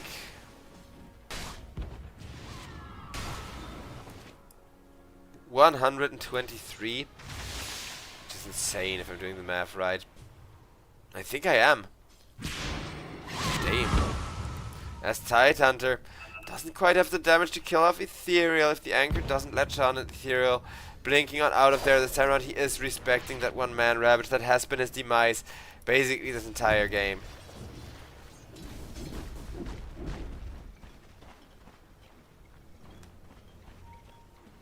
Yowai about to be back, and once again with a Doom. One thing I will have to compliment, whether they win or lose, is Yowai always using the Doom very well when it's off cooldown, you know? Not letting it sit there, not letting it simmer. Making sure he uses it for kills or even potential kills and just putting somebody out of the lane like he did right at the start.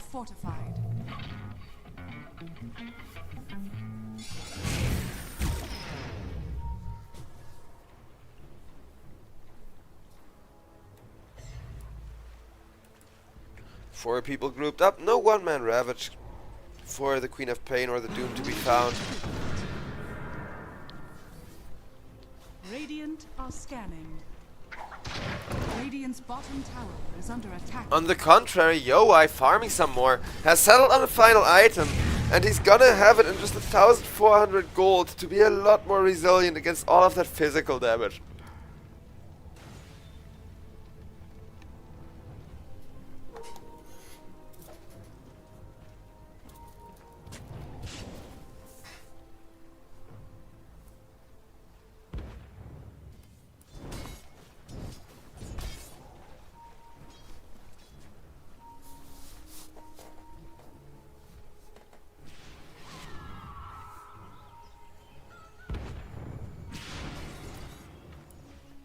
I'm gonna do an item showcase so we can check out some of the supports, because you can see that the win rate, it has been slowly whittling away.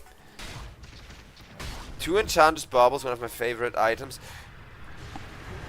2 Mage Slayers as well, which is just a great sign that defense is very important. But aside doing that item check, we're gonna see a beautiful initiation on the win to Wyvern, who managed to defend herself with the ultimate well enough to at least save the Pangalier's Aegis. Just a support kill from such a big fight with 2 huge ultimates committed. Ravage was held onto though, as was the Doom. Yowai is fully 6 slotted. Agonimsis and the Moonshard are the last things he can get in order to close out this game in a cleaner fashion. Pangolier, less than 30 seconds till he's gonna be full health and full everything again, thanks to that Aegis being reclaimed. Radiant's bottom tower. Resonance, I will say, he was up against the Queen of Pain. He had such a rough laning stage, but after the laning stage, going 13 and 3, it's freaking amazing. This man has almost single-handedly made half of the enemy's kills on a Pangolier. Radiant's bottom tower is under attack. Radiant's bottom tower has fallen. Bottom tier 2, taken with Alchemist, who of course has an Assault Cross himself, which his and Doom somewhat cancel out, minus the attack speed. Dire's top tower is under attack.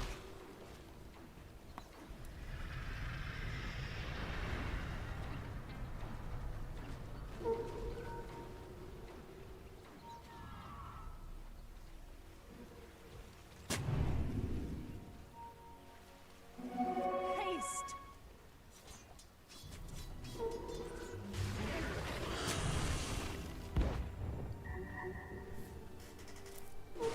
Invisibility!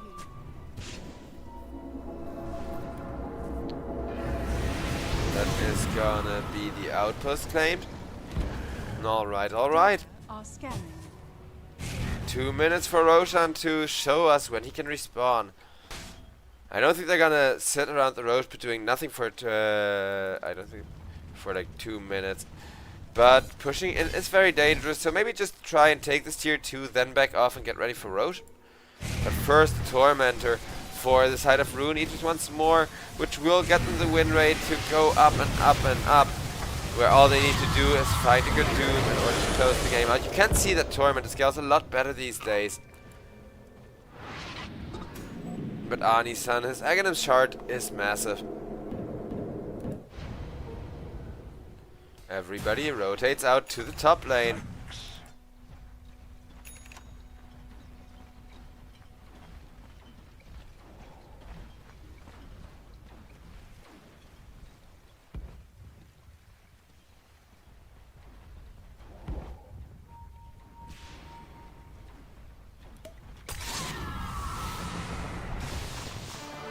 Queen of Pain. BKB, blink away.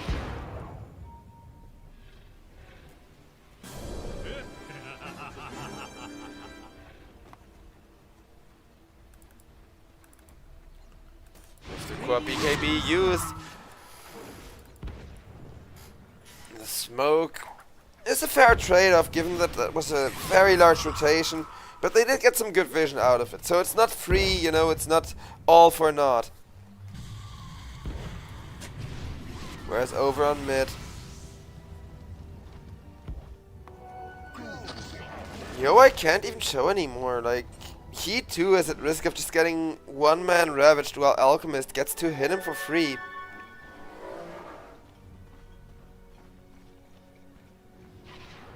Something that Xenon has become incredibly adept at with the Abyssal for his final item, so he can finally win the 1v1 man fight against Doom when both of them are right-clicking each other in the face.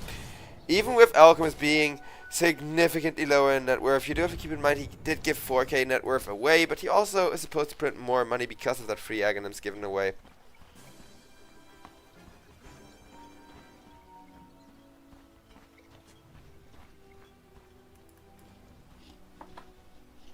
On a side note, Xenon's buyback incredibly expensive.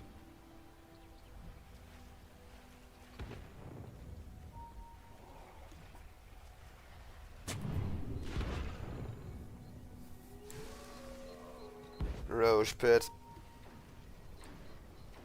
will be taken over by a big back and forth team fight.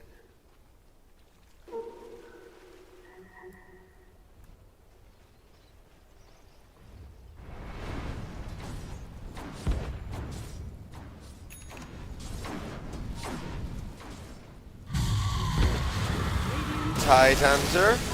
This time not being forced to one-man Ravage rather intentionally, because there's Jakiro sitting behind with an Ice Breath with Macro Fire, but Alchemist pressed the BKB just to be able to finish the Queen of Pain off. Queen of Pain, however, has the Bloodstone for lifesteal. Second Ravage coming out, being unleashed. This time around onto 4 people, and will it be enough to do anything? I don't think so. Pangolier dead for 100 seconds. 80% of your damage output is now gone, because Alchemist, he doesn't have ultimate. I'm not saying like, oh, Pangolier is almost all the damage and this carry Alchemist does nothing, but Alchemist loses most of his damage output whenever Alchemical Rage is on cooldown. He does at least have a Berserk Potion to kind of do something, but this tier 2 tower is gonna die, and Roshan is up for the taking right after. Bottom tower has fallen.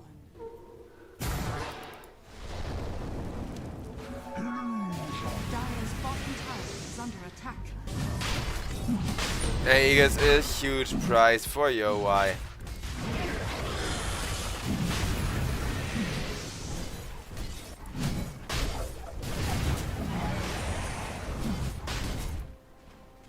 Dire's bottom tower is under attack. Roshan has fallen to the Radiant. Xenon. He's still just farming, printing money, doing what an alchemist does, but he's gonna be forced to teleport back into the base sooner rather than later. And I believe a great choice to replace his boots with would be a Lincoln Sphere. I know he's not gonna, you know, avoid any dooms with it, but may just avoid something else to give him enough time to press the BKB before he gets doomed. Which, that alone could be a game changer.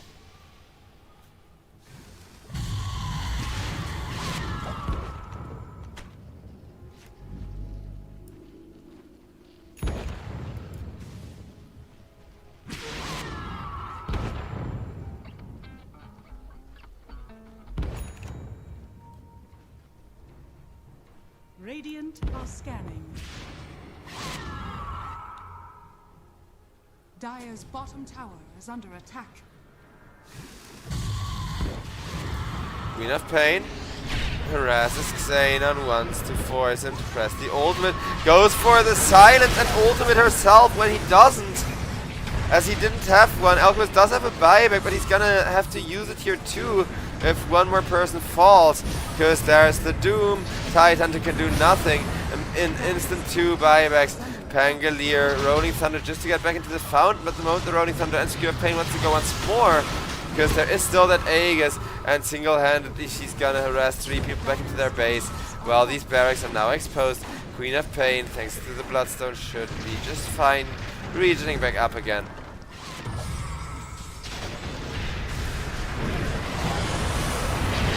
And there's a refresher shard being given to the Doom. Doom getting another ultimate, putting it around himself, almost killing Claxton for it.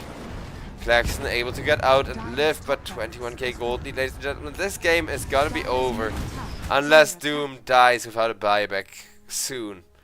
We got ourselves a pause. I'm gonna get myself some caffeine, because this is gonna be our games. So I will talk to you all after the break. And yeah.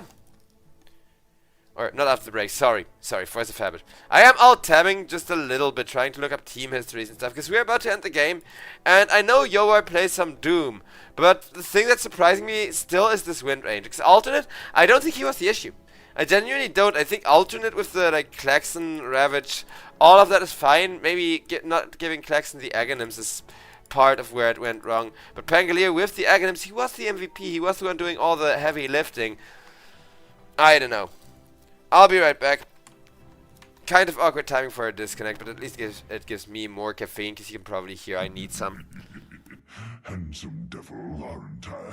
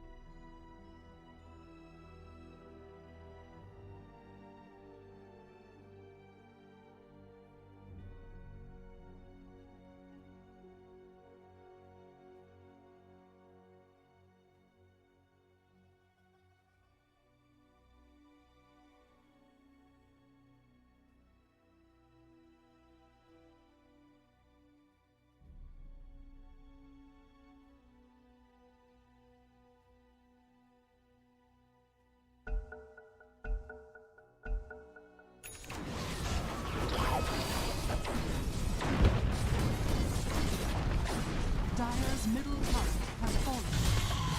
Dire's middle barracks are under attack. Dire's middle barracks has fallen. Dire's structures are fortified. Apologies, I was bullying my cat though. It's not like I missed much with the unpause, as they gotta wait for 20 seconds and painfully watch this last lane of Rex fall on the side of Team STELS' Rune Eater. About to put the final nail in the coffin, but there will be a double buyback from the Alchemist, from the Pangolier. Maybe they can do something with it. The only reason why they're not tabbing out, why they're not GGing. As 50 minutes into the game, these tier 4s are starting to slowly fall to Kidaro, as are the buildings around in the base. Buyback from the Pangolier has been enforced, and Alchemist with the concoction still not able to get anything much done. Pango rolling around, keeping himself in the fight. Ethereal wants to jump somebody and he's just not dying. Got the Aegis, and once that's used with the Ravage, he can just go again. They change target because of that and will focus the tank Anku. Funnily enough, goes down a lot easier, but has buyback, has the ultimate. And with that, we'll make sure Pangolier dies back. Everybody is gonna fall. GG being called as Doom dives the fountain. Yoai Doom, I'm still not that big of a fan of it because it's so hard to end these long games. But against an Alchemist, again, the matchup makes it work. And that's why they picked it. And I cannot complain when Rune Eaters get the perfect counter pick in the carry versus carry matchup. So, Queen of Pain, having had such a good lane against the Pango, paired with having a Doom that just prints more, a perfect storm and a perfect disaster for Team STELS, who are a bit weaker and have just been looking so poor this patch. They haven't even changed their stack. It's just that half of their main heroes are gone, and yeah, ladies and gentlemen, we're gonna head to just a little bit of a break, as we're gonna see whether Yoai is gonna go for something super off meta again, and what Xenon's gonna go with. Because if Phantom Lancer is gonna be popular this patch again, then maybe Xenon's gonna enjoy it as well, because I know he does love playing it. Anywho, see you all after the break with that.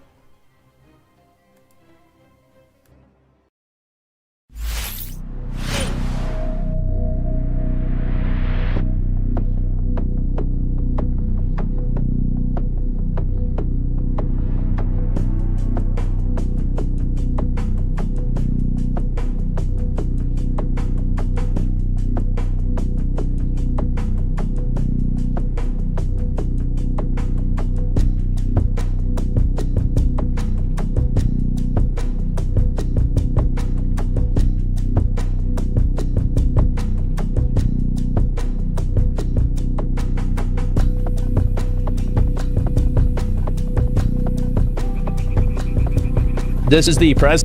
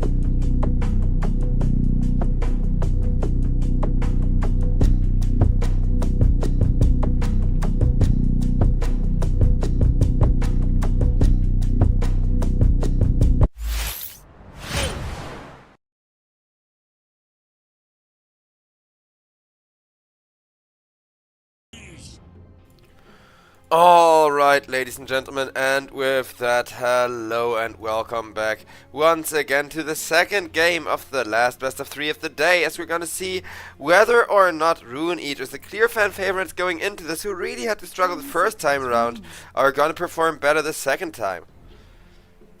5 seconds remaining.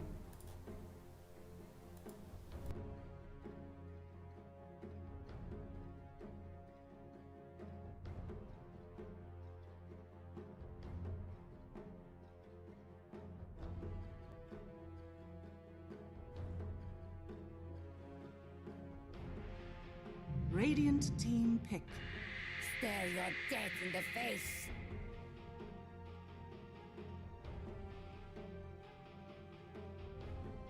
I'm sorry, I had to mute myself for a second. I had a sneeze that just wouldn't leave me alone. Radiant It's finally team out, pick Dire as we team got ourselves a Muerta picked up from Team STELS. I think this is gonna be a Rune Eaters game.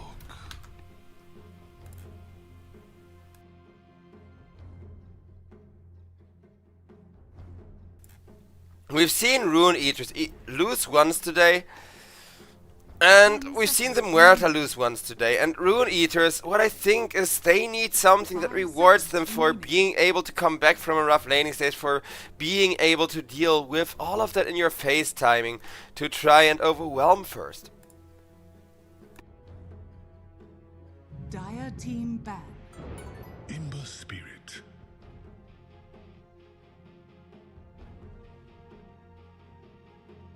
We do get ourselves an Ember from the side of Team STELS, though. So tiny, what kind of noob are you, or that kind of thing. But it is like...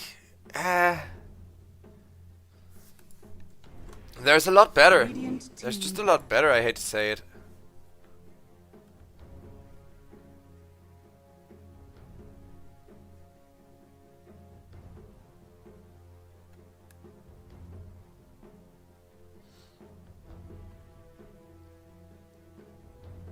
Ten seconds remaining.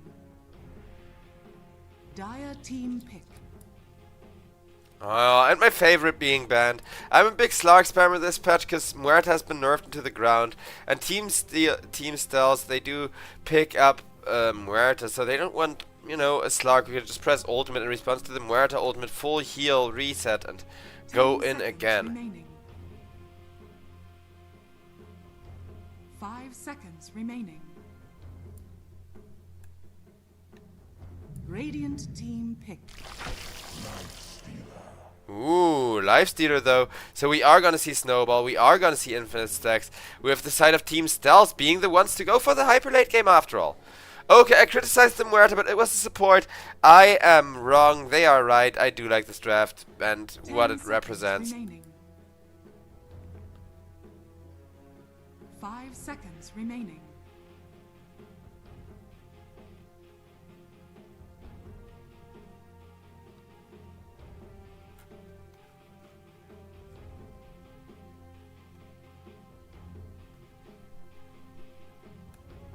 So, Rune Eaters, they need a 4 Protect 1 draft if they want to 2-0 this series, which is not going to make things so easy.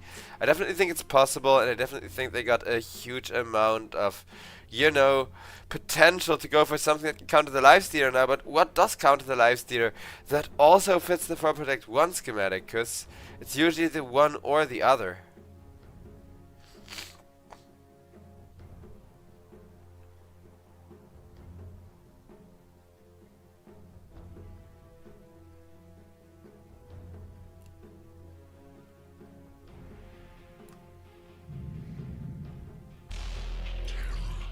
Ooh, interesting. That does have enough damage to deal with the Lifestealer even in his magic immunity.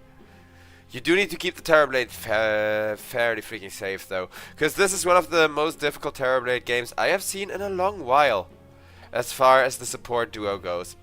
Ethereal also is going to be a pain in the ass, but especially, you know, the support duo from Kidaro and Anisan are going to get torn to shreds, because both of them are 100% magic. Both of them get annihilated by the rage. Puck, at least, he can press a silence, right? He has one thing to prevent Xenon from running him down. Kidaro though, especially with the Aghanim Scepter on the lifesteal, you can just sit inside him and pop him like a balloon.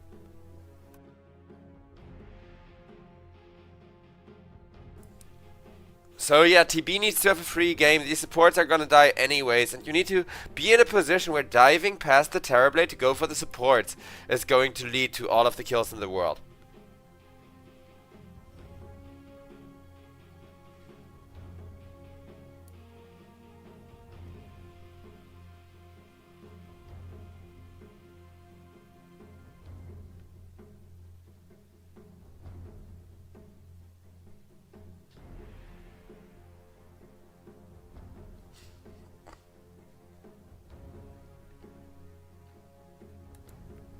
With that, as we're preparing to load on in, I'm fairly confident we may get another game number 3 with how long that first game was, unless the early game is absolutely one-sided. We should have ourselves some action. After all, like, half the series today didn't go through. We only have 2 best of 3s. Those 2 best of 3s, they better be good, because so far they definitely have been. Prepare for battle. I do not thank.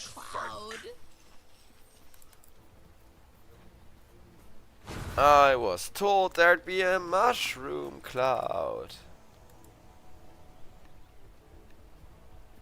As ethereal. Laning against an Ember isn't bad, isn't super great for the pack. It's a bit 50-50. People are making a plan as to where the vision is, and the Dire aren't that far off, but can they capitalize on it with the smoke is the question. 30 Since seconds RUNE to EATERS battle. are looking like absolute bosses, at the very least until Xenon has like 200 or so feast stacks.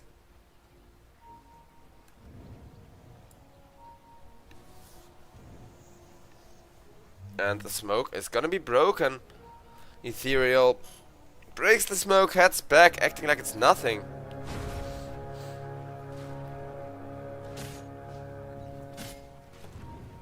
The battle begins.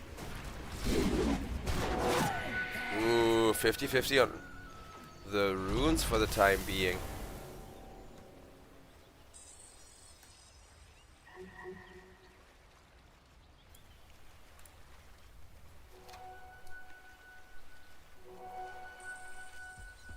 Trick of the trade. As Yowai gives us the trick of the trade.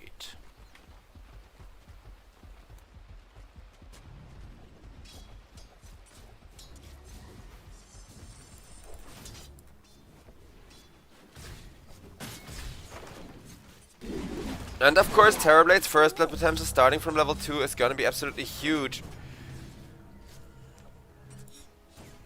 Whereas it's once, like last game, the Tidehunter had a very rough lane, but actually did a lot as far as the matchup goes. This time around, Beastmaster not so much, but at least the carry has a way better matchup, right? Has way less hard of a lane.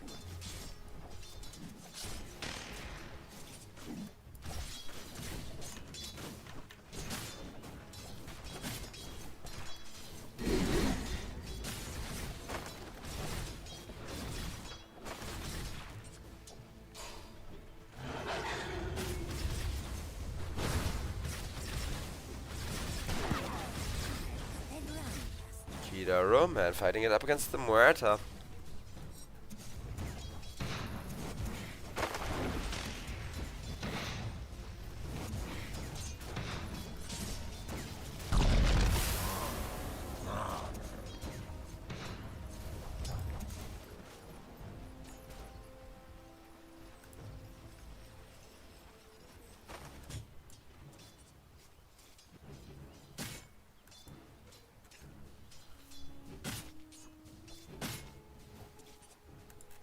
Kidaro though, he's quite happy with this lane equilibrium because he can let Yowai leech some solo XP. He can already skill the Metamorphosis if he needs to, but right now it's not looking like he does. A courier kill on 2 Loopsy's Courier, but over on top lane, Techi's almost perished there. Still no first blood coming through just yet for the side of Rune Eaters. And again, Rune Eaters are the tempo draft. They want to end this game at like 35-40 minutes at most. Because if we head into the 50-60 minute territory, Xenon's gonna be an absolute beast. But that's still quite a while away from now.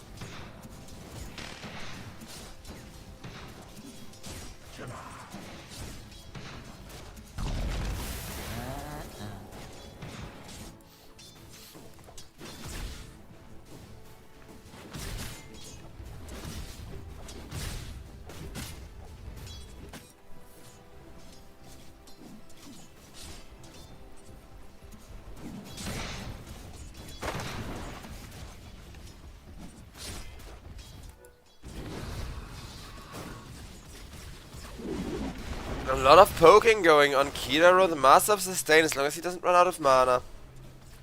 Loopsy not having too much fun, and you can already see Xenon is the main person suffering in this laning stage as far as the lasts are concerned.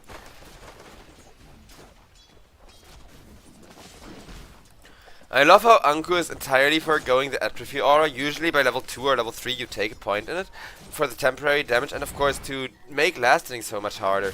But for Lifesteal, because of his passive, the Feast, life is gonna last it anyway, so you may as well skip it for now. 1 point in the Feast and nothing else. Gotta love this Xenon skill build.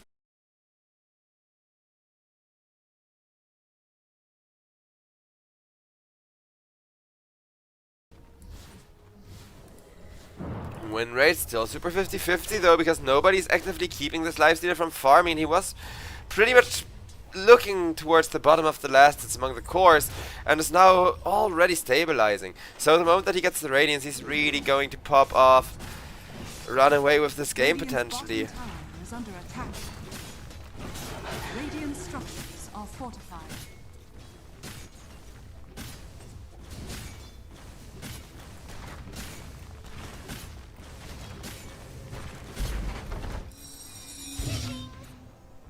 Radiant's bottom tower is under attack. Dire's middle tower is under attack. Bottom tier 1 about to die, but so is Klaxon. He will have to go for an ult, but there's 3 people surrounding him. And this time around Rubik is gonna get the Curiosity. Kidaro killing spree, 2k gold lead, and this big mob of people from Rune Eaters are all going to get themselves out of there, even bringing along the Kidaro Golem to make sure this tier 1 tower is gonna get besieged. And Xenon, what can you really do? You're level 6, my guy, so is the enemy 5 position.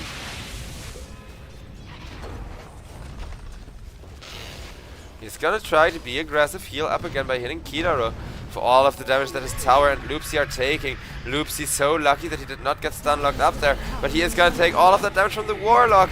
Warlock with the Golem needs to run out of there. Loopsy should be able to keep himself alive, just barely. Yes, 20 health. The tier 1 tower has died though, so they still got what they used the Kidaro ultimate for. Well, Yowei has not really dealt with too much pressure, even while he was left alone, and Warlock was obviously showing top. Because they do know that the Primal Roar is on cooldown. Without the Primal Roar, you just cannot kill this Terror Blade. Yowei is of course holding 1 point for skinning the ultimate when he needs it, so that he can just sunder somebody up.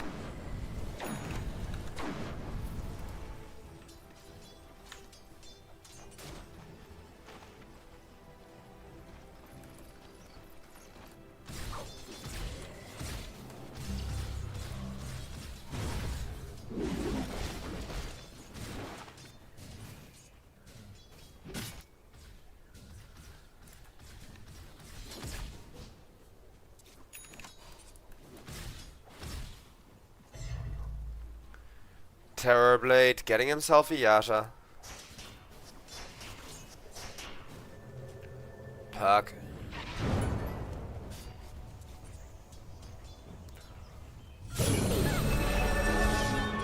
Definitely a Witchblade game will help with dealing with the Flame Guard as well. They will decide to commit a Dream Coil just to prevent any kind of blast off shenanigans. I will say the kills are getting more resource intensive for Rune Eaters. They may still be dominating the map and out farming, but Xenon is free farming and they have to use more resources for each one of these kills than the previous one.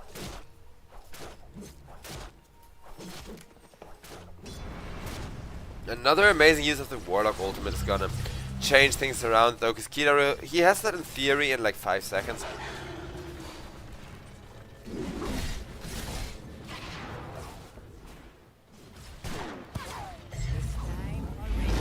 Muerta dragged out of position. One man Fatal Bonds is kind of awkward, but Loopsy, he should still be dying, maybe. Nah, Shadow Word alone isn't gonna be enough. And they needed one more small burst of damage there, but couldn't find it.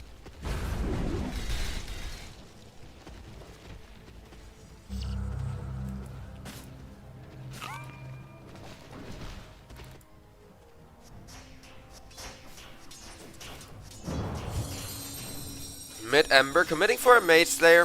So clearly Puck and the supports are his biggest issue. And for everybody that isn't a Lifestealer, yeah. Like, until Xenon joins the fights, well, I did say, oh yeah, these supports are going to suffer so much against the Lifestealer. Lifestealer does need to join the fights first, but with this early of a Radiance timing,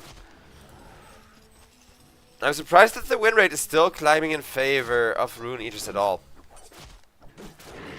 600 gold till the Relic. Terrorblade though, with the Yasha, is at least using that to farm jungle as quickly and efficiently as possible.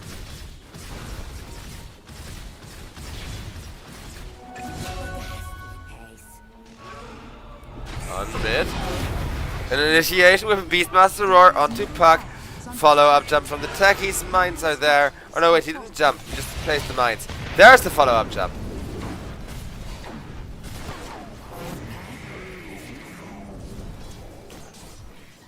Just a mid lane for a mid lane trade. Thanks to Loopsy getting away. But that is beautiful under the circumstance. Because again, space for Xenon, who has been brought in here. And on the Lifestealer needs to be very careful not to perish himself, as the mid tier one is gonna fall and will not quite be denied to finish off his Relic at least. About pre 13 minute Relic spells, pre 15 minute Radiance, which is amazing.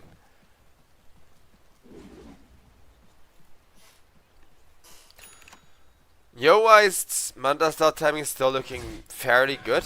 Not amazing anymore, but fairly good, right? Because this Terrorblade, it kind of assumes that you're gonna get 1 or 2 kills with the Metamorphosis. Be aggressive early on in order to pop off in the lane.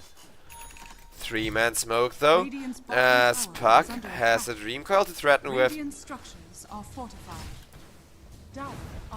But may run into another Beastmaster ultimate if he's not careful. This time around the Dream Coil will connect, and there is the Metamorphosis. Catch onto the Beastmaster, spreading his doom. Disarm or not ultimate, your offlaner is gonna go down. And so will he, I think, probably. The mines exploding onto Underlord will be enough to save the techies' life, unless Puck wants to dive really deep, and it looks like Ethereal wants to. One more orb. Nope. Not gonna go for it. They are gonna settle for a tier 1 tower with that Metamorphosis play, but it's already a 4k gold lead. So I may be done soon tonight at the current rate. As Ember Spirit, oh no, he gets silenced, and there's that stolen roar from the Rubik that I didn't even have time to mention with how chaotic these team fights are. Loopsy tries to go for a beautiful dash and it will enable a jump in from the techies. Can they get the Puck at least? They will get one Lifestealer. Not quite full Radiance, means he cannot chase after anyone else who's low health though. And Ani-san will finally be killed off by the Beastmaster.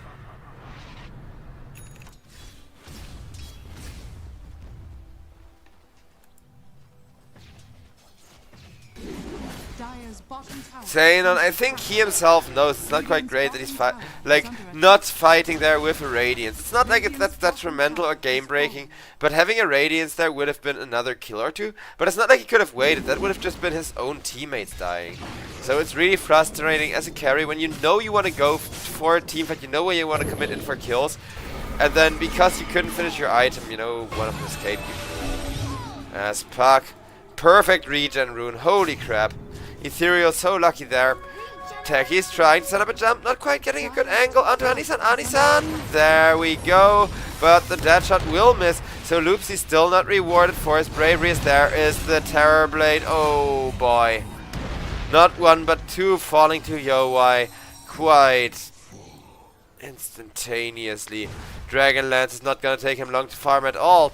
And tier 2 towers pose quite an obstacle, but he should be able to become Dire's top tower. good to deal with in the air. There we go. Warlock helping out. Terrorblade almost level 12. And going for a butterfly after his Dragonlance is also just going to make him so much better at hitting objectives. Bottom tower is under attack. Radiant structures are fortified. Dire's top tower.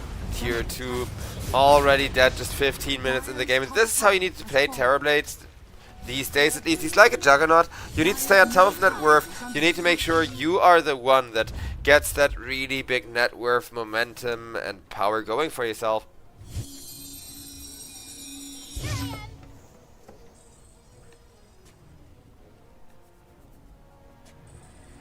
Radiant are scanning.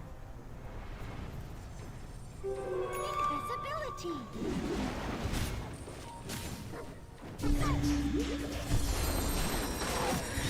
Beastmaster, the next target.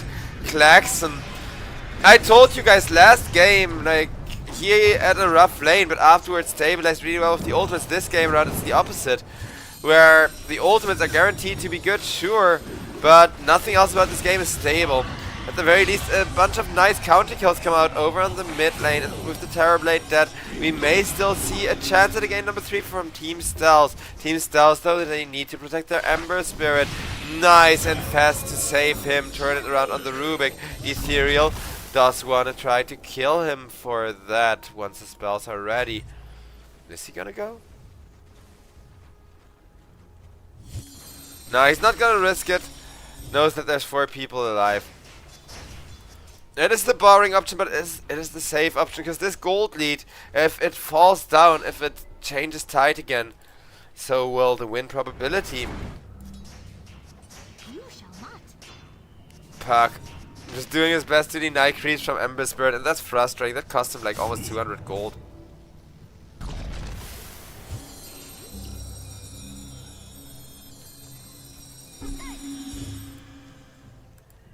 I hope Ethereal, I get the Blink Dagger, that's definitely the right choice right now, but I hope Ethereal goes for an Aghanim Shard after, just because of the tempo. As Puck gets caught, gets silenced up, will be killed off. So much for the tempo, I guess.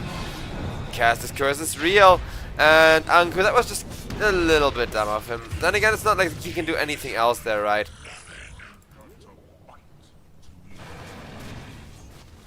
Still some chance of a game number 3. However, Yowai is not there. Yowai has a Dragonlance and wants to go for a butterfly to complement it. Well, Ani-san remnanting away, gets silenced, gets stunned, gets silenced again, and that shot. Loopsy takes the kill and makes some money for himself. Well, with the helm of the Overlord build from the Beastmaster, they are going for aggression. Tower is under attack. Puck comes in to defend, but Roshan is gonna be the next objective. It's not like everybody just stopped pushing for no reason. They want this Roshan, they can get it quite easily with a draft like this. At least the first one or two. The later ones are gonna be more difficult. For that you gotta get to the late game first anyways if your team RUNE EATERS, which Terrorblade, he isn't as good at anymore as he used to be, except for the Sunder. Sunder is still one of the best late game ultimates, and there's no denying that. Since if you always perfectly Sunder, you're one of the tankiest heroes in the game, and Puck. Dire are scanning.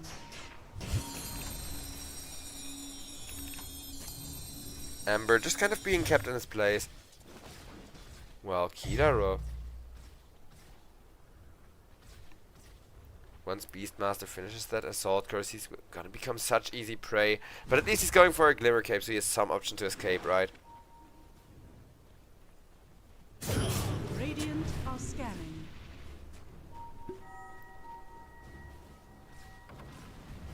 Dire's middle tower is under attack.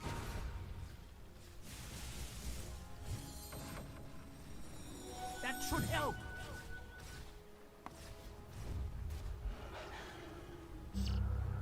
No initiation, instead of smoke after a bit of a retreat. The Tormentor is there, and whoever grabs it will have the next big lead to potentially even dictate the pace of the game, depending on how this fight goes.